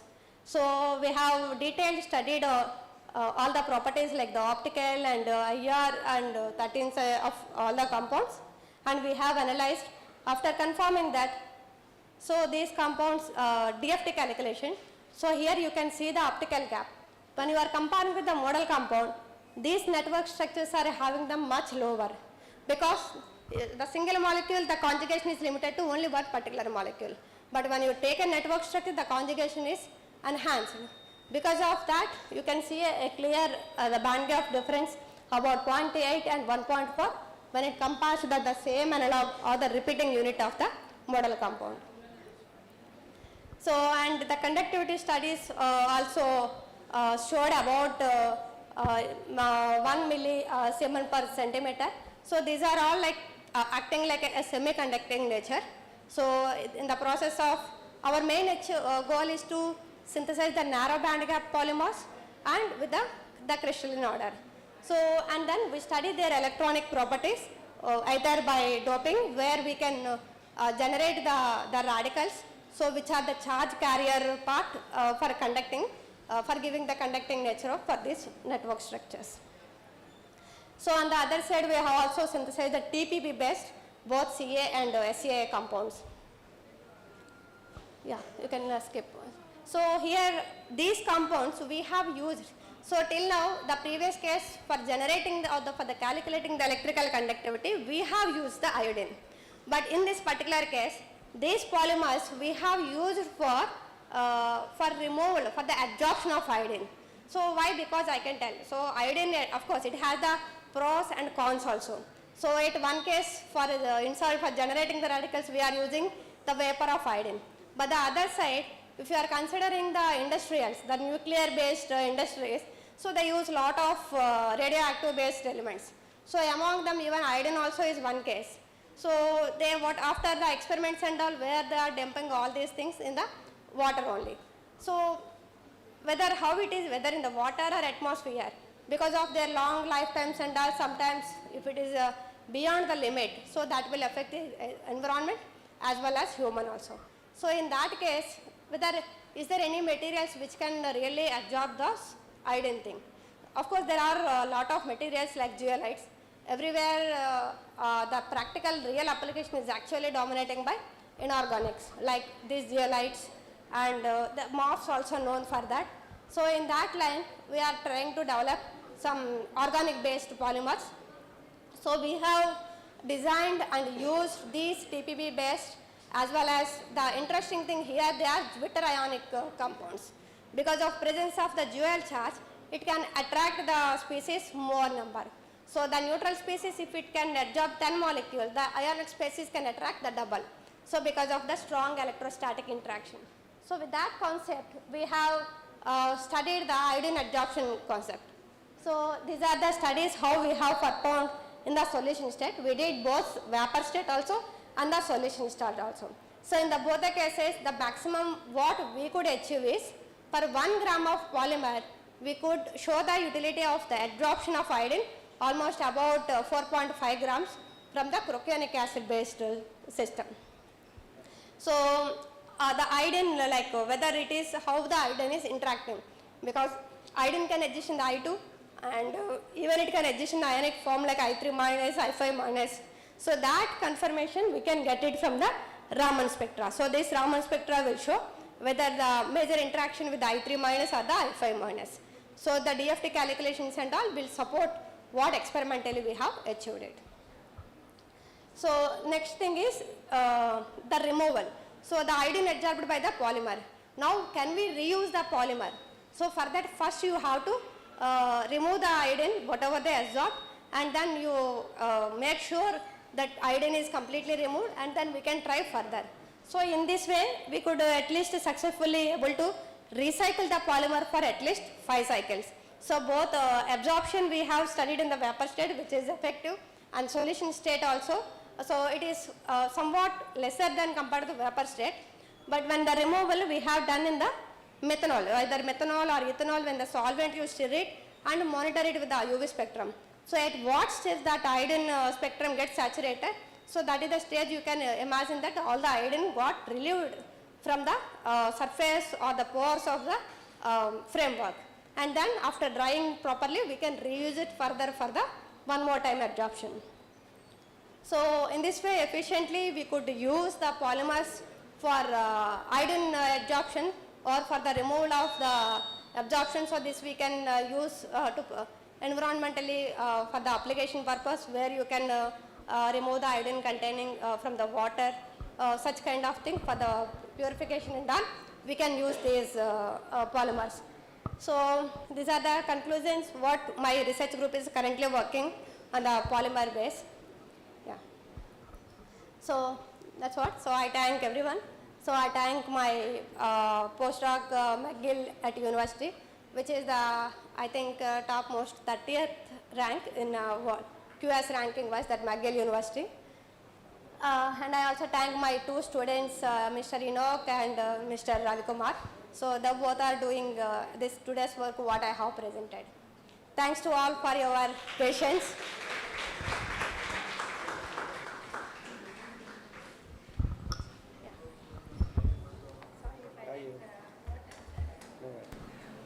So wonderful lecture, madam. Thank you. Now it's time for questions, interactive session. If any queries, please interact with madam.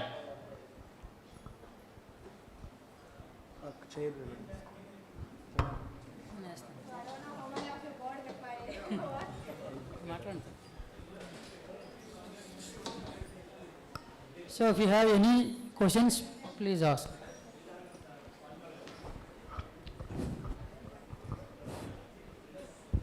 Yes, Yes, small sir. question. Yes, sir. Happy to listen. Nice to meet you. I'm Vijay Kumar. I'm from the University of Bangalore. Nice So to just you quoted the wide band gap polymer, conjugated polymers. Yes, sir. So is it polymer is a insulating material, Yes, sir. isn't it? Yes, sir. So I think nowadays we call about wide band gap semiconductor. Wide band gap is a high band gap. Yes. So generally, what about your polymers also large band gap? There are. So can you tell about the highest band gap conjugate polymers? But when it comes to the practical applications compared to the higher band gap, the narrow band gap polymers will have the more effectiveness. No, that range should be required because Yeah, what the like material. I think sir has given for his applications. No, what the about materials less we than- are using for the space applications. Exactly. So power conversion is called as a Yes, sir. power conversion semiconductors. Yes. For example, I tell you gallium nitride, aluminum gallium nitride. Yes, These yes. materials more than 3.2, 3.6 Yes, electron yes, volts. yes. Like that we can expect any conjugated polymers more than 2 electron volts for engineering applications like Yes, that? yes, sir. So the most of the pristine polymers, they show the band gap in the range of 1.8 also is lesser only, about 2 to 3 range what we find for the pristine samples. But when we want to still move further inside, that is where the doping helps. So by doing the doping, we can still further shift towards the NIRH. Because polymers is cheap compared to semiconductors. Yeah, When yeah. you make a device, as much as possible, we have to reduce the cost. Yes, This is the main objective. exactly. For that, instead of using a costly semiconductors like aluminum, Exactly. gallium nitrate, Yes, sir. so why not we can choose for the polymers? That's what my objective. Yeah, true, sir. True, sir. You can do it. That is what. So the current organic field, they are trying to replace the inorganics, because if you see everywhere the silicon chemistry, like the silicon is the more dominating in the current application thing. So yes, the same way for the iodine adsorption and all. So there also the zeolites and all the inorganic. So most of the places what currently we are using the inorganic material. So what our motive is to the replacing with the economic way with the organic materials. Yes. Yes. Okay, thank you. Thank you so much, madam. I request Madam Guru, Professor Ramakrishna sir, please come onto the dais, sir. So dear students, really give a big round of applause, claps to the madam, really inspiration. Ide Kalashallo, ide department lo 2006-8. I feel extremely happy to see my student, because in 2008 when they were leaving the college, I left the college.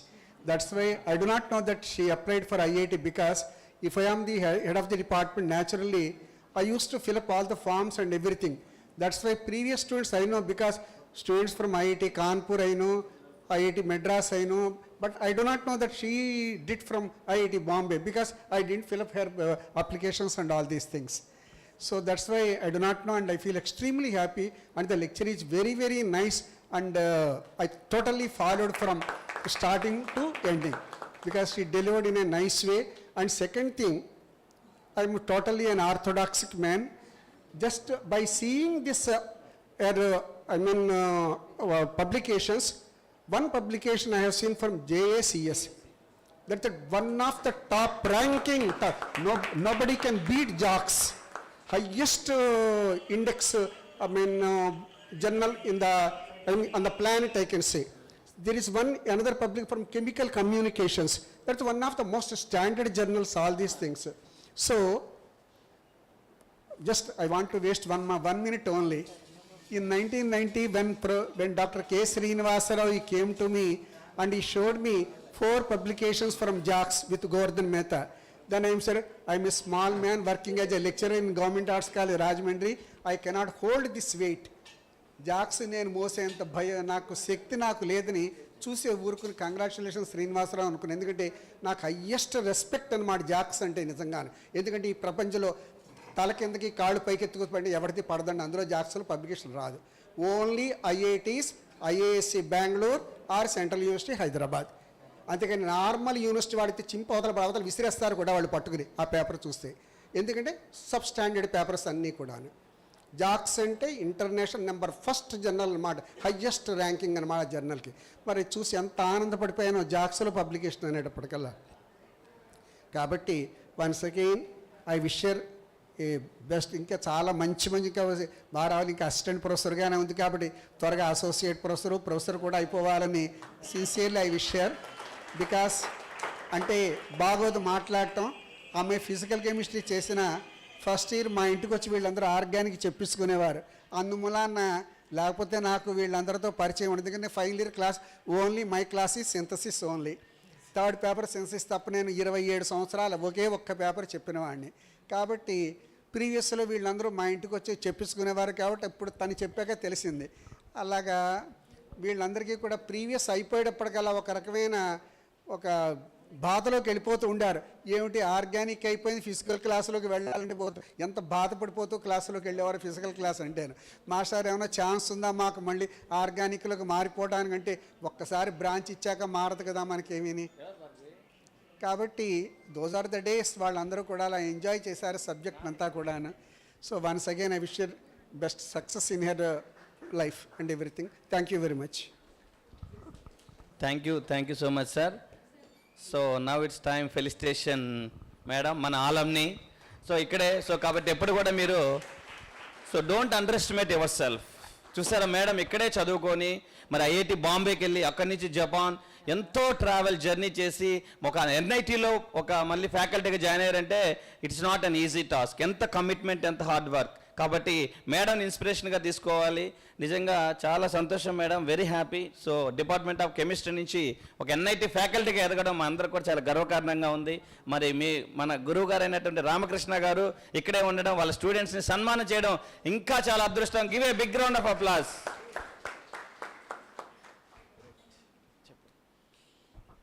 So PG పిల్లలందరూ కంపల్సరీగా ఇది మనం inspire అయ్యే ఒక పెద్ద సంఘటన.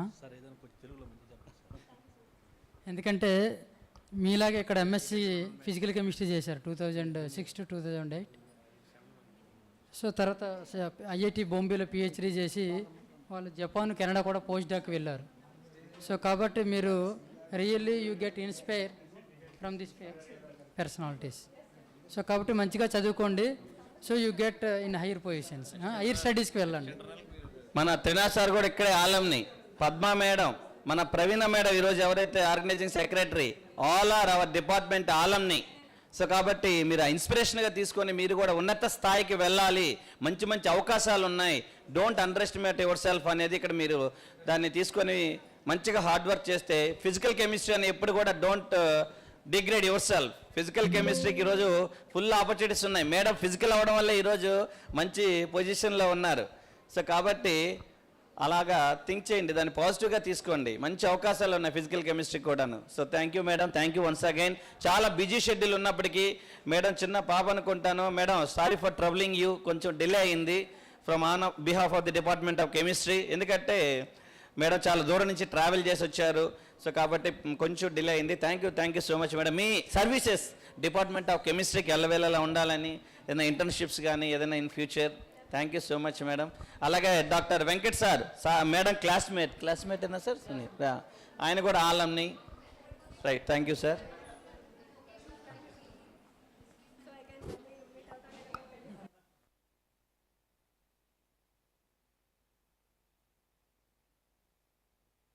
Lastly, we'll move to last session online. Ramu garu session unda madam? Yeah. I invite Dr. Tejaswini madam. Adi leda, online leda? Online session, yeah. So after that validatory, don't leave. So we'll take attendance. Strength చూడు ఎంత తక్కువ మంది ఉన్నారు. ఎక్కడికి వెళ్ళిపోయారు first year, second years? CS, take the attendance and submit. ఇవన్నీ మీకోసం ఎంత దూరం నుంచి ట్రావెల్ చేసి మంచి మంచి లెక్చర్స్, బ్యూటిఫుల్ లెక్చర్స్ మీకోసం ఇస్తుంటే మీరు వినకుండా బయటకు వెళ్ళి యూజ్లెస్. ఇంత కష్టపడి కూడా మేము each and every point the explain for your career. మంచిగా సెటిల్ అవుతారు. మంచి ప్లీజ్ కాల్ దెమ్ ఇమీడియట్గా. అందరూ కూడా హాల్ అంతా నిండిపోవాలి. So next sir, yeah. So next session, Mama, Gopita. So next small session, Dr. Venkat sir, previously worked, he is our alumni, he is also from physical chemistry. So very good faculty, we know very well, and previously worked in YN college, now he is working in engineering college. మంచి commitment ఉన్నటువంటి faculty. So మనం ప్రౌడ్గా ఒక మంచి ఆలంనిగా మనం feel అవ్వచ్చు. సార్ని కూడాను ఎప్పుడు కూడా డిపార్ట్మెంట్కి సపోర్ట్ చేస్తూ ఉంటారు. మా అందరు కూడా టచ్లో ఉంటారు. Sir please come on to the dais. మంచి రీసెర్చ్ ప్యాషన్ ఉంది మన వెంకట్ సార్ కూడాను. సో ఈ delivered lecture now. Please come on to the dais sir.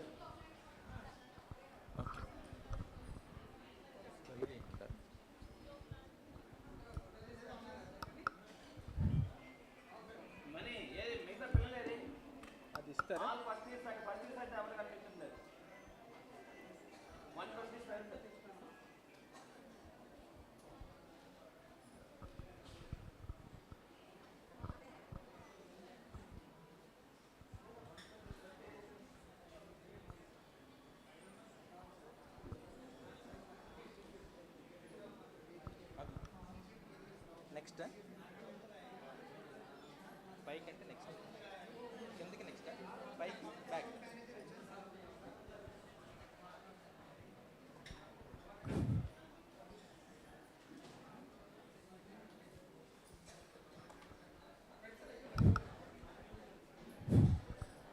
Okay. Respected dignitaries, academicians, researchers, and my student friends, a very good evening to all of you. As the organizers allotted me for 10 minutes for my presentation, okay, so due to their time constraints, I wish to present my presentation titled Carbon Sequestration Through Nanotechnology for Climate Change, rather than go with its methodology and results. Right? And you know, we know one thing that I strongly believe that this the central theme of my presentation inculcate scientific temper among my student friends. We all know that posing a question to young minds initiates curiosity, and with that curiosity they can think over the problem and they can find the solution. So this is for this there is a saying in Telugu, Prashnatoda Perugu Prabhavambu, or Prashnatoda Perugu Pariniti Jnanambu, Prashnatoda Perugu Prabhavambu, Prashna Leka Pragati Prashnardakambura, Navayugala Bata Narlavari Mata. This is the saying in Telugu, and there is a Telugu famous rhyme, right? Okay, so I shall start my presentation by posing some questions to my student friends. Right? Are we really experiencing a climate change? I pose a question to all of you. Are we really experiencing a climate change? Yes, my answer is yes, we are really experiencing a drastic climate change. Right? How would I know this change is drastic? How would I know this change is drastic? Because we are all experiencing hotter temperatures in the month of October, November, instead of winter season, right? And we are all experiencing substantial rise in temperatures in summers, and consequently we are experiencing irregular rain patterns. Okay, all it happens due to climate change, right? And then what is the connection of climate change to this conference? The main intention of this conference is to address the climate change and to make this climate and to make this territory as a sustainable territory. That is the main intention of this conference, right? So, and then what do you think, what is the reason for this climate change? I pose a question to all of you. What do you think and what is the reason for this climate change? My answer is overwhelming CO2 emissions. Overwhelming CO2 emissions, right? Because we know we are all using fossil fuels, right? Okay, combustion of fossil fuels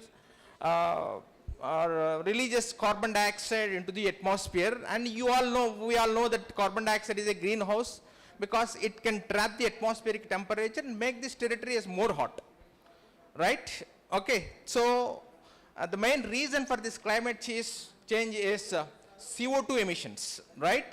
And you know, as a chemist, we have many strategies to reduce CO2 emissions.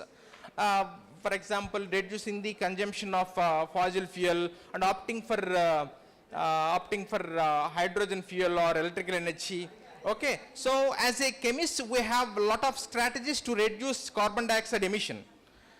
But we could not eliminate carbon dioxide in the atmosphere, right? That is the main problem, and that is the main reason for for this drastic climate change, right? And then is there any alternative to eliminate this CO2? And we all know already, I told you that we have many strategies to reduce the carbon dioxide emission, but we do not have any strategy to eliminate the carbon dioxide in the atmosphere. Then is there any alternative to eliminate CO2 from the atmosphere? Yes, we have a alternative to eliminate carbon dioxide from the atmosphere. That's called carbon sequestration, right? Then what, and I think I thought that you are all laymen to this sequestration. That's why I gave a definition for this sequestration, right? So sequestration is nothing but means capturing or storing something, right? Sequestration means capturing or storing something. And then carbon sequestration is the process of capturing and storing carbon dioxide from the atmosphere to reduce the amount of carbon in the atmosphere and limit the climate change, right? So carbon sequestration is nothing but CO2, right? Capturing of CO2 and storing of CO2, right? Okay, there are two main types of carbon sequestration are there, right? One is biological sequestration and the another one is geological sequestration.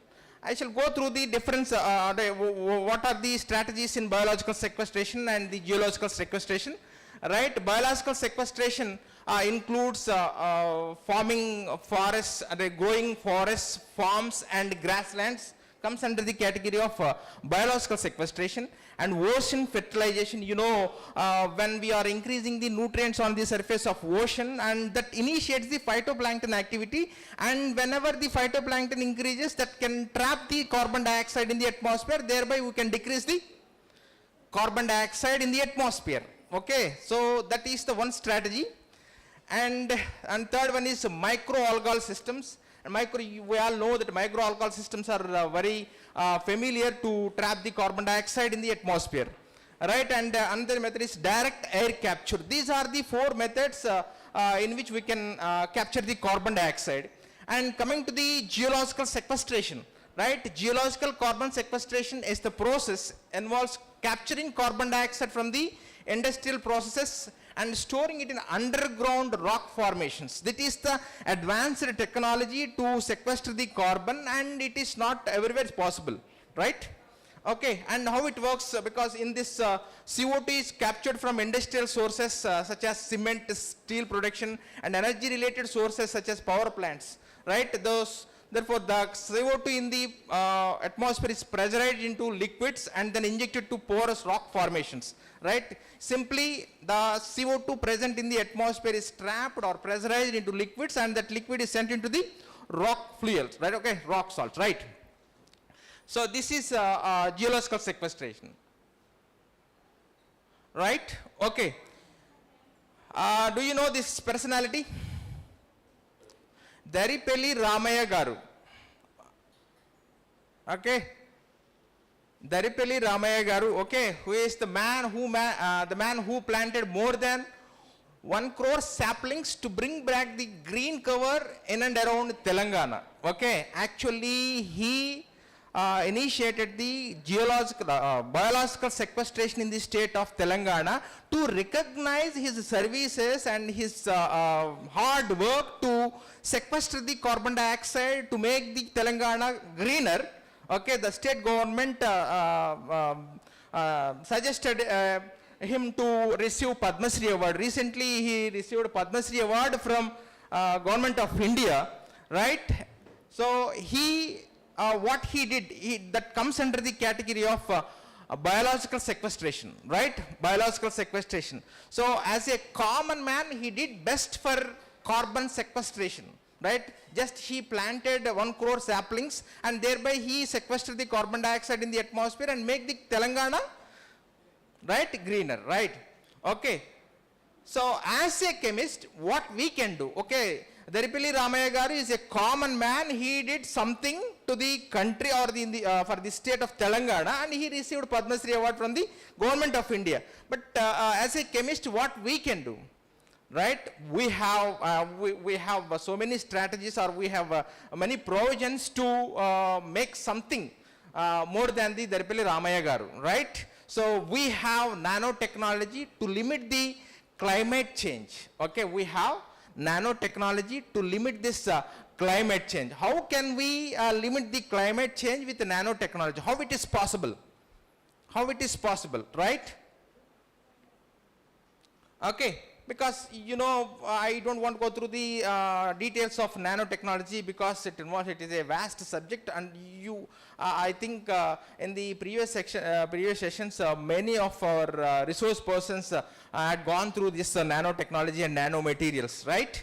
Okay, why nanotechnology? Because in conventional, why we opting nanotechnology than for bulk materials? Because the fundamental difference between in conventional materials, majority of the atoms are located in the bulk, whereas in nanomaterials, majority of the atoms are located on the surface. How can you, and how can a layman, how can it understand, right?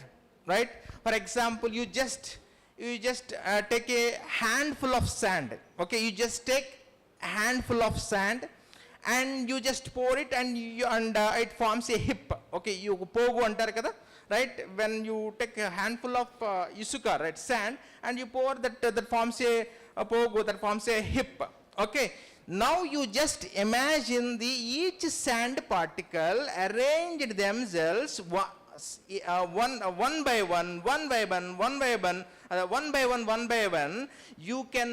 We can imagine these sand particles forms a mat, right? When these sand particles arrange themselves one by one so as to make a mat, you just imagine, we can get the mat of sand particles.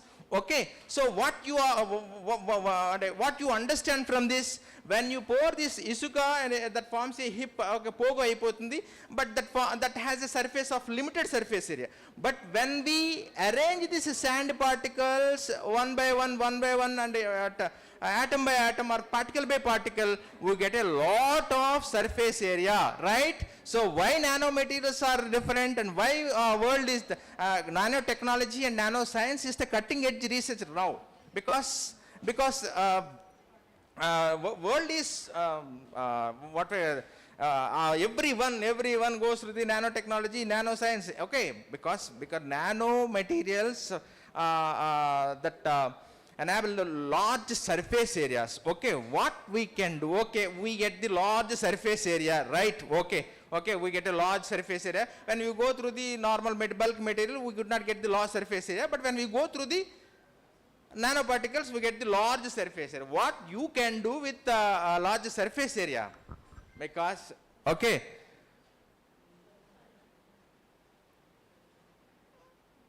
these are the examples, these are the examples of nanomaterials, liposome, fullerenes, dendrimers, carbon nanotube, graphene. We all know that nanoparticles or nanotechnology is very, because we all, that nano-sized, actually, what is the nanoparticle that we are hearing from our both, right? COVID-19? Or COVID, okay, virus is a nano, okay, virus is in the nano-sized particle, right? Okay, right. So these are the examples of nano materials, and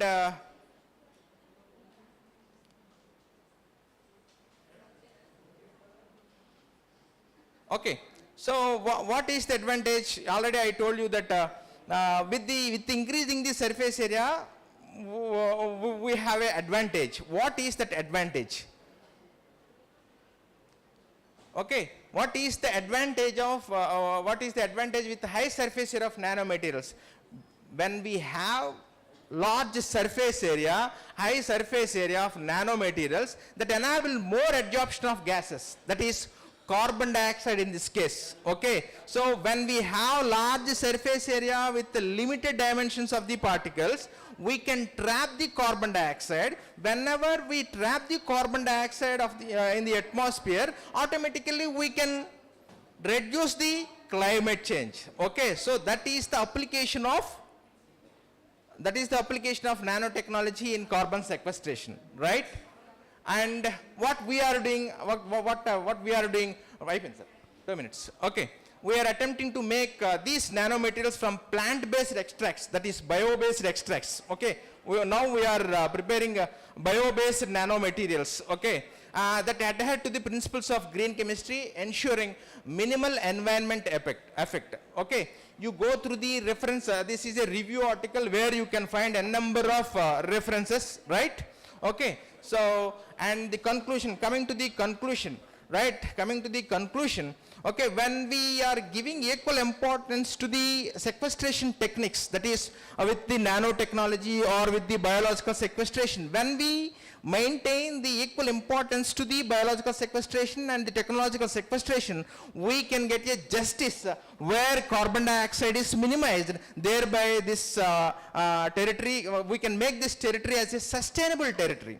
Okay, so we are attempting to make this territory as a sustainable territory by using nanotechnology, and those nanoparticles or nanomaterials are, we are planning to prepare, or we are on the way to prepare nanomaterials from bio-based, okay, from mango leaves, chitogens. Okay, these are the this is the work what we are currently undergo with, right? Okay, thank you for your patience listening, and due to time constraint, I limit my presentation to 10 minutes.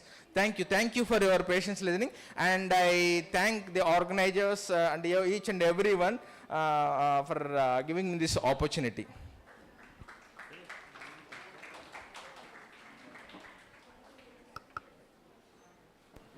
Thank you so much, Dr. Venkat sir, for giving wonderful talk. Really, it's apt. So chala mana ee roju theme ki chakkaga relate ayyelaga manchi topic icharu. So really wonderful. Give a big round of applause to the Venkat sir. But we are running short of time, that's why given only little bit time to the Venkat sir. So next online session, last session. Okay, after that we are having valedictory function. Please, I request all the students come inside. Please make all the arrangements for the valedictory function. All volunteers.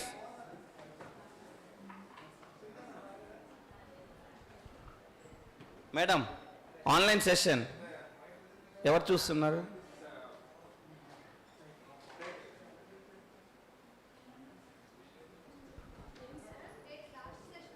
Last session, online session. Huh? Yeah. Who is contacting? Yeah. Oh, so Doctor, I invite Dr. T. Narsimhu sir. Now he is the chairperson for this session. So please come onto the dais, sir. పిల్లలు వెళ్ళిపోయారా అమ్మా? ఆ వెనకాల ముందుకు రండి, ఫ్రంట్కి రండి అమ్మాయిలు. అయిపోతుంది, ఒక హాఫ్ అన్ అవర్ వ్యాలిడేటరీ అయిపోయాక అందరూ వెళ్ళిపోతాం. రండి భార్గవి, వనిత, డ్యాన్స్ పర్ఫార్మెన్స్ ఉంది, రా ముందుగా.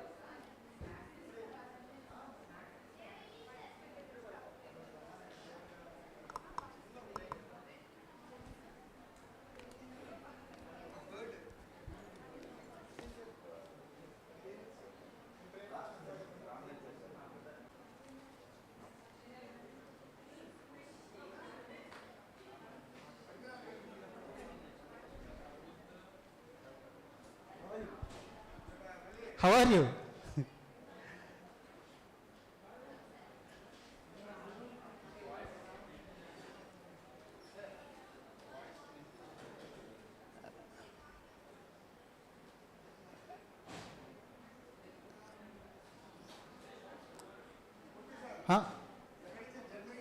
Journey sir.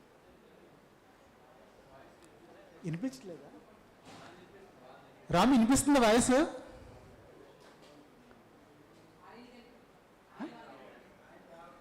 మీ వాయిస్ రావట్లేదు మాకు.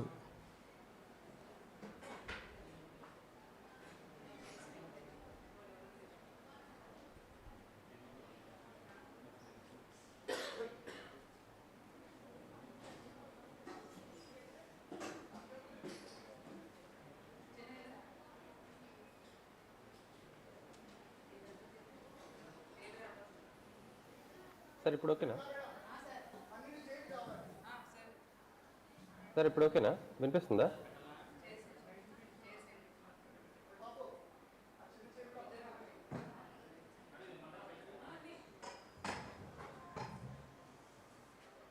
ఇప్పుడు ఓకేనా? వినిపిస్తుందండి? Hello,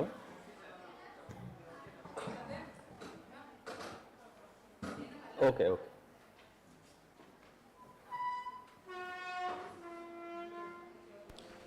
Friends, I am here to introduce Dr. Vadde Ramu, no resource person of this session. Dr. Vadde Ramu graduated from Sri Krishna Devaraya University, Anantapuram, and he completed his post-graduation in chemistry from Andhra University campus. Later, he moved to National Chemical Laboratory, Pune, to earn his PhD. After his PhD program, he moved to European countries to work in different categories. He worked as research scientist in University of Jena, Germany, and he also worked as postdoctoral researcher in Leiden University, Netherlands. He worked as postdoctoral researcher in Sorbonne University, France, and he also worked as Mary Curie Co-Fund postdoctoral fellow in Dublin City University, Ireland.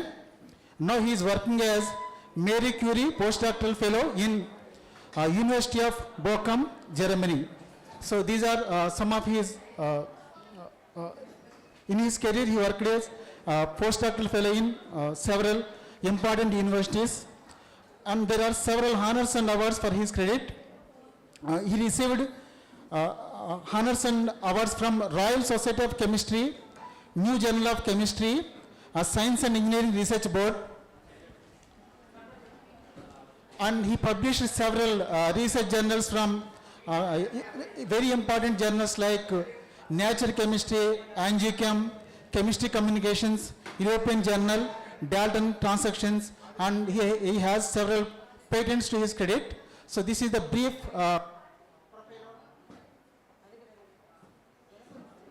brief profile of Dr. Vadde Ramu, a great alumnus of Andhra University. We are proud of you. Thank you. Thank you, sir. Thank you for your kind introduction, sir. Can I start now?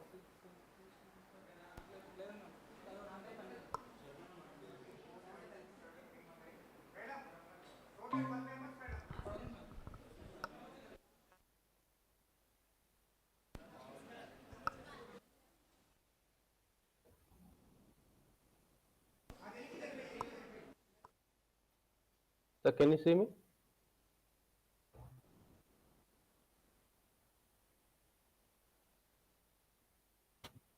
Hello, can you see my presentation?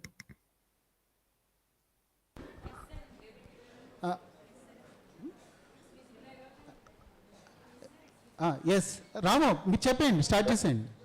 Okay. Thank you, sir, for kind introduction, and thank you for inviting me to this great workshop, seminar conference.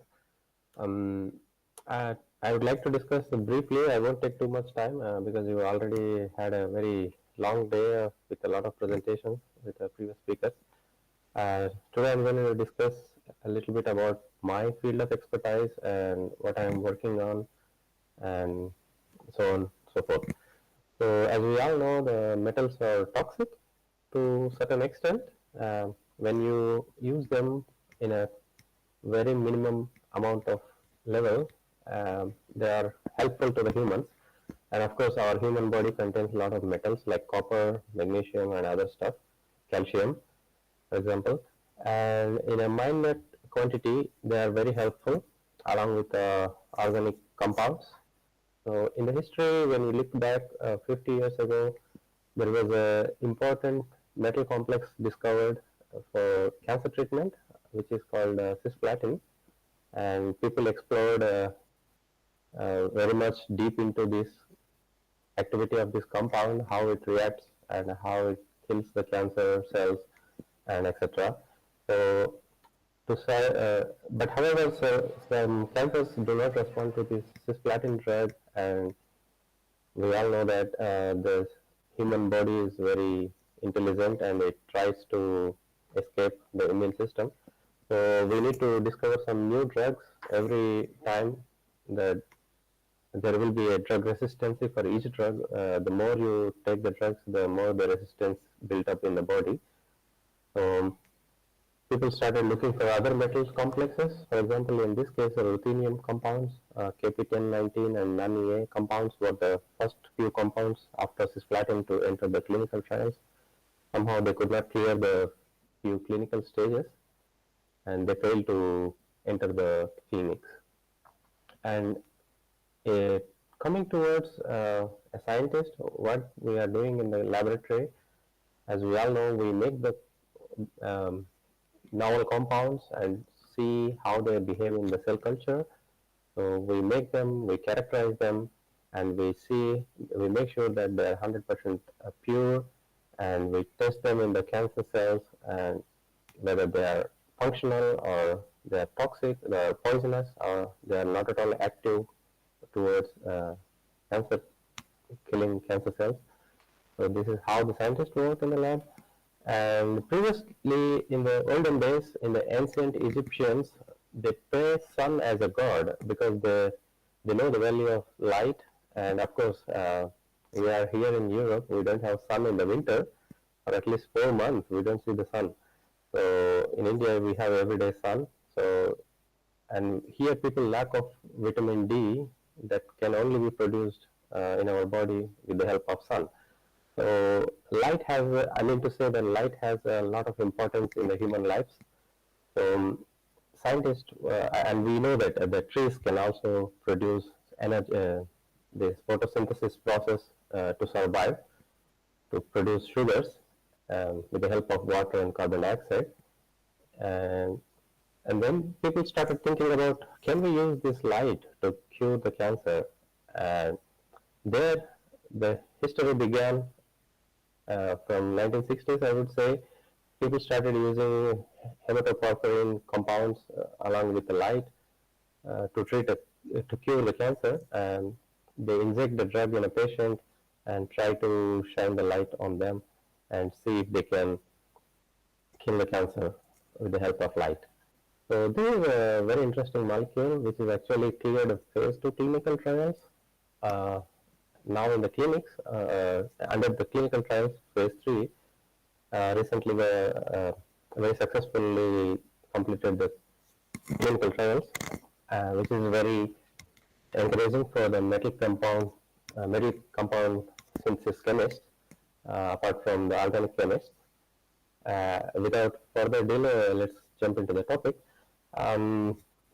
In the labs, in my career, I have also made few compounds based on these metal complexes. So I want to try in our research career, we want to merge the ruthenium along with the platinum to see how the dual toxicity behaves. Because we all know the cisplatin unit is toxic, and what if you combine this unit with the ruthenium and then see how it behaves in the cells. So this is a synthetic procedure which I don't want to go deep into the details. And this was a final complex. We tried to mimic the studies with a cisplatin analog with a guanosine derivative and see how the complex behaves in the in vitro conditions first. So then the coordination of this platinum to the nitrogen and the adjacent proton will be downfield shifted, or it can generate multiple peaks in the NMR spectra because of this metal coordination here. And here we see the shift in the NMR peak, and the new peak has appeared here with diminishing the old peak. So, but however, in this case, it's hard to distinguish here. and mostly we concluded that there is no new peak has arisen. So that shows that this compound is actually differently reactive compared to its monometallic complex. And on the other hand, we tried to conjugate this uracil, the bioavailable simple ligand, uracil ligand, to the bipyridine ligand, and then combine it finally with a ruthenium compound. Because the uracil is biologically available molecule, it's part of our RNA. So we assume that this compound can be taken up by cells very well. And this is how the absorption and emission spectra looks like, which has the absorbance in the visible light and the emission in the 650 red light region, which is quite interesting. And somehow we realized that this compound was not at all such toxic, and later we found that this can be seen under microscope. This compound is actually beautifully staining the nucleus DNA. So in the fixed cells, on the left-hand side, two images, you can see the MCF7 cells and HEC293 cells. They are actually dead. They are fixed by the paraformaldehyde, and we could see that the blue color is actually the DAPI, and the red color coming from the compound. And when you merge the blue versus red, you can see the complementary purple color here. And when you with the software ImageJ, we can draw a line and see they are completely superimposed on each other. So that shows that these two compounds exist on a same space, though theoretically it is not feasible. Two dyes cannot fit into one place, but eventually we confirmed that this compound is actually targeting the nucleus DNA. But however, in the live cells, we could not see these compounds actually entering the nucleus, but it remains in the cytoplasm, staining different organelles. So this is compound 1, which is actually the uracil one, where X is H, and we also try to combine, conjugate the 5-fluorouracil 1, which is actually the hydrogen is replaced by fluorine in this case, which is called compound 2. But when it comes to the imaging part, both the compounds are actually exist in the cytoplasm, staining the endoplasmic reticulum in the cell. So, which is another interesting point for the metal complexes as the imaging dyes. And on the other work, we tried to conjugate the biologically relevant molecules like tyrosine and tryptophan, which are amino acids naturally available in human body, required by the human body. So we triggered them, we conjugated them to the ruthenium compound and see them how they can behave in the cellular microenvironment. And again, we found some part of the compounds are actually entering the nucleus. We can see the zoomed view of this cell here. The red emission coming from the nucleus shows that these compounds are actually entering the nucleus, which is quite interesting. These compounds can be used as imaging dyes. The imaging dyes market nowadays is actually $1 billion business by so many companies. Like here we buy 10 microliters of dye for 500 euros, which is approximately 45,000. So you can imagine how big the imaging dyes market is. So the metal complexes, if we can produce them specific targeting inside the organelles, cellular organelles, so we can sell them at a high price. Of course, compared to the marketing existing dyes in the market. And on the other side, this is the further details, very much deep inside the experimental part, which I want to skip at the moment because it involves a lot of experimental details. I don't want to make you feel bored. And coming to the other study, interesting study, we found this marine alkaloids is actually extracted from the marine organisms. This ligand with the sulfur inside is actually capable of conjugating with the ruthenium center here. So then it forms a microtubule inhibiting agent, I mean, this microtubule inhibiting agent is actually extracted from marine organism, and it's known for its inhibiting property for microtubules in the cells. And we tried to combine this with the ruthenium center because the ruthenium is a soft metal and the sulfur has a soft acid. So we have a soft acid soft base theory. They have a strong bonding between them, and we try to study this effect of this compound in the dark versus light. So when you shine the light, this bond is a labile and dissociates. This sulfur actually dissociates from the ruthenium center, and this ligand will be free in the media, in the cell culture media, so that this can do its job for killing the cells. So this is a detailed synthetic route which I followed to make this compound. It's like 1, 2, 3, 4, 5 steps. Yield was quite good, 51%, which is encouraging. And we tried another interesting aspect of this compound, how this compound behaves in tumor spheroids, like not only on the two-dimensional mold layers, but when it comes to the tumor spheroids, like the tumors in the human body grows in a ball-like structure, like a big lumps, but not like laboratory conditions. People test their cell cytotoxicity on a plastic surface with a two-dimensional flat surface where the drug distribution is equal over all the cells. But when you grow the tumor spheroids like ball structure, the drug penetration decreases when the size of the spheroid increases because of so many factors. And we tested the efficacy of this compound in various cancer cells, like for example in this case skin cancer cells. We tested how this compound behaves when you shine the light. So here is a graph, the dose response curves. You can see the dark line corresponds to the cytotoxicity of this compound when we incubate this compound in the darkness, and when we shine the light after incubation on this red light, the red line shows this. This is a red light, which is actually comes around 630 nanometers light. We could see that this cell survivability has decreased.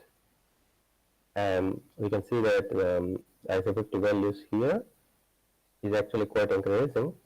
In MRC5 cells, without light, which is a light dose, is 0 here, and it's 19 micromolar. When you shine the light of 31 joules per centimeter square, we can see it's 0.6 micromolar could kill the 50% of cells. And this is actually the compound 3 alone, which is actually compound 3, and which shows the native cytotoxic activity, but it has nothing to do with the light. So both the dark and light cytotoxicities are same, which is quite interesting because you don't want the drug to be active all the time. You want the selective killing of cancers, because because once you take the tablet, it will be distributed throughout the body, and if the drug is active, it will keep destroying your healthy cells as well. So give the tablet, let the drug distributed in the body. Once you reach once the drug reached its target, and then you expose the tumor to the light, and then the dissociation happens, and then the microtubule inhibiting agent starts its duty in killing cells.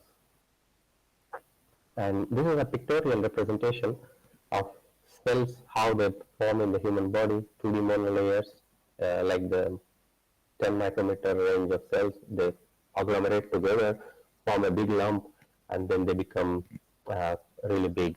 For example, it has several layers inside. When you bifurcate the cell into, bisect the cell into two pieces, you can see different layers. The inner layer is composed of dead cells, which is called necrotic zone, and the outer layer is a proliferating zone, and in between there is one more layer, which is called senescent zone.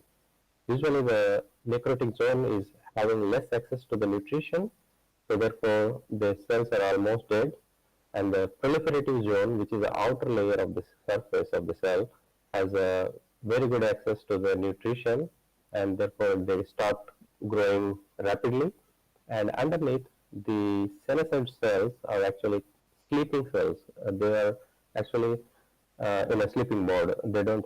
They have limited access to the nutrition. So that's why when we can hear so many people going under chemotherapy, sitting one, sitting two. So that means that in the first stage of chemotherapy, they destroy the outer layer, and when the outer layer cells were destroyed, then the accessibility for the senescent cells will have more access to the nutrition, so they start dividing.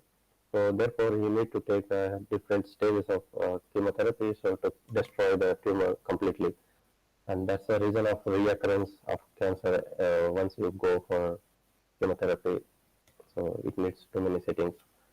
And this is how the drug distribution happens when the 2D monolayer cell culture, when you treat the drug is actually equally distributed everywhere on the surface of the cell.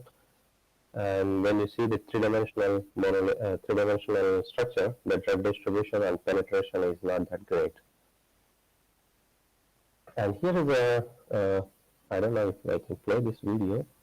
This is a beautiful video. Yeah, how the compound is actually entering the cells and how they're actually replacing the DAPI dye. And these cells are actually incubated with cisplatin to kill them as a control and see how these compounds behaving in the cells. So this is there is a difference between these two videos. The one is incubated with a commercially available propydium iodide dye, which is regularly used nowadays for testing the dead cells in the flow cytometry. But on the other side, we developed a ruthenium compound and to see if this can stain the dead cells as well to replace the propydium iodide, because organic dye, propydium iodide, has a lot of drawbacks because it can undergo photobleaching, it will not be stable under room temperature for so long, you need to store it under fridge conditions. So how if we can replace these ruthenium compounds instead of propydium iodide? So this is actually recently published in ChemCom paper. Maybe if you are interested how this drug behaves, maybe you can have a look at our recent ChemCom paper. And the next slide. Yeah, this is a compound structure. So it's composed of ruthenium DPPZ, which is called a light switch complex. And we also tested this compound, how it behaves in the tumor spheroids. We incubate them and then, excuse me, 1 minute please.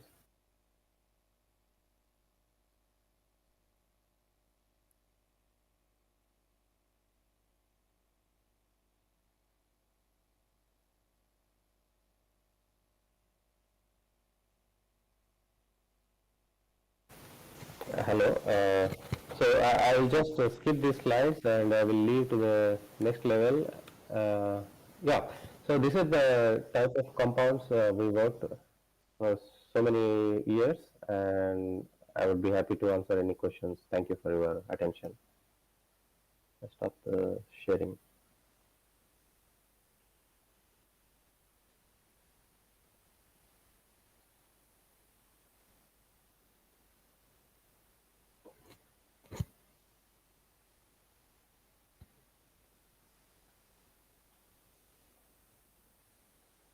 Hello.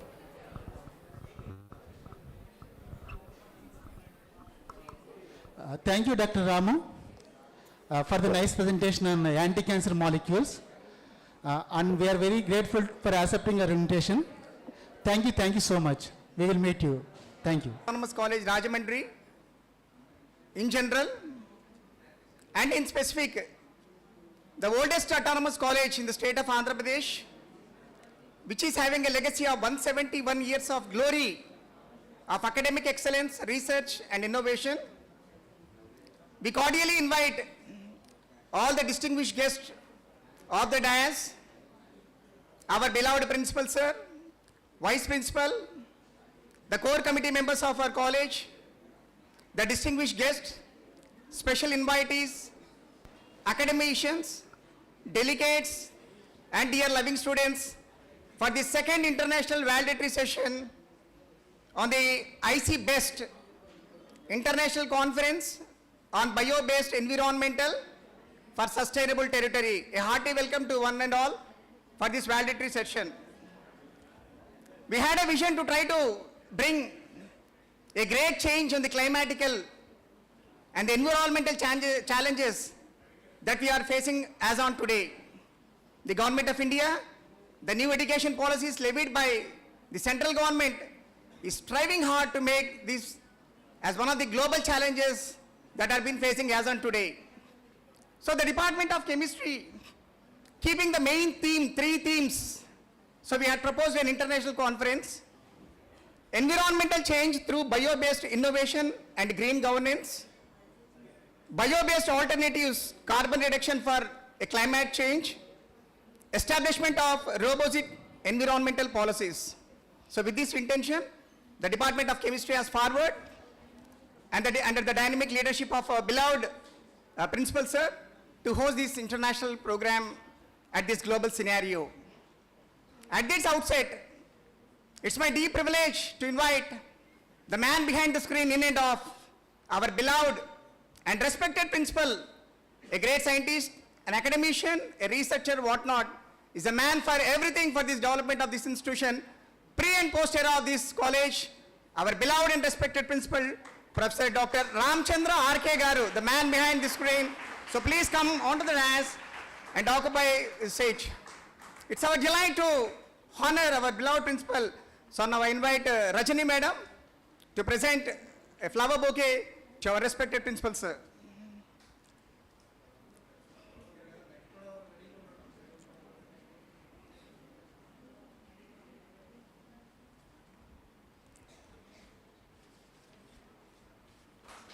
Thank you, madam. So for honoring our beloved principal, sir. Now it's the time to invite our beloved the Vice Principal, Dr. Sri Ramurthy Garu, to come onto the stage and occupy his seat. The Vice Principal of this great college, Dr. Sri Ramurthy Garu, please occupy a seat on the dais. May I invite Sesisri Madam Garu to present a bouquet to our respected Vice Principal, sir.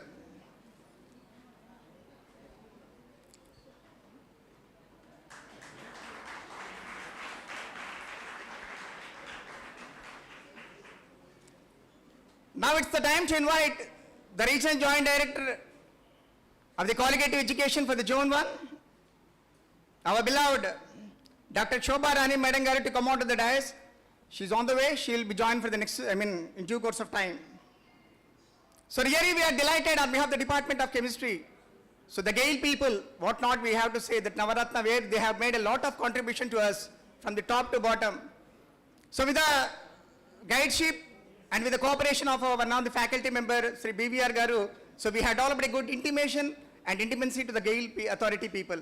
Now with the time to invite the chief, as a special guest, CGM,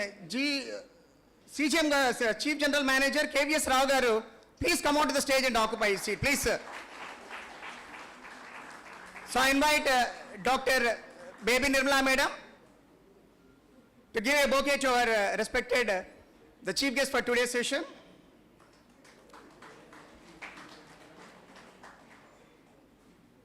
Apart from them, there are 2 other people who has given a lot of encouragement to host this wonderful program.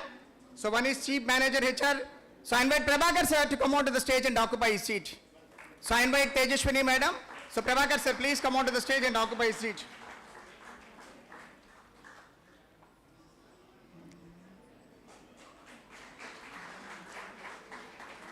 So I invite one more Senior Manager, Ramay Garu, to come onto the stage and occupy his seat. Please, sir, Ramay sir.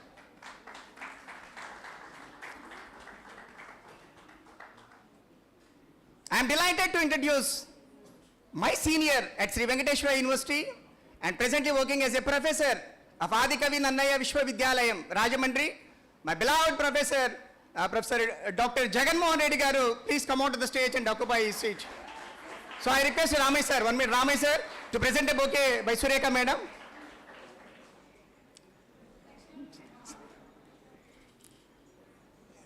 I request Shavari Madam to present a bouquet to our Professor Jagan Mohan Reddy Garu, please.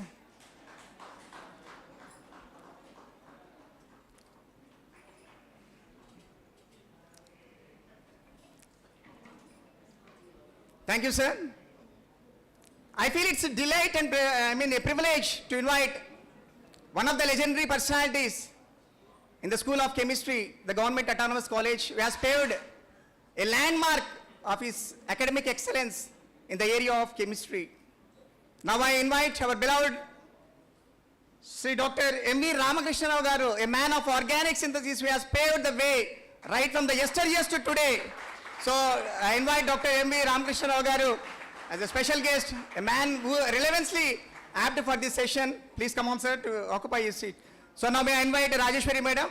So please come on to the stage and present a bouquet to our beloved, the former principal and one of the benchmark and landmark in the area of organic synthesis at this college. I feel it's my failure if I have forgotten to invite the in charge and head of the Department of Chemistry, who is man the behind for making a lot of pains and strain, whatnot, from the top to bottom for the past 4 months to make this event a grand success at this international scenario. Now I invite Sri T. Srinivas Rao Garu, the in charge and head of the Department of Chemistry. Please come out to the stage and occupy his seat. Though he is simple and humble, but his vision is having a lot of vision, passion and mission. So please invite Sri T. Srinivas. I invite Tejashwini Madam. Please come out to the stage and present a bouquet to our in charge, T. Srinivas Rao Garu.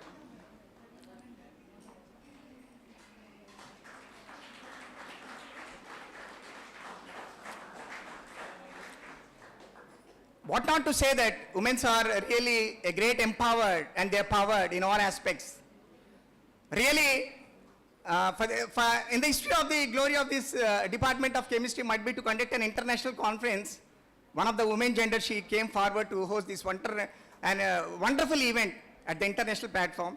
Now I invite the organizing secretary of IC Best. She is the best for this program. So I invite Dr. Durga Pravina Madam to come onto the stage and occupy his seat. So I request Tejashwini Garu to present a bouquet to the organizing seminar.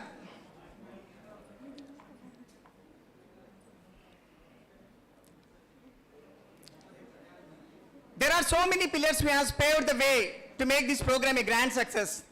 Of them, there are some senior members, senior faculty members who have coordinated. So now I invite the coordination team, Sri Y. Jacob Garu, the examination coordinator and also one of the senior faculty of the Department of Chemistry, Government College. Please come out to the stage and occupy his seat. So may I invite Sesi Sri Madam to present a bouquet to our Sri Y. Jacob Garu.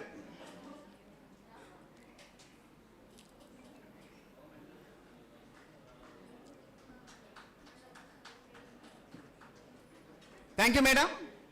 And one more, a vision who is having a passion to try to conduct and to host many events. So I may be forgettable if I would have been forgotten a great man. So who is having a lot of temperament, a scientific knowledge, and innovation in every software, and innovation in everything. So my beloved friend, Sri B. Venkatrao Garu, a man behind of the LMS coordinator, and the man who has paved the way for this taking a lot of pain and strain. Sri B. Venkatrao Garu, please come out to the stage and occupy his seat. So I request Sureka Madam to present a bouquet to our LMS coordinator of this institution.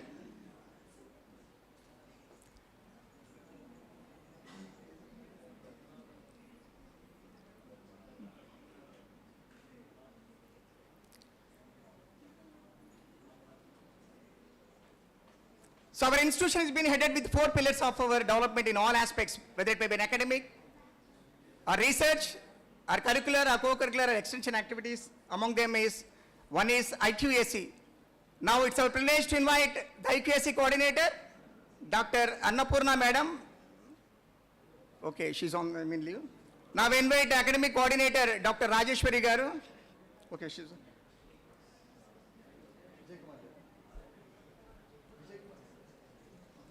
So I invite Dr. Vijay Kumar Garu, the principal scientist, sir. Please come out to the stage and occupy his seat.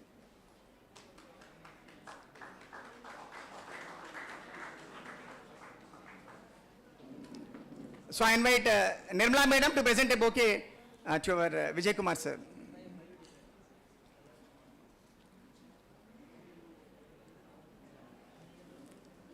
So I request all the students to maintain silence. So now I request the handover to the chairman president of today's valedictory session, Professor Dr. Ramchandra R.K. Garu, to give his, the insight remarks on this valedictory session. Please, sir.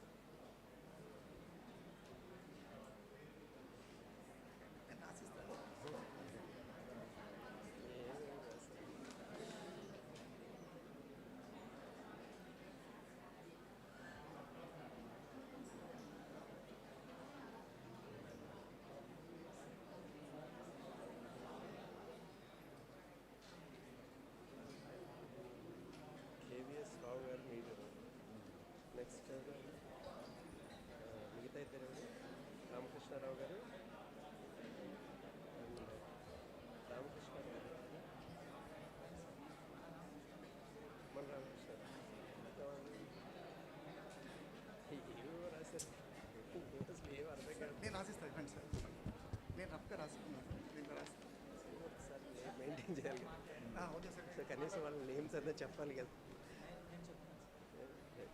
వాళ్ళ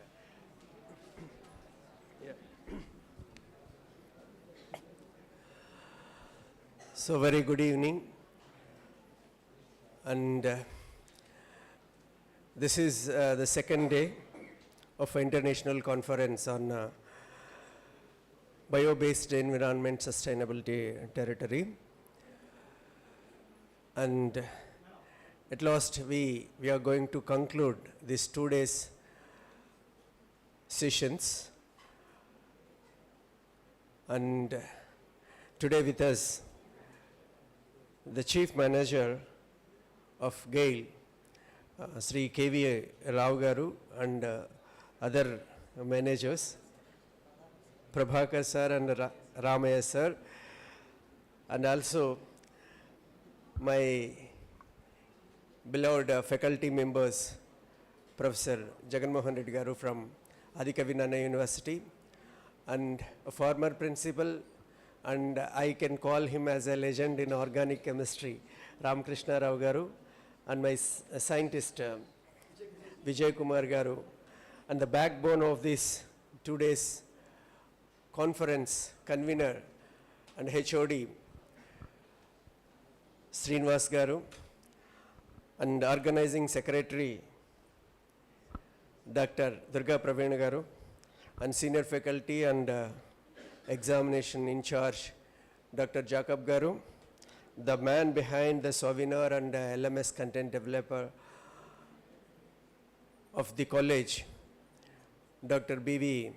Venkatrao Garu, and our CL coordinator Mallikarjuna, and other faculty members of the chemistry department, and other colleagues and friends from different colleges across the state and other states, and PG and UG students, press and electronic medium. Is very happy to associate this conference for the last 2 days, and today this is the end point of the conference, and definitely my appreciation goes to the chemistry department. When I assumed as a charge of this prestigious college principal, there onwards, the Department of Chemistry is doing wonderful extension as well as seminar by workshop and conferences. And nobody is clapping. This is your department activity. Really, so I can say proudly the chemistry department is one of the backbone to the college. The chemistry department itself, nearly 2 colleges, that means if you go outside any government degree college, the maximum faculty members are 12, sir. So here 36 faculty members, means 3 colleges strength is there. So that is the chemistry department. So almost all the activities are going to be performed by the department, and academic wise, research wise, and other extension activities wise, startups, Baby Nirmala Garu, Women Empowerment Cell, Dr. Sureka Garu, and other academic cell, many other members, they participating to uplift and enlighten the college activities. So really it's awesome. Last year we did, the chemistry department did an international conference on the same environmental sustainable practices, and this year also in the same way they are conducting. But this year, the Department of Science and Technology, SERB, Science Engineering Research Board, has come forward to offer some kind of sponsorship to this environmental sustainable practices. So happy for that. And not only that, our GAIL people are there with us. And previously, the college, that means when I was HOD of Department of Physics, we conducted RE Square, so Renewable Energy Research and Education. So that program also we planned it in an international way in collaboration with the University of Lowell, USA. So at that time also we approached to the GAIL people. So the same 50,000 rupees they have sponsored to publish our proceedings as a souvenir. So that is the generous support. That is the generous support we are taking continuously to this college. There are some connection to this college to GAIL because they are always, giving their strength and their support to success any activity proposed by the college. So thanks for that, sir. As a chief manager, you came and honored this event. So really we privileged to have you on this occasion, sir. And for the last 2 days, I heard many lectures online and offline, and the people came through different parts of the globe, like Malaysia, Belgium, and then Dubai. So other country people also involved in this conference, and then really innovative lectures, and some small children also, they participated in this conference and they have given awesome presentations. So that means as an institution HY, it is our responsibility to show the platform to showcase their talents actually. So just now, Jagan Mohan sir, it's a very proud moment for us today actually, when I sat in my chair and one girl came to me today morning, and then, sir, I was selected as a scientific officer at BARC. So she is the MPC, Mathematics, Physics and Chemistry. So the Mallikarjun sir and Ramu sir and me, and I also taught for them a final year modern physics. So that means she never forget, she given a voice for us. So how blessed she is. So because of this institution, and she attended many conferences like this. When the conference is going on, definitely 1 or 2 or 10 people, they definitely motivated some people, some, extraordinary visionary people, change makers. So these people, if they talk something and if they tell something, definitely they touch with to their heart, and some of them they take it into their heart and they are working on it. One day or other day they'll achieve this kind of things. So morning only we came to know that particular why Amukta is a student name. She got selected for BARC scientific officer, means that's a great thing actually. So really I shared my experience. I was failed to face that interview. So I had when I achieved gold medal in Andhra University, my professors encouraged me to go and face the interview, at BARC, because you got first rank and gold medal. I went for it, I cleared the examination, but I don't have that much of communication skills, but I failed in that exam. So they have asked a very simple question, till now I remember, because of that girl. So that is, you know, the fan is running continuously, but you are pumping here, you know, AC. AC means a positive and a negative signal like this, and one is a positive and another is a negative. One time has to run like this, another time has to like this. But why the fan is continuously rotating? This is a simple question they are asking, but I didn't say. But I tried, but I didn't get the right answer. Because the simple answer is when the AC is going into that, there is one DC motor is there, the AC convert into DC, DC is continuously supplying, that is one thing. But I don't have that idea at that time, but I was failed to get. But I have an opportunity. I had a collaboration with the chemistry department after that when I came to this college, and this college provided me a platform to work with the BARC people. So that means the functional material science HOD, Dr. V. Sudarshan, he is a collaborator for this college, Dr. Jagan Mohan Reddy sir, and we know it well. So his contributions a lot for us, sir, actually.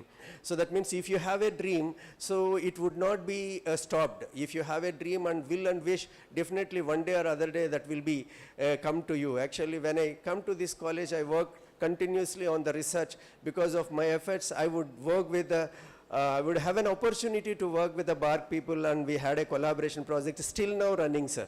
So that is the thing. So definitely this kind of conferences definitely elevate or encourage or ignite the minds of the young people. One or two, if they have this kind of feel, definitely this conference is going to be a big success. Okay, so that is the thing. And finally, the students, I want to give a message, only 3 letters. So that is, already you have know, the internationally famous movie, what is that? R, R, R. R, R, R. But it is not that R, R, R. As a science students, we had to inculcate the R, R, R, triple R. R cube means reduce, reuse, recycle. So this is the motto. Once again, please clap. Reduce, reuse, recycle. I don't want to explain. You had to, you know, you are youngsters, and you know what the value of reduce. That means minimum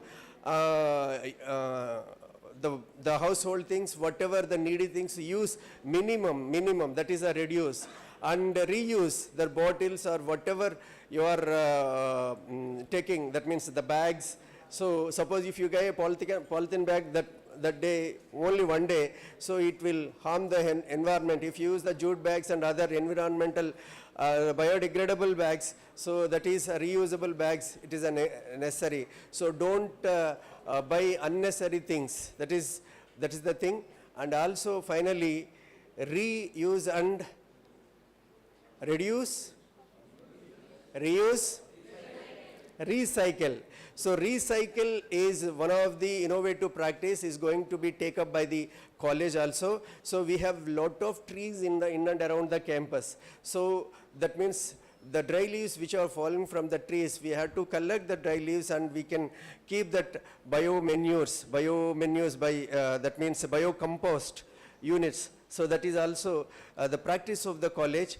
And this kind of initiatives has to be there. The HODs and the coordinators and students have to think like this. So I once again congratulate to the chemistry department, especially our organizing secretary, Dr. Durga Praveena. She is awesome. So almost she had I guess for the last 1 week she slept only 2 to 3 hours, I guess it is. I know the pain. So the first conference she is going to do, so that means what kind of things, how can we receive them, what kind of duties I have to assign for my colleagues, and there are some disparities, this thing, that thing, and then pre-conference proceedings, during conference proceedings, post-proceedings, many things are there. So she sat, but her mind is roaming So that person, that sir came and how he is going, where he is, and then whether we cleared their TA, these kind of things all roaming around in her mind. So I know it well, but your job is meticulously done, madam. You've done extraordinary job. So this kind of, she only taken initiative to apply the DST SER program, really awesome. But whatever it is,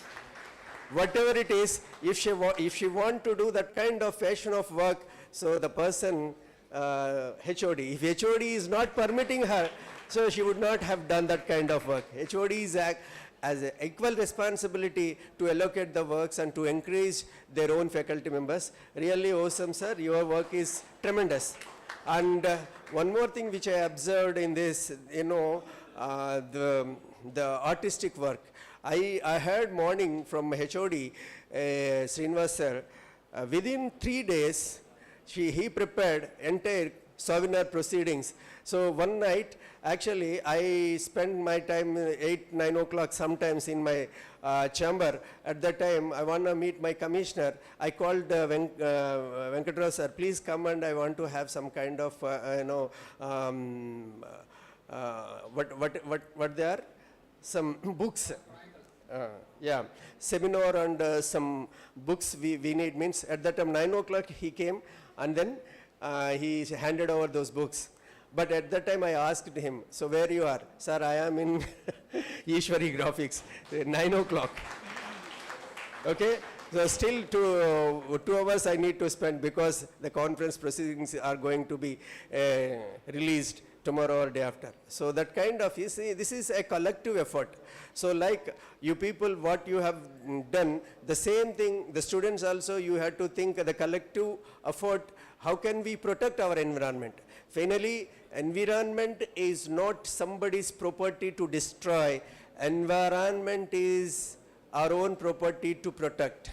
Environment is not somebody's property to distract. Environment is everybody's property to protect. It is our responsibility to protect our own environment. So that's my message to you all. Thank you. Thank you for wonderful opportunity.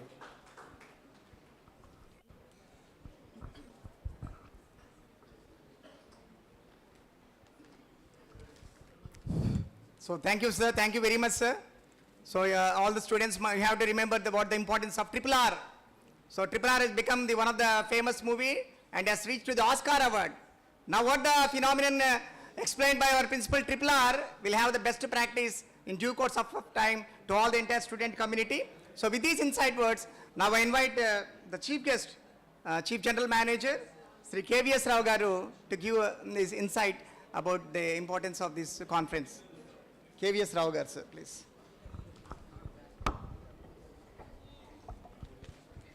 So please welcome, sir.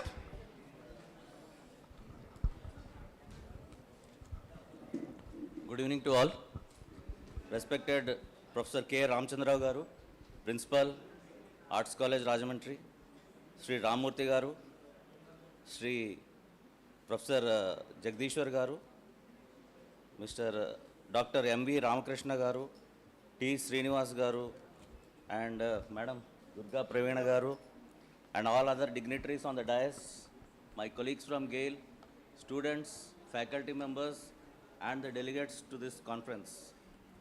At the outset, I am very happy to congratulate you, the organizers of the chemistry department, for organizing this 2 days conference on bio-based environment, sustainable territory. I hope this knowledge sharing serves not only as a testament to our collective journey towards sustainability, but also as an exploration of numerous ways in which bio-based solutions are reshaping our landscapes, our communities, and our relationship with the natural world. Each contributor to this conference, be it faculty, delegates, or scholars, have played a pivotal role in framing new possibilities and implementing new changes. They embody a shared vision where people coexist harmoniously with nature, guided by the principles of respect, regeneration, and resilience. The bio-based environment is not just a futuristic concept, but it's a reality in making, pioneered by diverse communities around the globe who are daring to imagine a world where sustainability is woven into the very fabric of daily life. Here I want to tell you something about the GAIL. We at GAIL attach the highest importance to sustainability in all our activities. As you are aware, GAIL is India's topmost gas transmission and distribution entity and is always dedicated towards advancing the country's energy sector in a sustainable way by incorporating sustainability in its operations and decision making. GAIL's sustainability roadmap has been carefully crafted based on India's nationally determined contribution strategy for clean and accessible energy and the rising demand for natural gas in the country. Being a responsible energy company and to further accelerate the decarbonization goals, GAIL has developed net zero strategy and a clear organization-wide carbon roadmap to achieve 100% reduction in Scope 1 and Scope 2 emissions by 2035 and a 35% reduction in Scope 3 emissions by 2040. Renewable energy remains a central focus of our company, and this includes developing renewable energy power projects and enhancing in-house competencies to meet the internal consumption targets. The power generated from these solar projects is partially used to substitute the power drawn from the grid, and this will help in reducing the carbon footprint in addition to optimization of the power cost. GAIL is also an integral part of the Ministry of Petroleum and Natural Gas Initiative SATAT, that is Sustainable Alternative Towards Affordable Transportation. Subsequent to the launch of CGD synchronization scheme in April 2021, GAIL has already operationalized the synchronization scheme across the country. The highlights of the scheme are cumulative biogas CBG sale under this scheme at the end of financial year 23-24 is almost 25 million standard cubic meters. Aligned with our net zero aspirations and import reduction objectives, GAIL has also signed a term sheet with Messrs. Truealt Bioenergy Limited involving an acquisition of equity in Leaffinity Bioenergy Private Limited.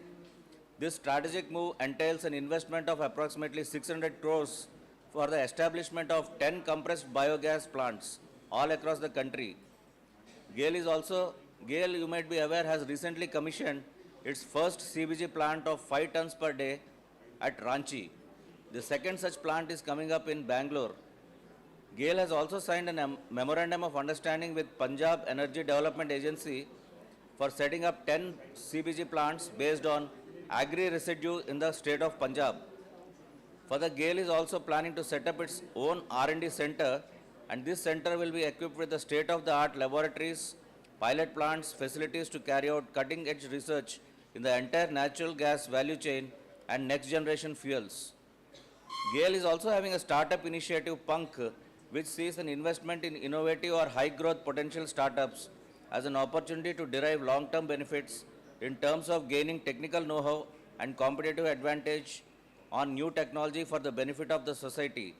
Under this initiative, an initial corpus of 100 crores has been created for funding new and promising startups working in specific areas. I urge each one of you to implement the knowledge shared during this conference and let us push the boundaries of what is possible in pursuit of a sustainable territory where environmental stewardship and economic growth work hand in hand. Thank you very much.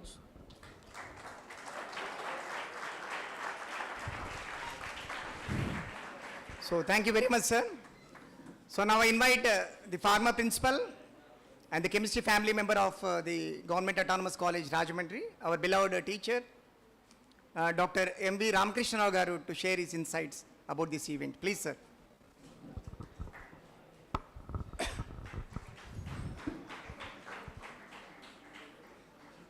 Principal of the college, Dr. Ramchandra Rao Garu, HOD T. Srinivas Rao, Organizing Secretary, Dr. Praveena,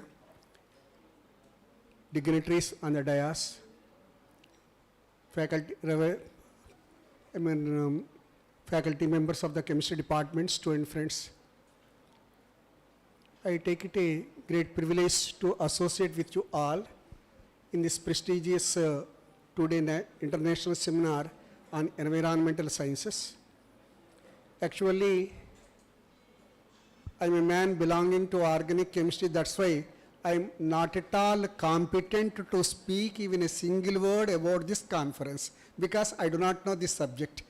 Only I feel happy, I felt happy really to associate with you all, and looking at my former students, I just get re-energy once again because I followed one lecture that is by Dr. Lakshmi because she was my former student of 2008 batch and who did a PhD from IIT Bombay. I do not know that she did from IIT. So she is now a faculty member at NIT Surathkal.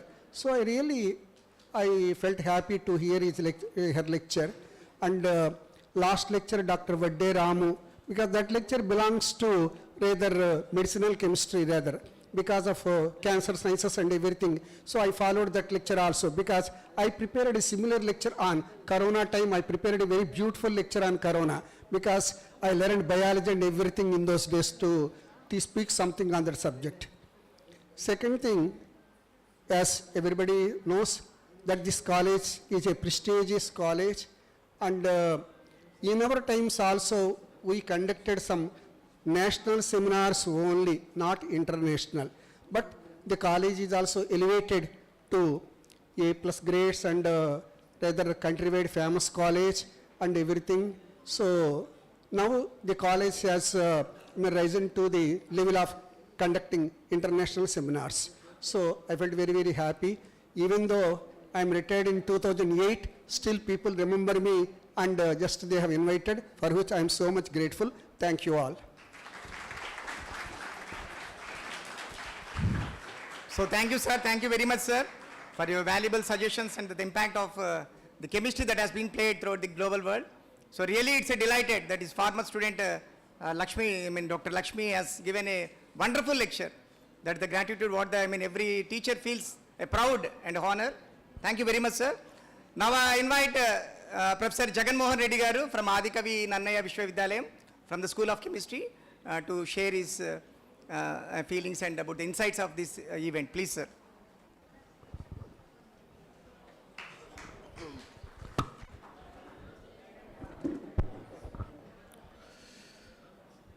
Respected principal of this college, Dr. Ramchandra Garu,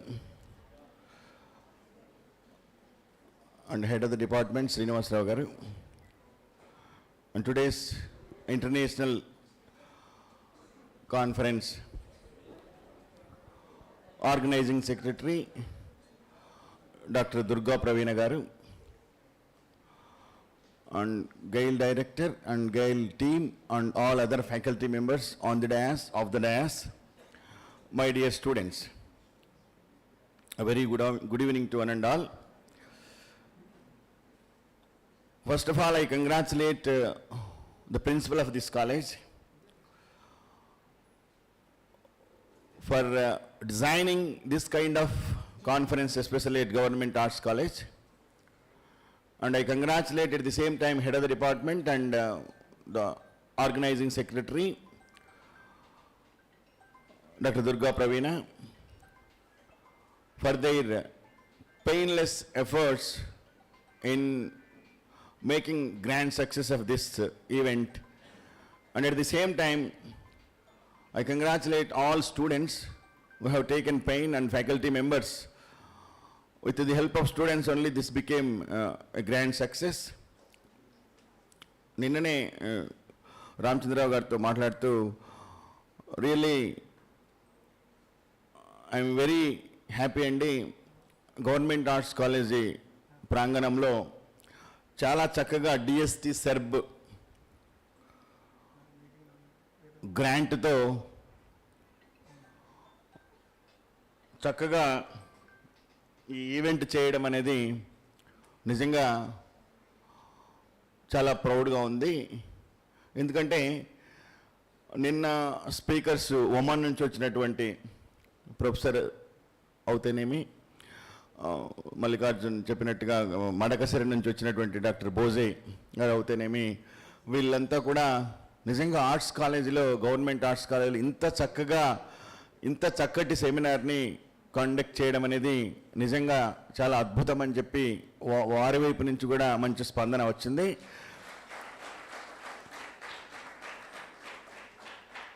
so ఇంత చక్కగా ఈ ఈవెంట్ను conduct చేసినప్పుడు I once again request, because you know very well students, ఈ event ద్వారా కనీసం 2-3, ఇప్పుడే doctor Ramachandra Rao గారు అన్నట్టుగా మీలో 2-3 శ్రీహరికోటలో ఉన్నటువంటి SHAR space centre or otherwise Bhabha atomic research centre లాంటి సంస్థలో ఇప్పుడే Amrita, she is the student of post graduate student from Nannaya university, and before that she is BSc student from arts college. అలాగా ఒక ఎగ్జాంపుల్గా తీసుకొని మీరు కూడా ఈ ఈవెంట్ ద్వారా వచ్చినటువంటి ప్రొఫెసర్స్ ఎవరైతే సైంటిస్టులు ఉన్నారో వాళ్ళ ద్వారా ఇన్స్పైర్ అయ్యి ఖచ్చితంగా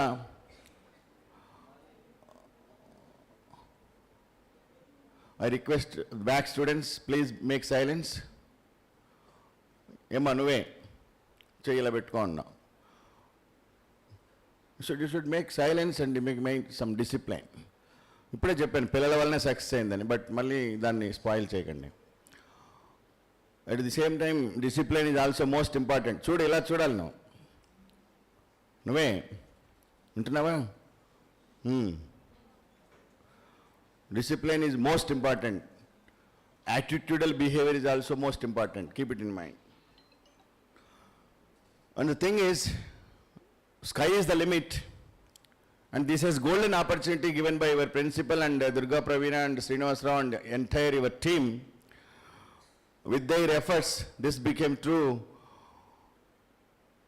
నేనే మల్లికార్జున కూడా మంచి భార్గవి మీ స్టూడెంట్ సార్, మంచి అమ్మాయి, వెరీ హార్డ్ వర్కింగ్ స్టూడెంట్ అని చెప్తూ ఉంటే, so I felt very happy that she is the student of నన్న యూనివర్సిటీ.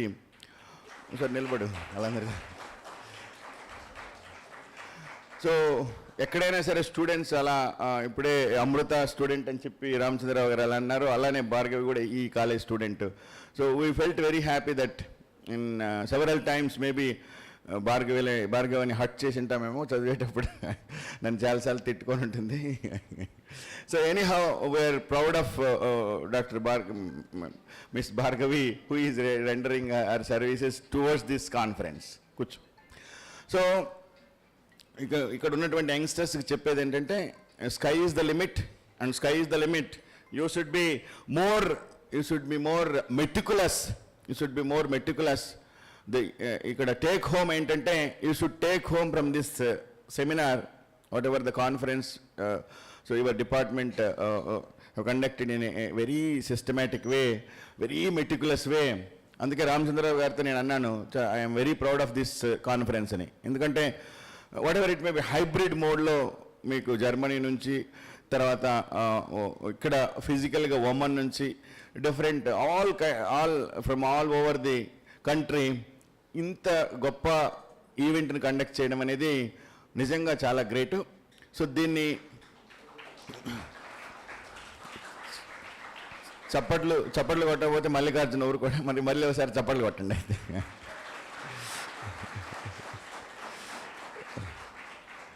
సో ఈ ఈవెంట్ని ఒక ఇన్స్పిరేషన్గా తీసుకొని మీరందరూ మంచి ఇన్స్టిట్యూట్స్లో నేషనల్ ఫిజికల్ ల్యాబొరేటరీ అవ్వచ్చు, కెమిస్ట్రీ వాళ్ళు కూడా నేషనల్ ఫిజికల్ ల్యాబొరేటరీ కూడా వెళ్ళచ్చు. National physical laboratory, national chemical laboratory, even whatever you have that Indian space research centres, Sriharikota, Bhabha atomic research centres, and Indian patent office. Our Nannaya university student also there at Indian patent office. So ఫైనల్గా మీరందరూ ఎక్కడో చోట accommodate అవుతే, ఈ seminar పెట్టినటువంటి ఉద్దేశము 2-3 ఎవరో ఒకరు అవుతే కనుక, ఈ సెమినార్ యొక్క ముఖ్య ఉద్దేశము మిమ్మల్ని ఎక్కడో చోట మోటివేట్ అయ్యి ఇన్స్పైర్ చేసినటువంటి ఈ కాన్సెప్ట్, దీని యొక్క ఫైనల్ మోటో ఫుల్ఫిల్ అవుతుందని నేను భావిస్తున్నాను. So once again I congratulate the team of department of chemistry and all the painless and meticulous services given by your faculty members and student community. So all the best for your future endeavors also. Thank you one and all. So thank you, sir. Thank you very much for your valuable insights. So that has given to our scientific community, means to the students. So now it's the time to have the conference report by the convener of this international conference. So I request the in charge of the Department of Chemistry, T. Srinivas Rao garu, to present the report of this 2 days international sessions, 2 day sessions and everything. So please welcome, sir.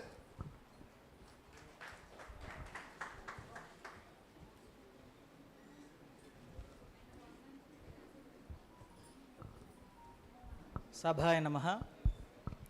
ముందుగా మా గురువు గారు ఇక్కడ కూర్చొని ఉన్నారు, doctor MV Ramakrishnarao గారు.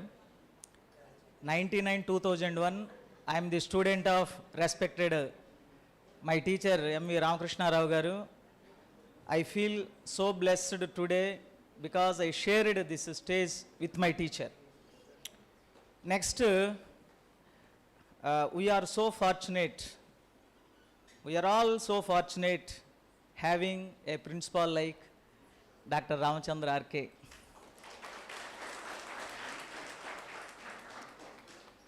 Life is a series of journeys. Life is a series of journeys. We are all traveled from last 2 days. The last 2 days are also a beautiful journey in our lives. And this is the moment has came.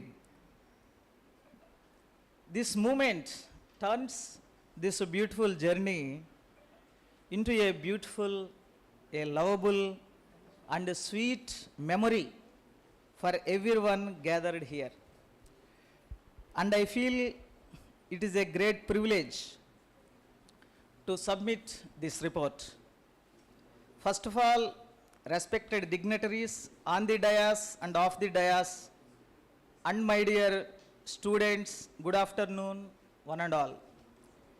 It is a great privilege to interact with you all in the capacity of convener of this wonderful gathering of these scientific minds. A mix of scientific discussions with nature in this wonderful Kartika Masam, really a true testimony of love towards sustainable nature, which is the theme of our conference. We are coming to the conclusion stage of this today DST Serbu ANRF sponsored international conference on Biobased Environment for Sustainable Territory IC-Best 2024. We are very much delighted and overwhelmed with joy after the success of this conference. I don't find words to express gratitude to our beloved principal, Dr. Ramachandra R.K., for acting as chairman and guiding us, guiding the entire department. He gave credit to the organizing secretary. He gave credit to the convener, to the department, but the man behind this entire activity is Dr. Ramachandra R.K. We are so fortunate. We are working in the tenure of our Ramachandra R.K. is the God's gift to us, to our beloved principal, who's thought out the design and implementation of this great event. It is a meticulous plan, as he himself, an ardent believer of nature, great nano-scientist. We are so fortunate as 12 great intellectual brains from across the globe gathered here and delivered wonderful lectures based on their observation of the nature and their untiring research work in the field of sustainable territory. Their lectures got highly applauded by the participants attending online and offline. వాళ్ళు కేవలం మనకి lectures మాత్రమే ఇవ్వలేదు, వాళ్ళు మనకి offers ఇచ్చారు. వాళ్ళ దగ్గర మనం రీసెర్చ్ చేయడానికి, రీసెర్చ్ ప్రాజెక్ట్స్కి అప్లై చేసుకోవడానికి కూడా మనకు అవకాశం ఇచ్చారు. We are all very much thankful to them. We are feeling proud to announce the huge number of registrations we got for the conference, which is 297. 297 registrations are there, where 272 are state, 22 national, and 3 are international, which consists scholars, researchers, academicians and students. In this, happy to share with you that we are able to include 15 full-length research papers and 106 research abstracts in the souvenir, and the number is still ticking. మనకి ఇంకా abstracts వస్తున్నాయి, research papers వస్తున్నాయి. మన research papers మనం Springer జర్నల్లో మనం publish చేయబోతున్నాం. It is the first time in the history of our series of conferences. Considering the theme of the conference, DST SERB ANRF sanctioned an amount of rupees 1,60,000. It is the wonderful, generous sponsoring. I expect a big applaud for this. And we are also very much thankful to GAIL India Limited, which offers a matching grant. Thanks to respected KVS Rao Garu, Chief General Manager, and we are all very much thankful to respected Prabhakar sir and respected Ramaya sir for their very heart-touching cooperation during our GAIL visits. Prominent personalities like Professor M. Jagadish Kumar, Chairman of UGC, Sri Konidala Pavan Kalyan, Honorable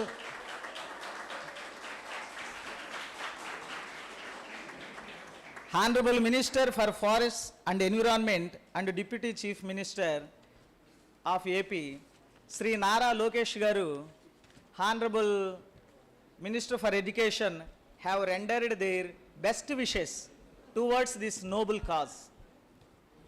I am very much thankful to all the faculty members of the chemistry department, all the HODs, all the faculty of college, in particular, in general, including non-teaching staff, all the participants, students, media persons. So, at last but not least, this college is the temple. This college is temple. It provides everything for us. We are sit here because of in this temple. So this temple provides this opportunity. We serve the department, we serve the college, we serve the community, we serve the society. We are for the society, and this, thank you all. Thank you.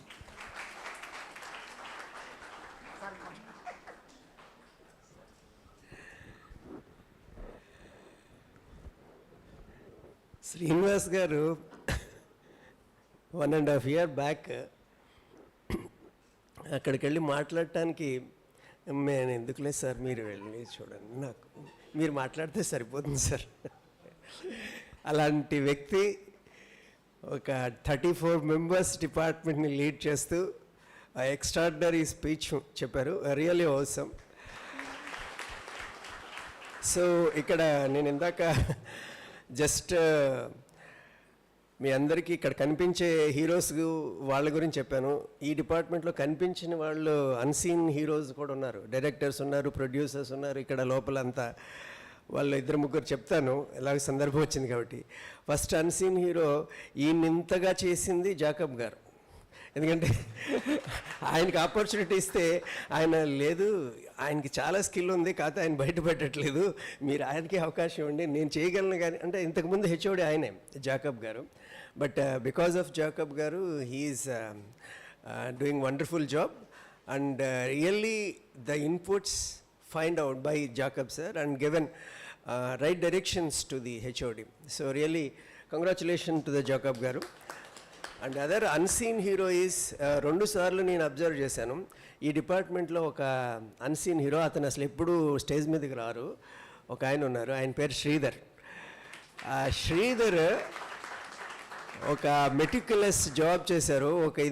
ఒక 50 మంది పిల్లల్ని ఈ IISc Bengaluru తీసుకెళ్ళి extraordinary job చేసి వాళ్ళందరినీ చక్కగా coordinate చేసి తీసుకొచ్చారు. ఈ కాన్ఫరెన్స్కి కూడా ఆయన ఆల్మోస్ట్ ఆల్ ప్రొడ్యూసర్ ఈ టోటల్ ఎన్విరాన్మెంటల్ ఈ IC బెస్ట్కి.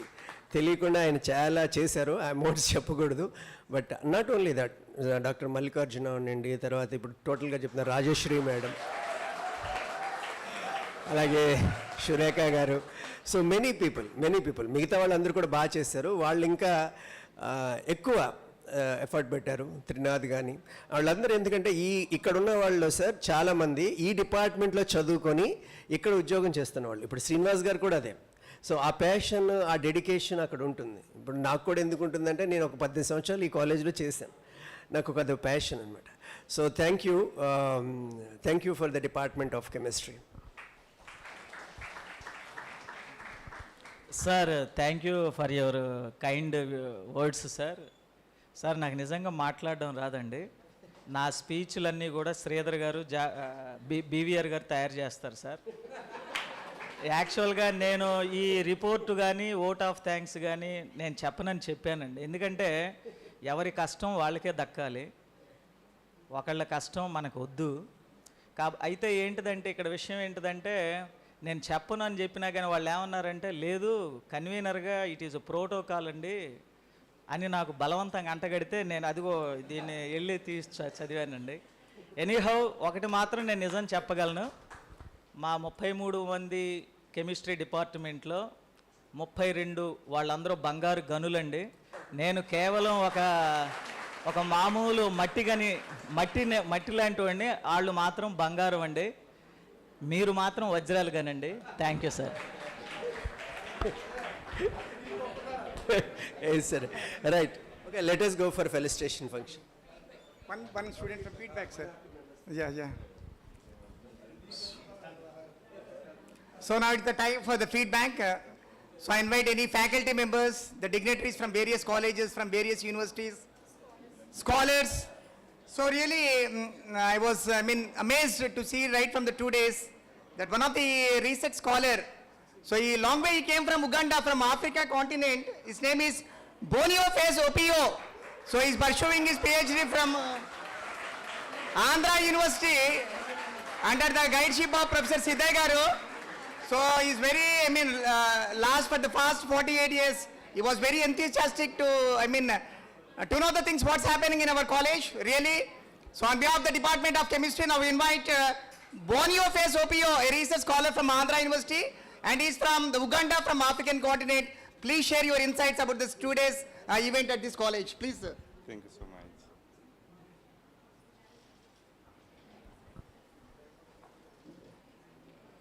The respected principal of this college, your vice, all your members of staff, invited guests, our senior men and women around,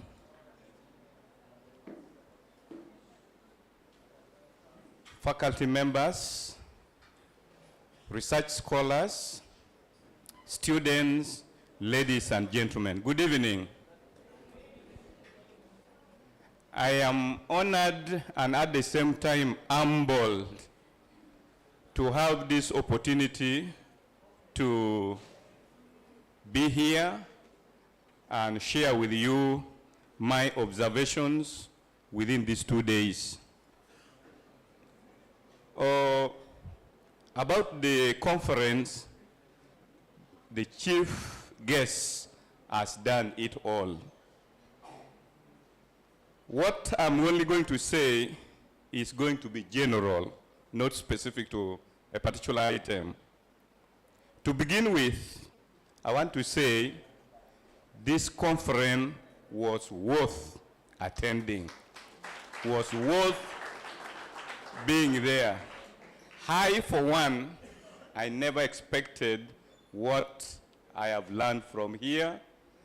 More especially, I want to say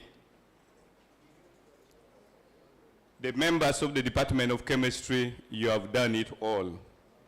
And all this, I believe, is from a very reputable leadership which is here. That's the principle. And to know that the leadership is good in a particular place, you don't need to go to office. When I arrived here yesterday, I just saw everything from the gate. how the security man is able to command. It means there is some support from behind. I am so grateful to you, sir, for this leadership of this college.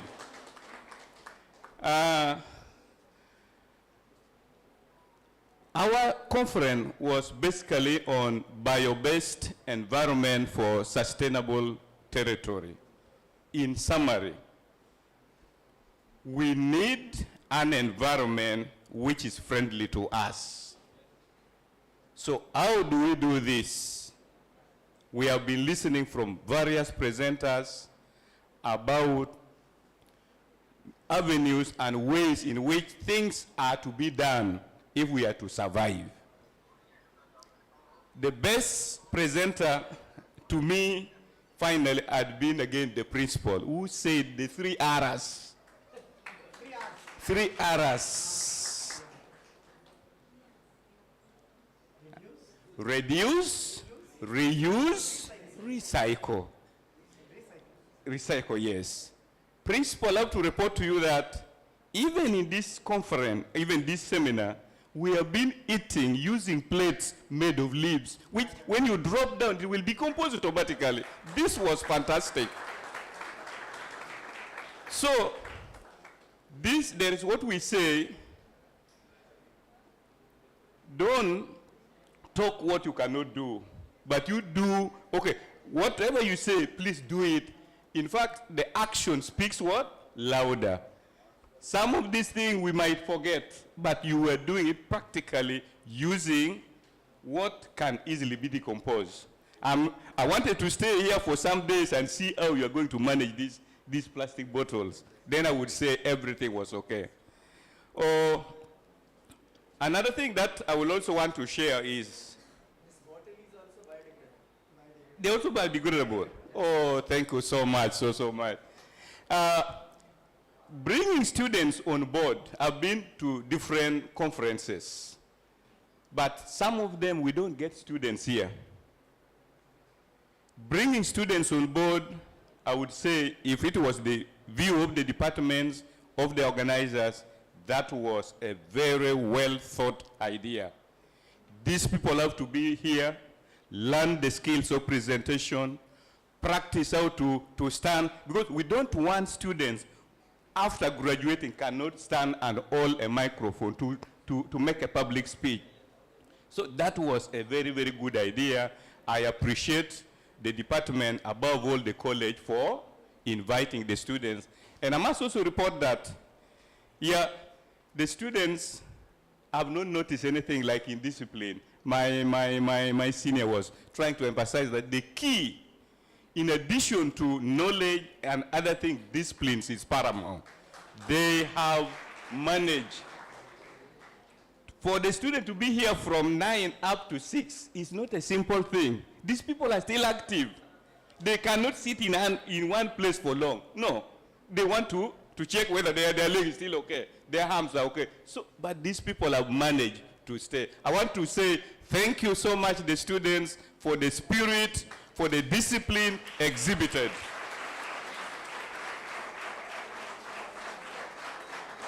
I would have a lot, I wrote some good speech here, but I cannot now make it because of time. So I just want to say, the HOD, with your departments, you have done your best. The only word I can say is bravo, bravo. Thank you so much. Thank you so much. So please. So really, Guravo on behalf of Uganda to the entire Department of Chemistry. Thank you very much, my friend, Bonio Fesho. So for your valuable insight that has given, showing a good concern about our institution, the Government College Rajahmundry. So your love and affection and your interaction with this college for the past 2 days will cherish and remember us for and ever. Thank you very much for your coming long way from Uganda, staying at Andhra University, coming to this international conference. Thank you. So now it's the time, any faculty member from other parts of the state or from the universities to share their insights. So we give a chance to any faculty member. If not, we'll go for a prize distribution. Any faculty member from other parts of the college or universities? Okay. Now it's the time to have a prize distribution given from the chief guest. Now I invite Rajeshwari madam. I mean the oral presentation prize winners and some other prize. Please come on, madam. Make it rush. Please.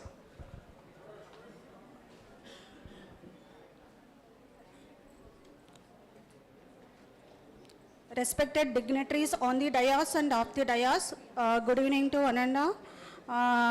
This is the time for announcement of results of oral presentations and poster presentations.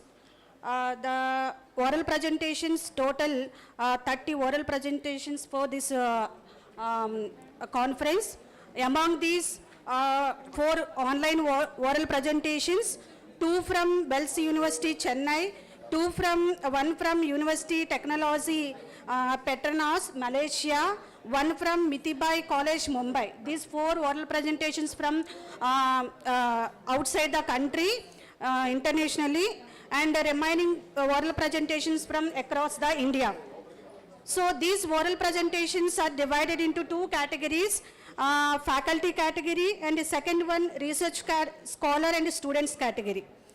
So from faculty category, the first prize goes to Dr. C.H. Venkateshwar Rao, Associate Professor, Department of Basic Science and Humanities, Swarnandhra College of Engineering and Technology in Narsapur. I invite Dr. C.H. Venkateshwar Rao sir and now I request Principal sir and other dignitaries, please hand out the first prize to the Dr. C.H. Venkateshwar Rao sir.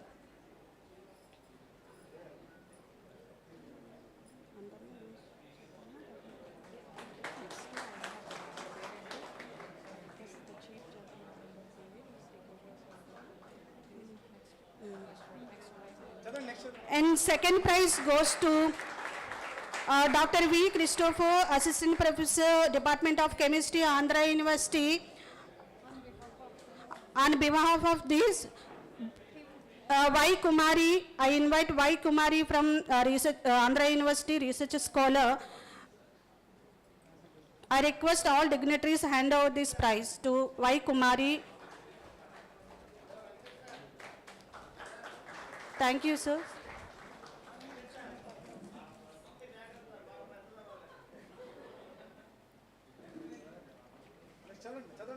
Third prize goes to Dr. Sivakrishna Loke, Assistant Professor, Godavari Global University, Rajahmundry. I request Chief General Manager Sri KVS Rao Garu, Gail India Limited.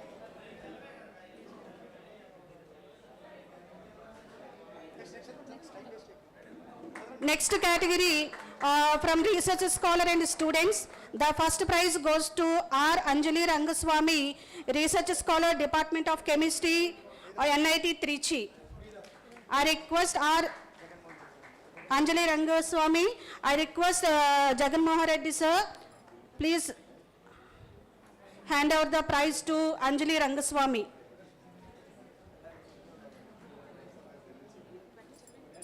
Next, second prize goes to Kirpal Singh team, students, KBN College, Vijayawada, from BSc Electronics.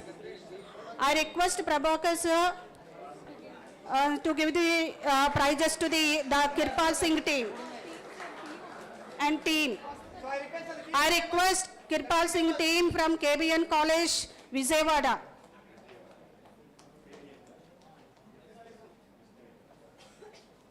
Next, third prize goes to Y. Kumari, Research Scholar, Department of Chemistry, Andhra University, Visakhapatnam. I request Ramaya sir,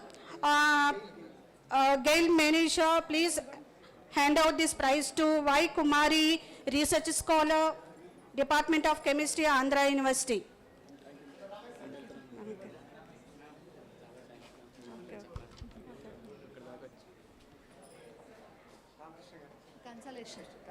Consolation.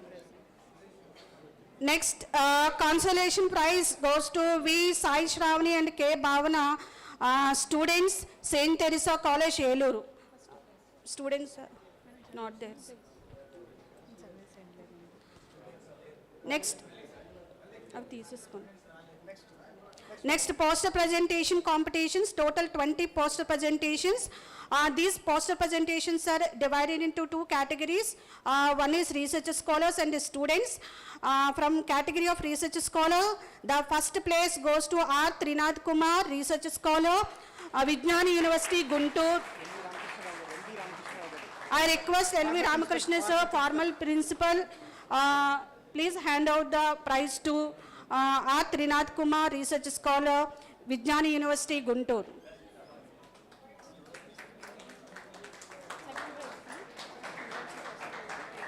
Thank you, sir. And from students category, only one research scholar participated for poster presentation, sir. Next, for students category, the first place goes to K. Ayyappa Swami, second MSc Organic Chemistry, Government College Autonomous. I request Vijay Kumar sir, Professor Vijay Kumar sir, please hand out the prize to K. Ayyappa Swami, second MSc Organic Chemistry and Government College Autonomous, Rajahmundry.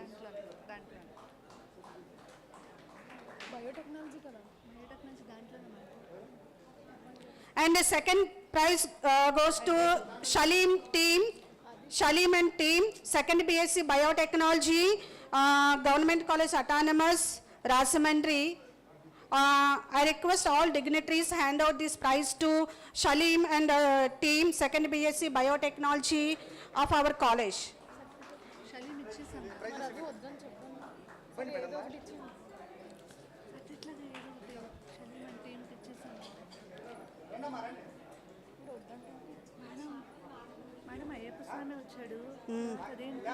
Shalim team. So we invite the head of the Department of Biotechnology. Next, the consolation prize goes to second MSc Organic Chemistry students, G. Balachandra and group. I request all dignitaries, please hand out the prize to Balachandra group, second MSc Organic Chemistry of our college.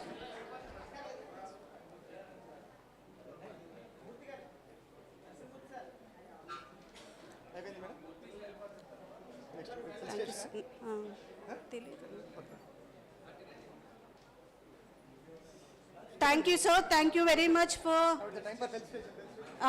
This is the time for felicitation. Thank you, sir. Thank you.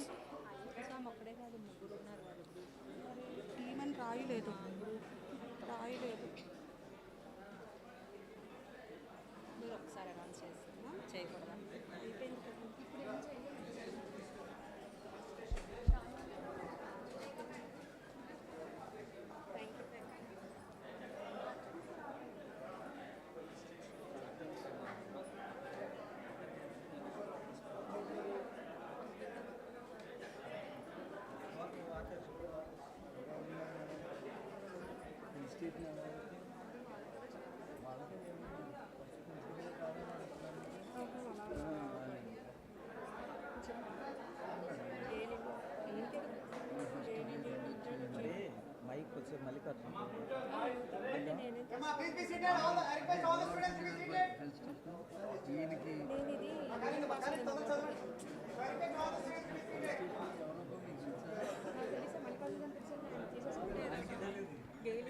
First Gayle నేను పేరు చెప్తాను మీరు చెప్పండి. తెప్పించారా? ఇక్కడే ఉన్నాయి sir. లోపల పెట్టమంటారా? Shravani madam, Gayle వాళ్ళ ముగ్గురికి సార్, తర్వాత GAIL India limited chief general manager Shri K V S Rao గారు చెప్పండి first. So now we are moving to the felicitation of today's guests. First, GAIL Chief General Manager Sri KVS Rao sir, please accept our felicitation sir. Give a big round of applause to the GAIL Chief General Secretary Manager.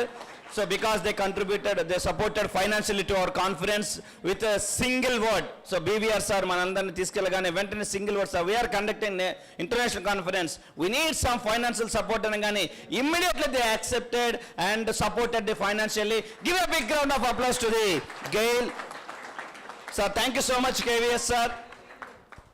So for our kindly financial support to our college. Next one, sir. Yes, sir. So thank you so much, sir. Thank you for accepting our felicitation. Next, I invite Prabhakar sir and who is that one? Ramay sir. Prabhakar sir and Ramay sir, please accept our felicitation, sir. Students, give a big round of claps, applause. So మనం ఈ రోజు ఇంత grand గా మనం success చేసామంటే ఈ యొక్క international conference దానికి ఫైనాన్షియల్. సో ఫైనాన్షియల్ సపోర్ట్ చేసినటువంటి గెయిల్ వారికి మన కళాశాల తరఫున డిపార్ట్మెంట్ తరఫున హృదయపూర్వక ధన్యవాదాలు తెలియజేద్దాం. ఇలాంటి సపోర్ట్ మనకి ఫ్యూచర్లో కూడా చాలా అవసరం. సో వారిని సభాపూర్వకంగా మనం గౌరవించుకోవడం మనందరికి కూడా చాలా చాలా గర్వకారణం. అలాగే I request Prabhakar sir and Ramaiah sir, please accept our felicitation. Please claps to Prabhakar sir and Ramaiah sir. Ramaiah sir, so మనకి సార్ కూడా ఎంఎస్సీ కెమిస్ట్రీనే. సో ఆ కెమిస్ట్రీ అనేటువంటి బంధం వల్ల ఈరోజు మనకి ఫైనాన్షియల్ సపోర్ట్ వచ్చిందంటే కీ రోల్ మరి Ramaiah sir, BVR sir friend garu ఎంతో ఇనిషియేషన్ తీసుకొని హైదరాబాద్ అఫీషియల్స్తో మాట్లాడి ఈ ఫైనాన్స్ రావడానికి హెల్ప్ చేశారు. కాబట్టి రామయ్య గారు. So senior manager Prabhakar sir, thank you so much sir for accepting our felicitation. Thank you so much. In future also we need your support and cooperation, sir, to our institution. It is one of the greatest institution in entire India, 171 years oldest college. Next one, Ramay sir. Sir. So give a big round of applause to Ramay sir. He also belongs to our community, that is the chemistry community, and friend of our beloved BVR sir.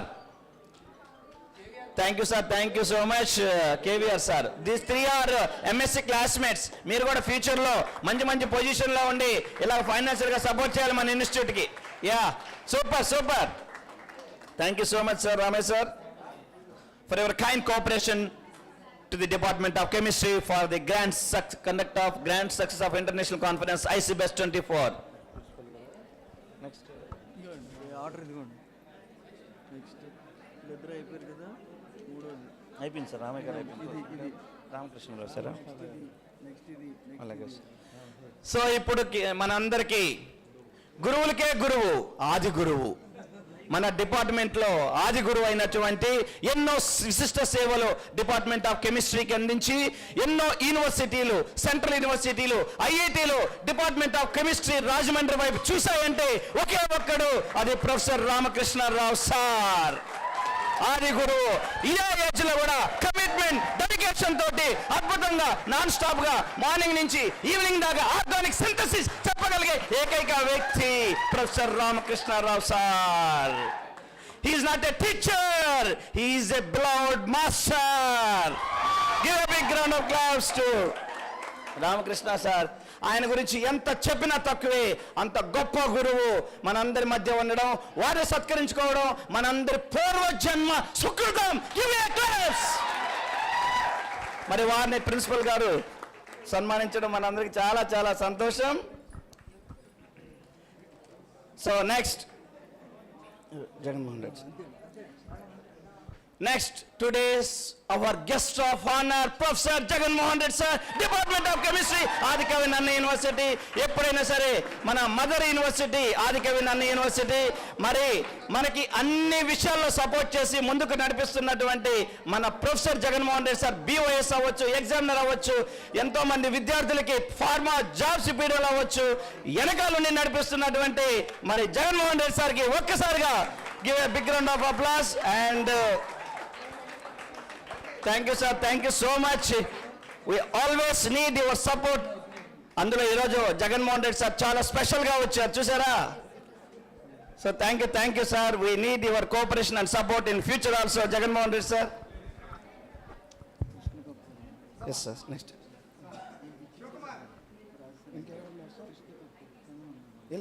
Krishna Kapoor sir.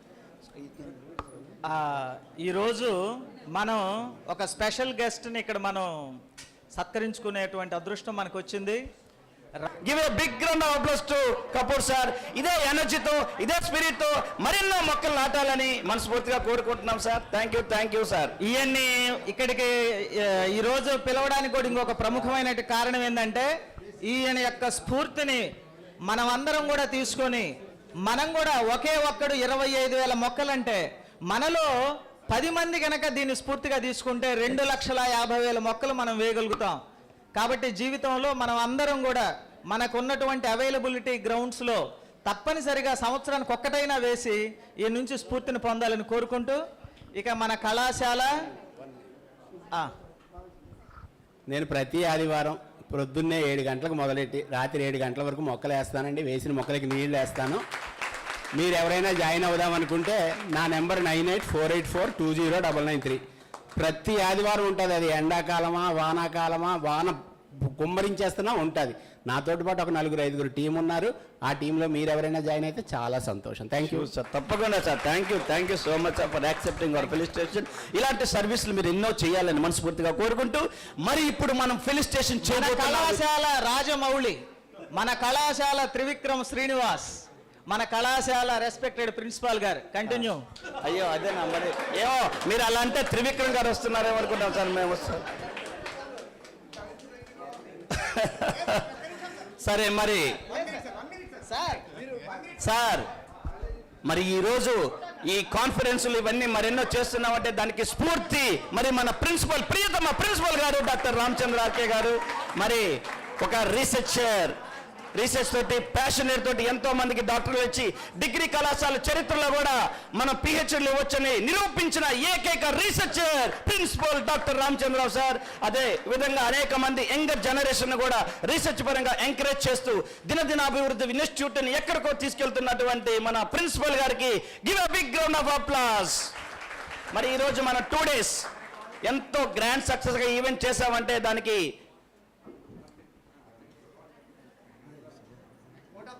Thank you sir. Principal sir, మీ highly cooperation, support, love, affection ఈ department of కెమిస్ట్రీకి ఎలా ఉండాలని, మీరు physics అయినా chemistry వారని మేము ఎప్పుడు భావిస్తాం. ఎందుకంటే మీరు మా కెమిస్ట్రీ చేసే మీరు రీసెర్చ్లో ముందుకెళ్ళారు.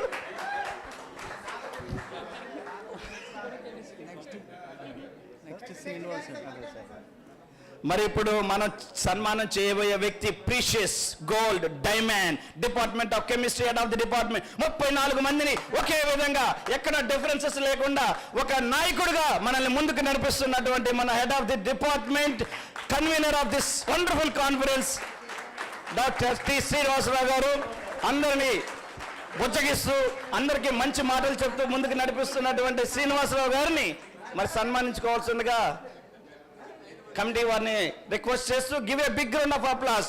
ఒక కాన్ఫరెన్స్ని ఎన్నో పెయిన్స్ తీసుకొని ఎన్నో నిద్రలేని రాత్రులు కలిపి ఆయన పొద్దున్న లేస్తే ఏ యాక్టివిటీ ఏ టైంలో చేయాలో అందరిని అలర్ట్ చేస్తూ ఆయన నిద్రపోకుండా మమ్మల్ని నిద్రపోనీయకుండా మరి కాన్ఫరెన్స్ ఇంత గ్రాండ్ సక్సెస్ చేశారంటే దానికి ఆద్యుడు ఆయనే. కాబట్టి give a big round of claps to T Srinivas sir. మరి ఇప్పుడు మరి గెస్ట్ చేయండి. ఇప్పుడు ఎవరికి సన్మానం చేస్తున్నాము? Who? Yes, Organizing Secretary Dr. P. Pravina Merdi. Durga ప్రవీణ మేడ చూడండి, వీర దుర్గా ఆమె పేరులోనే ఒక వైబ్రేషన్. ఆమె కన్నెర చేస్తే, ఆమె టేకప్ చేస్తే ఆ కాన్ఫరెన్స్ ఎలా ఉంటుందో అదే 2nd international conference ICBASE 24. Ladies అందరూ వేదిక మీదకి రావాలి. అందరూ పింక్ కలర్ఫుల్ గా ఉండాలి. ఫోటోస్ అన్ని కూడా. All women faculty please come అంట్ దిస్. చూసారా వీర దుర్గా ప్రవీణ మేడం ఆవిడ టేకప్ చేస్తే మామూలుగా ఉండదు. DST కూడా ఫండింగ్ ఇచ్చేసింది మన కాన్ఫరెన్స్ కి. స్ప్రింగర్ వారు కూడా వెంటనే రెస్పాండ్ అయ్యి ఫుల్ లెంత్ పేపర్స్ పబ్లిష్ చేస్తున్నారంటే ఎన్నో నిద్రలేని రాత్రులు గడిపి ఒకవైపు కుటుంబానికి సేవ చేస్తూ, ఒక డిపార్ట్మెంట్ సేవ చేస్తూ, ఒకవైపు కాన్ఫరెన్స్ పద్ధతిలో నిద్ర వేసుకొని ముందుకు నడిపించి రోజు గ్రాండ్ సక్సెస్ అయిందంటే మరి ఆవిడ యొక్క కృషి ఫలితం ఈ రోజు ఈ యొక్క కాన్ఫరెన్స్ వండర్ఫుల్ గా అద్భుతంగా యావత్ ప్రపంచం మాట్లాడుకునేలాగా మనం అన్ని బయో ప్రోడక్ట్స్ ఎక్కడ కూడా కాంప్రమైజ్ అవ్వలేదు.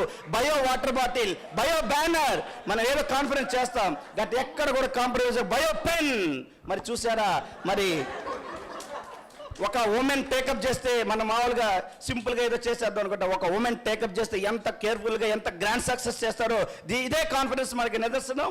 మేడం ఇదే ఎనర్జీతో, ఇదే స్పీడ్తో, ఇదే స్ఫూర్తితో మీరు మరెన్నో జరపాలని మనస్ఫూర్తిగా కోరుకుంటున్నాం. ఆ దేవుని దీవెనలు ఇక్కడ ట్విస్ట్ ఏంటంటే మేడంకి పిహెచ్ ఇచ్చినటువంటి ఆ గైడ్ గారు ఇక్కడే ఉన్నారు, ఆ గురువు గారు ఎంత ఆనందపడుతున్నారు. నా దుర్గా ప్రవీణ ఇలాంటి గ్రాండ్ కాన్ఫరెన్స్ పెట్టిందని మరి చాలా సంతోషపడతారు. Thank you sir. గురు శిష్యులు ఇద్దరు కూడా ఇక్కడే ఉన్నాడు, మన సంతోషం. అలాగే ఈరోజు ఇంత గ్రాండ్ సక్సెస్ అయిందంటే department of chemistry team member పేరున ప్రతి ఒక్కరు వాళ్ళు వీళ్ళు అని లేదు, ప్రతి చోట ఎక్కడ అవసరమైతే అక్కడ వాళ్ళందరూ కూడా సపోర్ట్ చేసి దీన్ని గ్రాండ్ సక్సెస్ చేశారు. వారందరికీ కూడాను డిపార్ట్మెంట్ ఆఫ్ కెమిస్ట్రీ తరఫున పేరున హృదయపూర్వక ధన్యవాదాలు తెలియజేస్తున్నాం. మెమెంటోస్ మరి ఇక్కడ ఎనర్జీ కన్జ్యూమ్ అవుతుంది, ఓన్లీ అవుట్లో ఇన్ఫ్లో లేదు మేడం. మరి ఇప్పుడు వారందరి సేవలు గుర్తించి ఒక్కొక్కరికి మొమెంటోని స్టూడెంట్స్ కూడా ఉన్నాయమ్మా, క్లాప్స్ కొట్టండి. స్నాక్స్ మళ్ళీ ఉన్నాయి.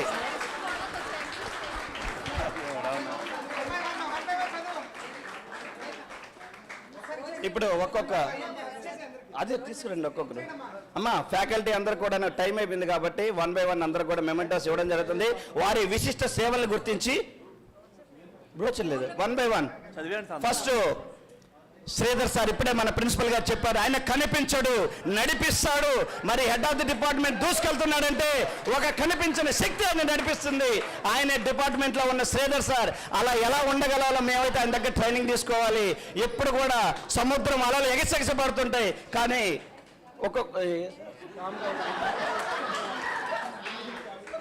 ఒక్కొక్కసారి కామ్గా ఉంటుంది. ఆ కామ్గా ఉండి డిపార్ట్మెంట్ని అలల్ని దూసుకెళ్లేలాగా చేస్తున్నటువంటి శ్రీధర్ సార్కి చిన్న మెమెంటోని అందజేయవలసిందిగా కోరుతున్నాం.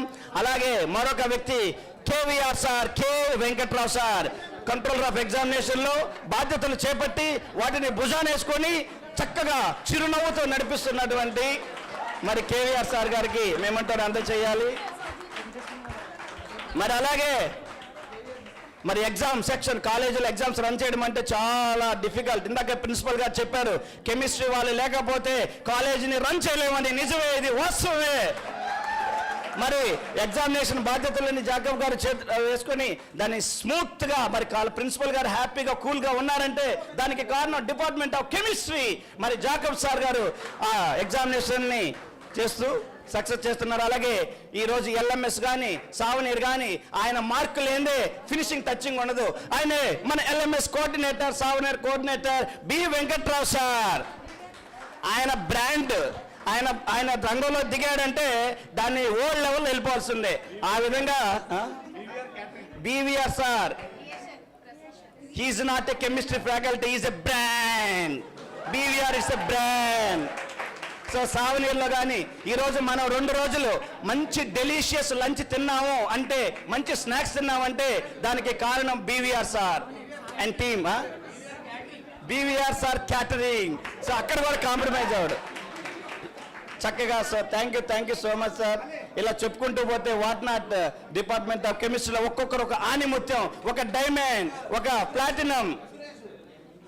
ఆయన మైక్ పట్టుకోకపోతే ఆ ఫంక్షన్కి కళ రాదు.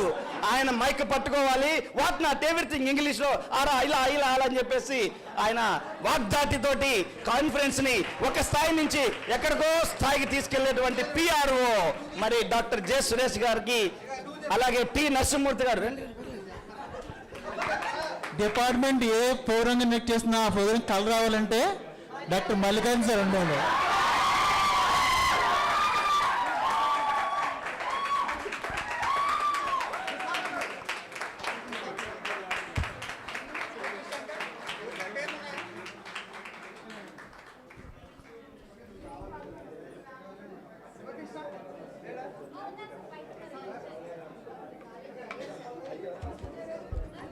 అలాగే డాక్టర్ టి నరసింహమూర్తి గారు పీజీ కోఆర్డినేటర్గా బాధ్యతలు తీసుకొని మరి మన హెచ్ఓడి కూల్గా ఉన్నారంటే, అలాగే ట్రాన్స్పోర్ట్ కానీ అన్నీ కూడా చూసుకొని చక్కగా ఆయన కష్టపడతాడు కానీ ఎదుటి వాళ్ళకి కష్టపడతాడు.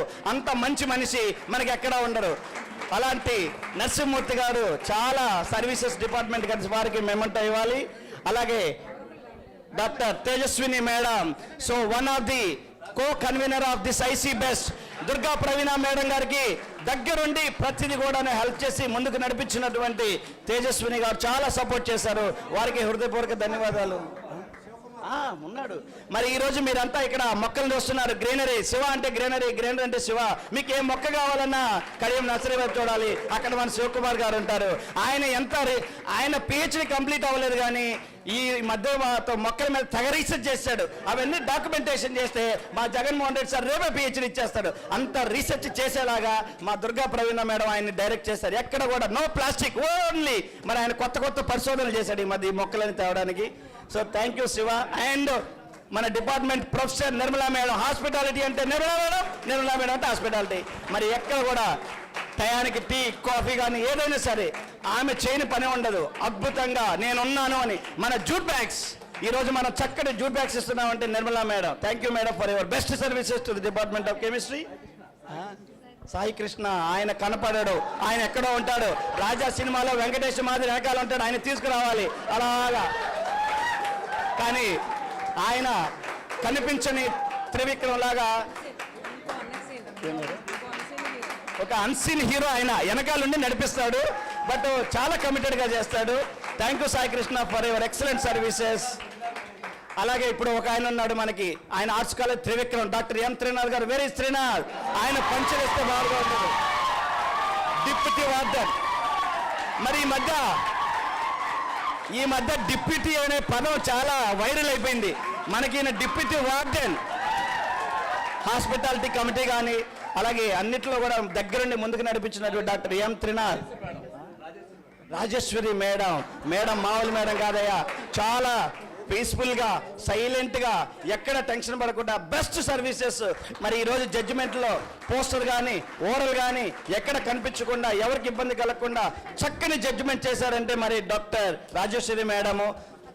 తర్వాత మన పద్మజ మేడం గారి పేరు చెప్తే ఒక వైబ్రేషన్, చాలా సైలెంట్గా ఉంటారు, కూల్గా ఉంటారు. బట్ ఆ మేడం ఏం చేయాలో అన్నీ కూడా చాలా చక్కగా నేనున్నాను మాస్టర్ అని ఆ టేకప్ చేస్తారు. Padmaja madam, thank you so much for your best services. మరి ఇప్పుడు ఆర్ట్స్ కళాశాల డిపార్ట్మెంట్ ఆఫ్ కెమిస్ట్రీలో ఈ మధ్యగానే జాయిన్ అయ్యారు, కానీ ఈ మధ్యగానే మా డిపార్ట్మెంట్ ఆఫ్ కెమిస్ట్రీని ఇంటర్నేషనల్ స్థాయికి తీసుకెళ్ళిపోయారు డాక్టర్ సురేఖ మేడం. మలేషియా, తర్వాత ఈ మధ్య బ్యాంకాక్, నెక్స్ట్ జర్మనీ, జపాన్, ఈ స్థాయిలో కూడా వెళ్ళిపోతుంది. ఆవిడ సర్వీసులు మామూలు సర్వీసులు కాదు. అందుకే ప్రిన్సిపల్ గారు కూడా చూస్ చేసి వెంటనే ఉమెన్ కోఆర్డినేటర్ ఇచ్చినా కూడా వెంటనే మళ్ళీ క్యాన్సర్ అని అది. ఒక వ్యక్తి గురించి చెప్పాలి, సుధాకర్ గారు. నిండు కొండ తునకదు అన్నట్టు ఏ పనైనా చెప్పు ఎస్ సార్ అంటాడు, కానీ no and very silent person, extraordinary worker. Website కానీ ఎంత తక్కువ చెప్పితే ఎంత ఎక్కువ చెప్పినా తక్కువే ఆయన గురించి. కనిపించని అన్సీన్ హీరో ఆయన. నెక్స్ట్ మురళీకృష్ణ, ఆయన పేరులోనే ఉంది మురళీకృష్ణ. సౌమ్యుడు, మంచివాడు, ఎన్ఎస్ఎస్ పిఓ మురళీకృష్ణ. ఆయన వెనకాలుండే చేస్తాడు, ముందుకు రాడు, కానీ వెనకాలుండి బెస్ట్ సర్వీసులు అందజేస్తాడు Muralikrishna. Thank you so much transport line అంటే. మరి ఈరోజు మనం వీడియోస్ కానీ యూట్యూబ్ లింక్ కానీ మరి ఇవన్నీ చూసామంటే చేశారంటే దాని వెనకాల ఉండి నడిపించిన వ్యక్తి doctor V Satyanarayana. So very good worker, best services అందించిన డాక్టర్ వి సత్యనారాయణకి థ్యాంక్ యూ. అలాగే రజనీ మేడం, శ్రీమతి రజనీ మేడం, మరి డే 1 నుంచి కూడా ఇప్పుడు కూడా అలసిపోకుండా రజనీ మేడం రిజిస్ట్రేషన్లో కానీ సావనీస్లో కానీ టీఏడిఏ అతి డిఫికల్ట్ జాబ్ ఏదైనా ఉందంటే టీఏడిఏ వాళ్ళ దగ్గరికి వెళ్ళాలి, సంతకాలు పెట్టాలి, పేమెంట్స్ కూడా రేపు ఆ మేడమే చేయాలి. చాలా పని ఉంది మేడం. తర్వాత శర్మ సార్ అంటే ఇంకా మనం చెప్పుకోవలేదు, ఆయన చేయని పని ఉండదు. సో మనం ఈ 2 రోజులు చక్కటి లంచ్ చేసాం, స్నాక్స్ తిన్నాం. టైం కంటే శర్మ సార్ ఆయన అంటే మనం చూసుకోక్కర్లేదు, వారు వన్ సైడే. So thank you so much doctor Sharma sir. ఒక్కొక్కరు ఒక్కొక్క ఆనిముత్తం డిపార్ట్మెంట్ ఆఫ్ కెమిస్ట్రీ చెప్పలేము, ఏం చెప్పగలం. శశిశ్రీ మేడం, ఆమె ఒక అమోఘం, ఆమె ఒక డైమండ్ లాంటిది, చక్కగా దగ్గరుండి అన్ని చక్కబెట్టేటువంటి శశిశ్రీ మేడం మా డిపార్ట్మెంట్లో ఉండడం చాలా సంతోషం. Thank you madam. ఇక నెక్స్ట్ భార్గవి మేడం, చెప్పారు మా జగన్మోహన్ రెడ్డి సార్ ఎప్పుడో మేము రాకముందు నుంచి ఆవిడ అక్కడే ఉంది, మా డిపార్ట్మెంట్ ఆడపడుచు ఆవిడ. భార్గవి బెస్ట్ సర్వీసెస్ అన్నిట్లో కూడా దగ్గరుండి డిపార్ట్మెంట్కి ఇస్తున్నారు. అలాగే సూర్యశ్రీ, డాక్టర్ సూర్యశ్రీ మేడం ఈ మధ్య డాక్టరేట్ అవార్డు తీసుకునింది సూర్యశ్రీ. అలాగే మన శ్రావణి మేడం, అలాగే రంగారావు, వీళ్ళందరూ కూడా. అలాగే ప్రసాద్, సాయి శివకృష్ణ సౌజన్య గారు, వీరు లేకపోతే ఈ కాన్ఫరెన్స్ సక్సెస్ అవ్వదు. చాలా ప్రతి పని కూడా గ్రాండ్ సక్సెస్ అంటే ఎంత చిన్న పని అయినా సరే పెద్ద పని అయినా సరే వాళ్ళ హార్ట్కు తీసుకొని మేము ఉన్నామని చెప్పి వెనకుండి నడిపించినటువంటి వ్యక్తులు వాళ్ళందరూ. So best wishes. Thanks to madam. Durgaprasad పిలిచాను. అయిపోయింది. శివకృష్ణ గారు ఇంకెవరున్నారు? దుర్గాప్రసాద్ ఉన్నారు. అలాగే ప్రవీణ్ గారు మాకు ఈ 2 రోజులు చక్కగా ఎక్కడ కూడా కంప్యూటర్ ప్రాబ్లం లేకుండా ప్రొజెక్టర్ అన్నీ కూడా. లక్ష్మీనారాయణ గారు ప్లీజ్ కమాండ్ ఒకసారి స్పెషల్ థ్యాంక్స్. అలాగే మనం ఎంత ప్రోగ్రామ్ చేసినా అది అందంగా రావాలి అంటే దానికి కారణం ఫోటోగ్రఫీ. మరి బెస్ట్ ఫోటోగ్రఫర్ మన కాలేజ్ డాక్టర్ మన మూర్తి గారు. మీరు డాక్టరేట్ ఫోటోగ్రఫీలో మీరు డాక్టరేట్. ప్లీజ్ వారి యొక్క సర్వీసుల్ని అప్రిషియేట్ చేయవలసిందిగా మరి ప్రిన్సిపల్ గారిని రిక్వెస్ట్ చేస్తున్నాం. నారాయణ గారు, లక్ష్మీనారాయణ గారు, ప్రవీణ్ గారు ప్లీజ్. అలాగే మా నాన్ టీచింగ్ స్టాఫ్ సూర్య గారు కానీ, సూర్యబాబు గారు కానీ, సత్యవతి గారు కానీ, ఏదో వాళ్ళు కుమారి, వీళ్ళందరూ కూడా 2 రోజుల నుంచి ఇక్కడే ఉండి మొత్తం వర్క్ చేసినటువంటి వారందరూ కూడా డిపార్ట్మెంట్ ఆఫ్ కెమిస్ట్రీ తరఫున హృదయపూర్వక ధన్యవాదాలు తెలియజేస్తున్నాం. సాదిక్ చూసారా, ఇంత ఈ టైంలో కూడా వారిద్దరు ఎంత వచ్చినటువంటి గెస్టులని చక్కగా పంపించడానికి వారందరూ. సాదిక్ నిన్నటి నుంచి ట్రాన్స్పోర్ట్ కమిటీలో ఉండి తన పేరు లేకపోయినా తను లాస్ట్ మినిట్ వరకు గెస్టులతోటి అలాగే ఉన్నటువంటి సాదిక్, అలాగే ప్రసాద్, మరి రిజిస్ట్రేషన్ కమిటీ కలెక్షన్ ఏదైనా సరే లాస్ట్లో మన ఫైనాన్స్ లేకపోతే కష్టం. ఇప్పుడు అంతా పేమెంట్లు రెడీగా కట్టాలి. శ్రీనివాస్ సారు, మన ప్రవీణ మేడం, మరి వారికి బాగా చక్కగా రిజిస్ట్రేషన్లో కూర్చి ముక్కు పిండి వసూలు చేసినటువంటి శాంతకుమారి మేడం. పాపం ట్రైన్ త్వరగా వచ్చింది, వెళ్ళిపోయింది మేడము. లేకపోతే ఇక్కడ ఎప్పుడు చాలా బెస్ట్ సర్వీసెస్ అందజేస్తారు. వారికి కూడా హృదయపూర్వక ధన్యవాదాలు తెలియజేస్తున్నాం మా నాన్ టీచింగ్ స్టాఫ్. అలాగే ఈ ఫంక్షన్ ఇంత గ్రాండ్ సక్సెస్ అయిందంటే అది వారికి ఆ పేరు చెప్పకపోతే అది మేము తక్కువ చేస్తాం. స్టూడెంట్స్, మా స్ట్రెంత్, మా వీక్నెస్, మా హార్ట్, వాట్ నాట్, ఎవ్రీథింగ్ మీరే. సో ఈ కాన్ఫరెన్స్ బాగా ఇంకా గ్రాండ్ సక్సెస్ అవ్వాలంటే మీరు ఇన్స్పిరేషన్ తోటి ఈ 2 జరిగిన డెలిబరేషన్స్ని మనసులోకి తీసుకొని బాగా కష్టపడి ఈ డిపార్ట్మెంట్ ఆఫ్ కెమిస్ట్రీకి మన కాలం మంచి టీం ఉన్నారు, మంచి ప్రిన్సిపల్ ఉన్నాడు, సైంటిఫిక్ ప్రిన్సిపల్ ఉన్నాడు. మరి వారందరికీ మంచి పేరు తీసుకురావాలని మనస్ఫూర్తిగా కోరుకుంటున్నాం. మేడం లేదు, ఓట్ ఆఫ్ థ్యాంక్స్ మనం చెప్పడం కాదు, ఆవిడ మాటల్లోనే వినాలి మనందరం కూడా. ఒక్క 2 నిమిషాలు చెప్పండి మేడం, చివరిగా ముగింపు మాటలు. చాలా పెద్దది ప్రిపేర్ అయితే మొత్తం మీరు చెప్పేసరికి మైక్ ఇచ్చారు. మరి అందరికీ థ్యాంక్స్ చెప్పేసి మాటలో నేషనల్ ఎంత అని చెప్పండి. నేషనల్ ఎంత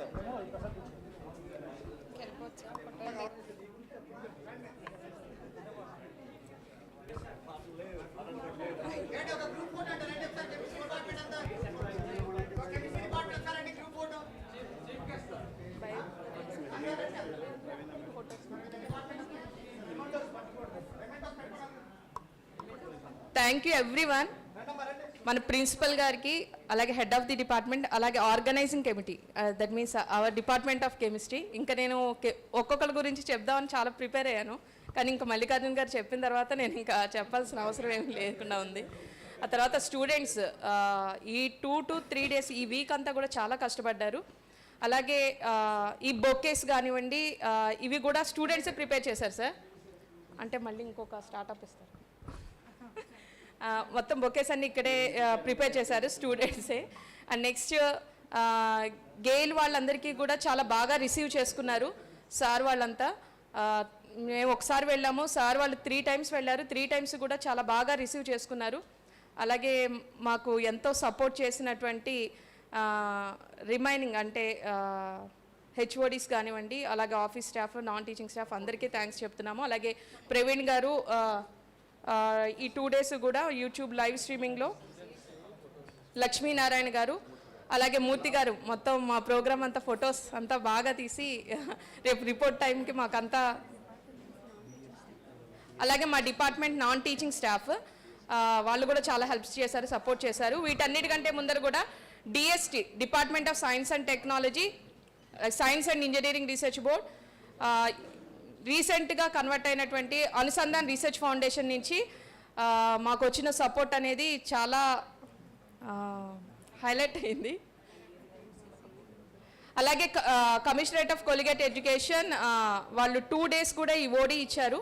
అలాగే ఆల్ ద పార్టిసిపెంట్స్ ఫ్రమ్ మన స్టేట్, అలాగే తెలంగాణ, పంజాబ్, హర్యానా, కేరళ అండ్ నెక్స్ట్ తమిళనాడు నుంచి ఎన్ఐటి తిరుచి, వేల్స్ ఇన్స్టిట్యూట్, అలాగే నాసిక్ నుంచి, కర్ణాటక నుంచి వచ్చినటువంటి పార్టిసిపెంట్ అందరూ రిజిస్టర్ అయ్యారు. అలాంగ్ విత్ దస్ మలేషియా నుంచి పార్టిసిపెంట్స్ ఆన్లైన్ ఓరల్ ప్రెజెంటేషన్ ఇచ్చారు, అలాగే రిజిస్టర్ అయ్యారు, పేపర్ కూడా సబ్మిట్ చేశారు ఫ్రమ్ జపాన్. సో దట్ మా కాన్ఫరెన్స్ వచ్చి not only the international speakers, international పార్టిసిపెంట్స్తో కూడా మా ప్రోగ్రామ్ సక్సెస్ అయిందని చెప్పాలి. దీని అంతటికీ first, last but not least, the first one, I thank to Almighty for completing this program in a successful way. Thank you very much.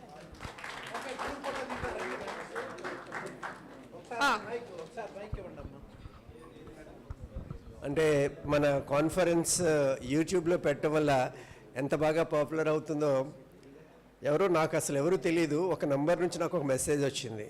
దాంట్లో good evening sir, I'm SKBB, faculty of chemistry from SRR CVR GDCET. Sir, we met somewhere in 2017 at my college. If you remember, your valedictory IC best is the best, and your speeches and everything are inspirational and motivational, and this kind of message we received, it's great to see actually. ఎందుకంటే మనకి ఆ facilities అలా live చేయటం వల్లే ఇలాంటివన్నీ వస్తాయి. అలాగే మనకి తెలుగు పేపర్లో రావటం చాలా కామన్, బట్ ఇంగ్లీష్ పేపర్లో రావటం అనేది అది ఒక సురేష్ గారు ఎఫర్ట్స్. ఎందుకంటే మనం ఇందాక చెప్పారు సార్, కాన్ఫరెన్స్ కండక్ట్ చేయటం ఓకే, ఈ 2 days మనకి ఒక హెక్టిక్ జర్నీ అయినప్పటికీను ఇది లైఫ్ లాంగ్ మెమరీస్గా ఉంచడానికి ఈ యూట్యూబ్ లింక్స్, వీడియో లింక్స్, అలాగే ఈ ఫొటోస్, పేపర్ క్లిప్పింగ్స్ రేపు ఎప్పుడైనా చూసినా ఇవే మనకు ఆధారాలు. బట్ అన్నిటినీ దగ్గరుండి చూసుకుంటున్న సురేష్కి, డాక్టర్ సురేష్ గారికి ఒక్కసారి ధన్యవాదాలు తెలుపుతున్నాను. అలాగే మన ప్రవీణ్కి అండ్ మూర్తికి అండ్ లక్ష్మణ్. సో వీళ్ళందరూ కూడా కాలేజ్ అంటే ఇప్పుడు చూడండి, అందరూ 5 గంటలకు వెళ్ళిపోతారండి, రెడ్డి గారు, రావు గారు. సో వీళ్ళైనా సరే ప్రోగ్రామ్ అంతా అయిపోయేదాకా ఉండి మొత్తం అంతా వేణుగోపాల్ రాజు గారు వీళ్ళందరూ ఇవన్నీ చూసుకొని అన్నీ క్లోజ్ చేసుకొని ఎవ్రీథింగ్ అన్నీ ఇంటాక్ట్గా ఉన్నాయో లేదో చూసుకొని వెళ్ళాలి. సో అంత రెస్పాన్సిబుల్గా ఉంటారు కాబట్టి ఏ ప్రోగ్రామ్ చేసిన ఈ కాలేజ్లో చాలా సక్సెస్ అవుతుంది. Once again I extend my heartfelt thanks to the guest of honours and chief guest and also department of chemistry. Thank you. Final thanks ఇంకొకటి ఉంది సార్. Family members of Durga Praveena madam, ఇంత బిజీలో పాపం వాళ్ళు సపోర్ట్ చేశారు కదా, అండ్ వాళ్ళ kids. So give a big clap.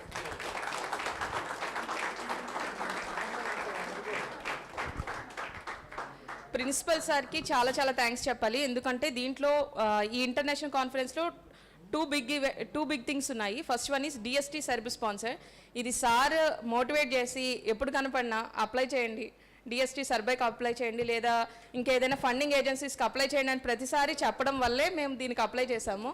లేకపోతే మేము అప్లై చేసేవాళ్ళం కాదు. So with the support and initiation of principal sir, అలాగే మా HOD గారు, డిపార్ట్మెంట్లో మేము 32 మెంబర్స్ ఉన్నాం. అందరూ కూడా అంత కెపాసిటీ ఉంది. కానీ మీరు చేయండి, ఫస్ట్ నుంచి ఒక 1 year నుంచి అనుకుంటా సారు చేయండి అని చెప్తే, సార్ నాకు ఏదో ఒకటి చెప్తూనే ఉన్నాను, సార్ అలా కుదరదు ఇలా కుదరదు అని. అయినా కూడా లేదు మీరు చేయగలరు, మీరే చేస్తారు అంటూ నాతో పట్టించి మరి ఈ కాన్ఫరెన్స్ నా చేత చేయించారు. Thank you sir. అలాగే సార్ దగ్గరికి DST సర్బుకి అప్లై చేశాము, ఇంకా అది అప్పటికి రాలేదు. సార్ అన్నారు ఇంకొకటి, మీరు ఒక ఇంటర్నేషనల్ కాన్ఫరెన్స్ అంటే అది ఒక నారాయణపురం కాలేజీలోనే, నిడదవోలు కాలేజీలోనే చేసే కాన్ఫరెన్స్లో ఉండకూడదు, రాజమండ్రి కాలేజీలో చేసే కాన్ఫరెన్స్లో ఉండాలి అన్నారు.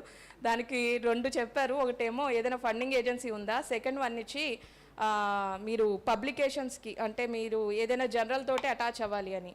సార్ చెప్పిన తర్వాతనే మేము ఆ అట్లాంటిస్ స్ప్రింగర్ నేచర్కి దేనికి అప్లై చేయాలో నాకు అర్థం కాలేదు. సార్ మీరే గైడెన్స్ ఇవ్వండి అంటే సార్ కొన్ని పంపించారు నాకు, కొన్ని కాన్ఫరెన్స్ లింక్స్ పంపించారు. దాంట్లో సెర్చ్ చేస్తున్నప్పుడే నేను స్ప్రింగర్ కూడా అప్లై చేశాను.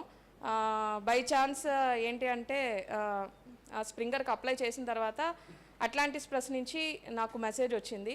సో దట్ అది కూడా న్యూ ఇనిషియేషన్, అది కూడా సార్ వాళ్ళనే. సార్ అది ఇలా చేయండి అని చెప్పకపోతే మేము వెళ్ళేవాళ్ళం కాదేమో.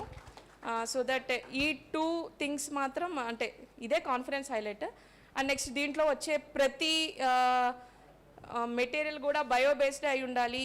దీనికి నేమ్ ఏదైతే పెట్టామో ఐసీ బెస్ట్ అని, దానికి ఒక పర్సన్ ఉన్నారు, ఆయన వల్లనే నేను ఆ పేరు ఆ నేమ్ పెట్టడం ఐసీ బెస్ట్ అని నామకరణం దానివల్లనే జరిగింది.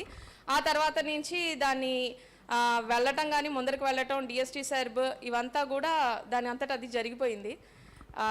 దీంట్లో అన్ని బయోబేస్డ్ మెటీరియల్సే యూజ్ చేయాలని ప్రతిదీ కూడా బ్యానర్స్ దగ్గర నుంచి బ్యాగ్స్, బాటిల్స్, ప్రతిదీ కూడా పెన్స్, ఈవెన్ పెన్స్ అంటే ఏమన్నారంటే లోపల రీఫిల్ అయిన ప్లాస్టిక్ ఉంటుంది కదా అన్నారు. సో దాన్ని కూడా సర్చ్ చేసి మెటల్తో ఉండేలాగా ఎక్కడా కూడా కాంప్రమైజ్ కాకుండా వీటన్నిటిని చేయడానికి మొత్తం మా కెమిస్ట్రీ డిపార్ట్మెంట్ మొత్తం హోల్ డిపార్ట్మెంట్ సపోర్ట్ చేసింది. లేకపోతే ఈ ఒక్క వల్ల అయితే కాదు.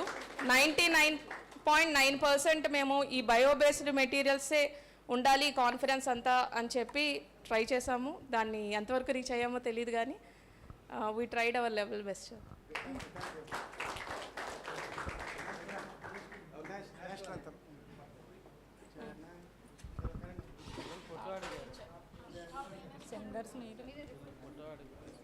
స్టూడెంట్స్ ఫోటో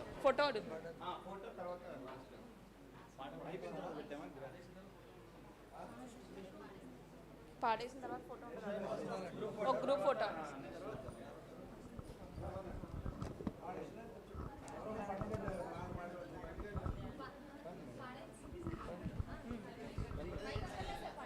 जनगण मन अधिनायक जय हे भारत भाग्य विधाता पंजाब सिंधु गुजरात मराठा द्राविड उत्कल बंगा विंध्य हिमाचल यमुना गंगा उच्चल जलसितरंगा तव शुभ नामे जागे तव शुभ आशीष मागे गाहे तव जय कादा जनगण मंगलदायक जय हे भारत भाग्य विधाता जय हे जय हे जय हे जय जय जय हे जय हिंद।